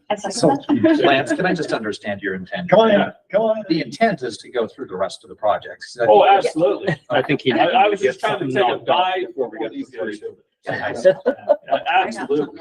Okay. I know, I was like, I want to take a much bigger bite. Yeah, That's what I was saying. We only have 15 minutes. Just know I only have 15 minutes, so just take my time. So let's quickly do a voice vote. Okay. So, back to that original motion, I top 6, everybody in favor of that, say aye. Aye. Any opposed? Okay, we'll that is unanimous and we'll take those. Okay. Now we're ready.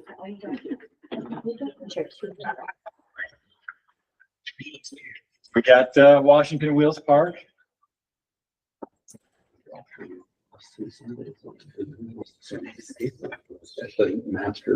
They are virtual, right?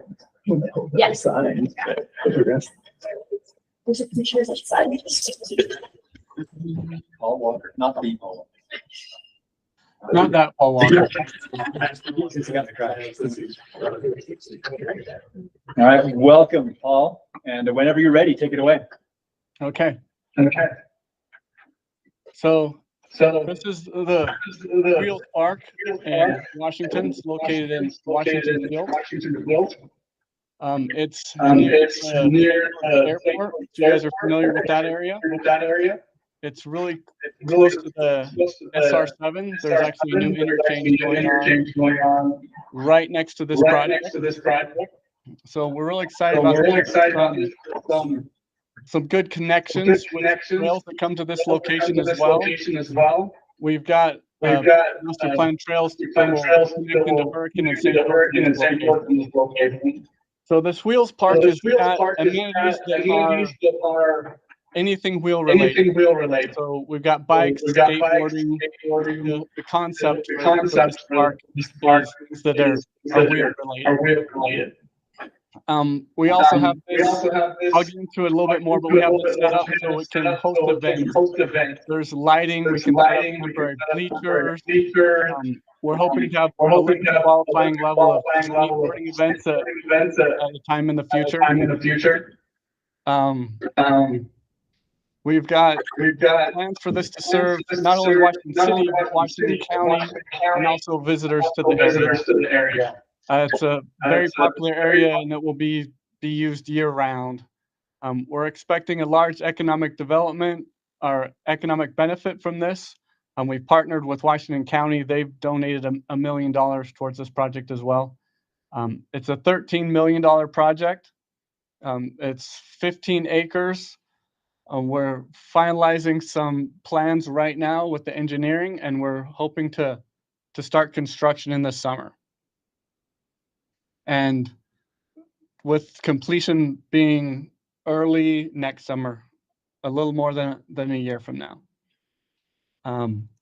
So this project also was awarded a $200,000 Tier 1 grant last year, and we're submitting for this year's $750,000 regional tier grant. We submit it with the understanding that if Washington City is awarded this grant, that would make the previous grant, that would supersede the previous grant, replace it, and effectively cancel that grant. We're prepared to move forward and forego the first grant if the second grant is awarded. Some of the wheel amenities, we've got a pump track. I'll go through some of these quickly. We kind of just show what we can do with this pump track. There's a beginner's area. As I said, we'll have this set up for events. So some of the concepts are we can have a dual race course that can be there for events. We can have single track timed events through this course. We can do a park loop through this course, and this area is designed so that we can have spectators come in and set up temporary bleachers. There's permanent lighting in these areas as well, for events and for after hours, especially when the season, it gets a little warmer and people are wanting to be there more in the evenings with the cooler weather. Here's concepts for the bike portion of it. So we've got some mountain biking type tracks. The first track is a slope style course. There'll be many amenities in this. All the travel on these courses kind of goes north to south with a return track.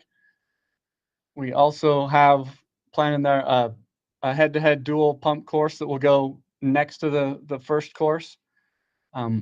Other bike amenities, we plan to have a dirt jump course through that, and all these will kind of be linked together so that people can go from one to the other and use them, also be able to use them independently and safely from each other. The skate portion, here's the concept, the design for the skate portion.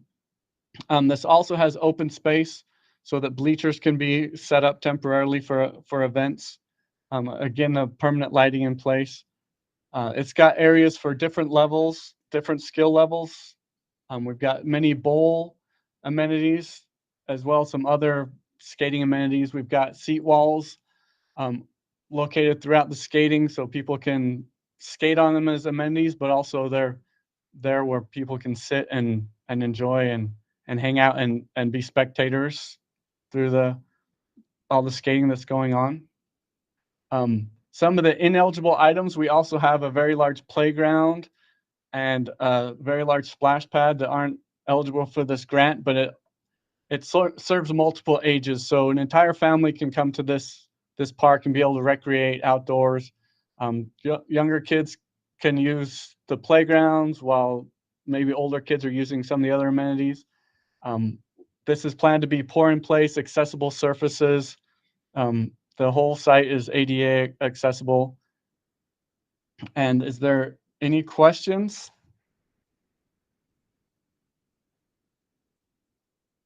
All right, thanks, Paul. Yeah, we do have one question. I've got a couple of questions. So on the slide presentation, it said the total budget's 13 million, but in our sheet, it says that the total project cost is 9.65. That have to do with what's eligible. Yeah, that's counting the ineligible cost. That's the playground, splash pad. We've done mass grading, so the work completed to date is ineligible. That goes towards the total cost, the city's total cost. And if we didn't want our $200,000 back and we're willing to stack the two grants, would you take both? Yes, we would definitely take both. We've got enough here that we've got plenty of matching money. We just didn't know what your policies would allow. Thank you. Paul, what do you anticipate with, you mentioned the possibility of being able to track events. And I'm not questioning that. I'm just curious what you penciled out as to what events and kind of how many people you think would come regionally or from the west to participate in events there. We don't have any numbers, but in Utah in the spring and fall, it's really easy to get a lot of people down here. So we've been talking to the county, trying to find weekends where there are less events going on, where we could fit some larger events in that would attract people from throughout the state and throughout the region.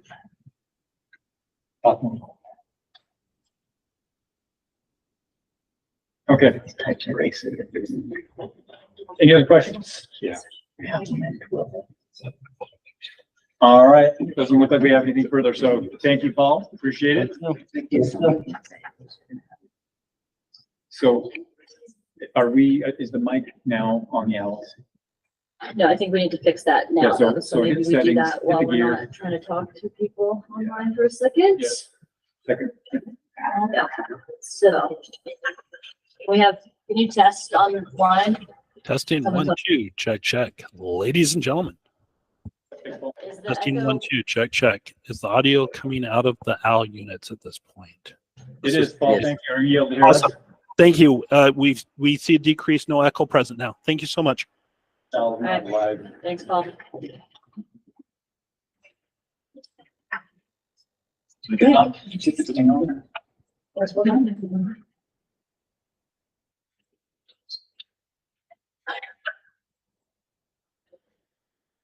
Okay, next up is Jason Wolf with Upper Mill Creek Canyon. So you Okay. have in the room instead of online. Is that right? Yep. All right, floor is yours. Great. Where do you want us? You be up right up front. Sure. All right. I've got one of the slides. Mill Creek Canyon, where is this again?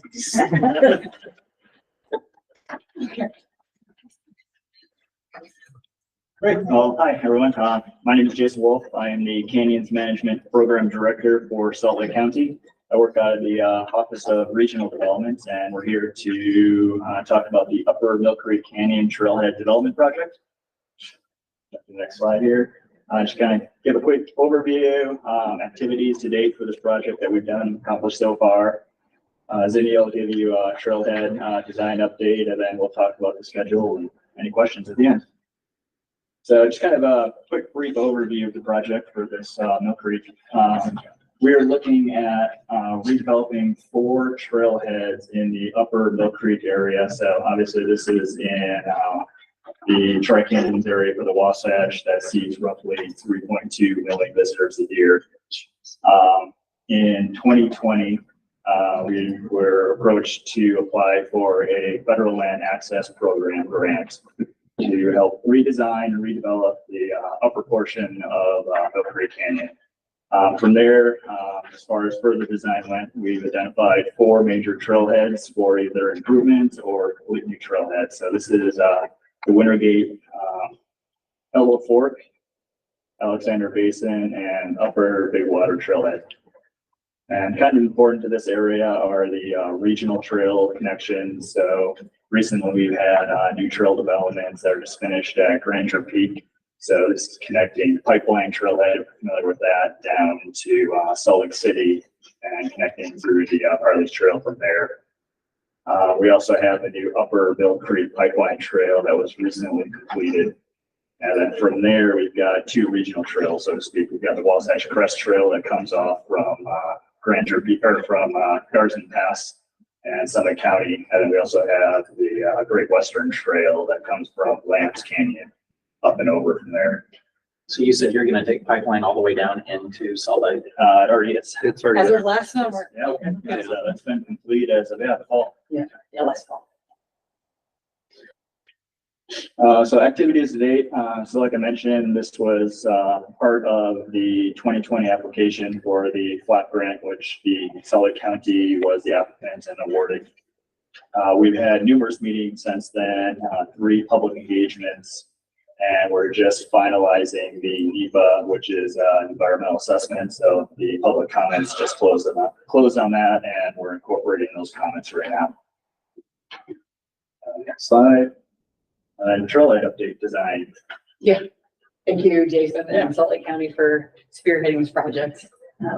As the land manager and a recreation program manager, I'm really excited to get these 4 trailheads on the ground because they're very substantial changes from what's there. It's going to really change the experience of people recreating in the Upper Canyon. It's not just like an asphalt project. This is total redesigns. If you look at Upper Big Water, it's not just that it changes flow and adds parking stalls and ensures that there's a shuttle option, a location where shuttles could run. It also creates, and this is true of all the 4, each one creates this landing. Currently, if you've been out there, I know probably many people have, you go out to a trailhead and it's either you're pulling up on the side of the road in some places and there's no bathroom, there's no sign, or there is a trailhead, but the bathroom's here, and then we have a trail that starts there, and then a kind of weird sign over here, and it doesn't welcome new people. If you already know the canyon, you're fine. But if you're like the new people who are starting to visit our canyons, projected population growth, you show up, you don't really know where to go. Instead, you're going to arrive at a place, the bathroom, the maps, the educational signs, the stewardship behavior type signs are all going to be here right where you're trying to go anyways to get on the trail. In Big Water, we've moved the yurt location so we could use it as a visitor center. Again, right there at the main trailhead point. At Wintergate, anyone who's come up to, like, if you've reserved the yurt and you're skiing up to the yurt, which is also a regional draw, or if you're just using that trail. it's a total mess. It's a total mess. And so this really doesn't just expand it, it makes it work with plowing, it gives turnarounds, it increases the bathroom, makes it a real trailhead. And then we have trail connections that allow it to be used in summer to access terraces and some of the other trails that we have difficulty accessing now. So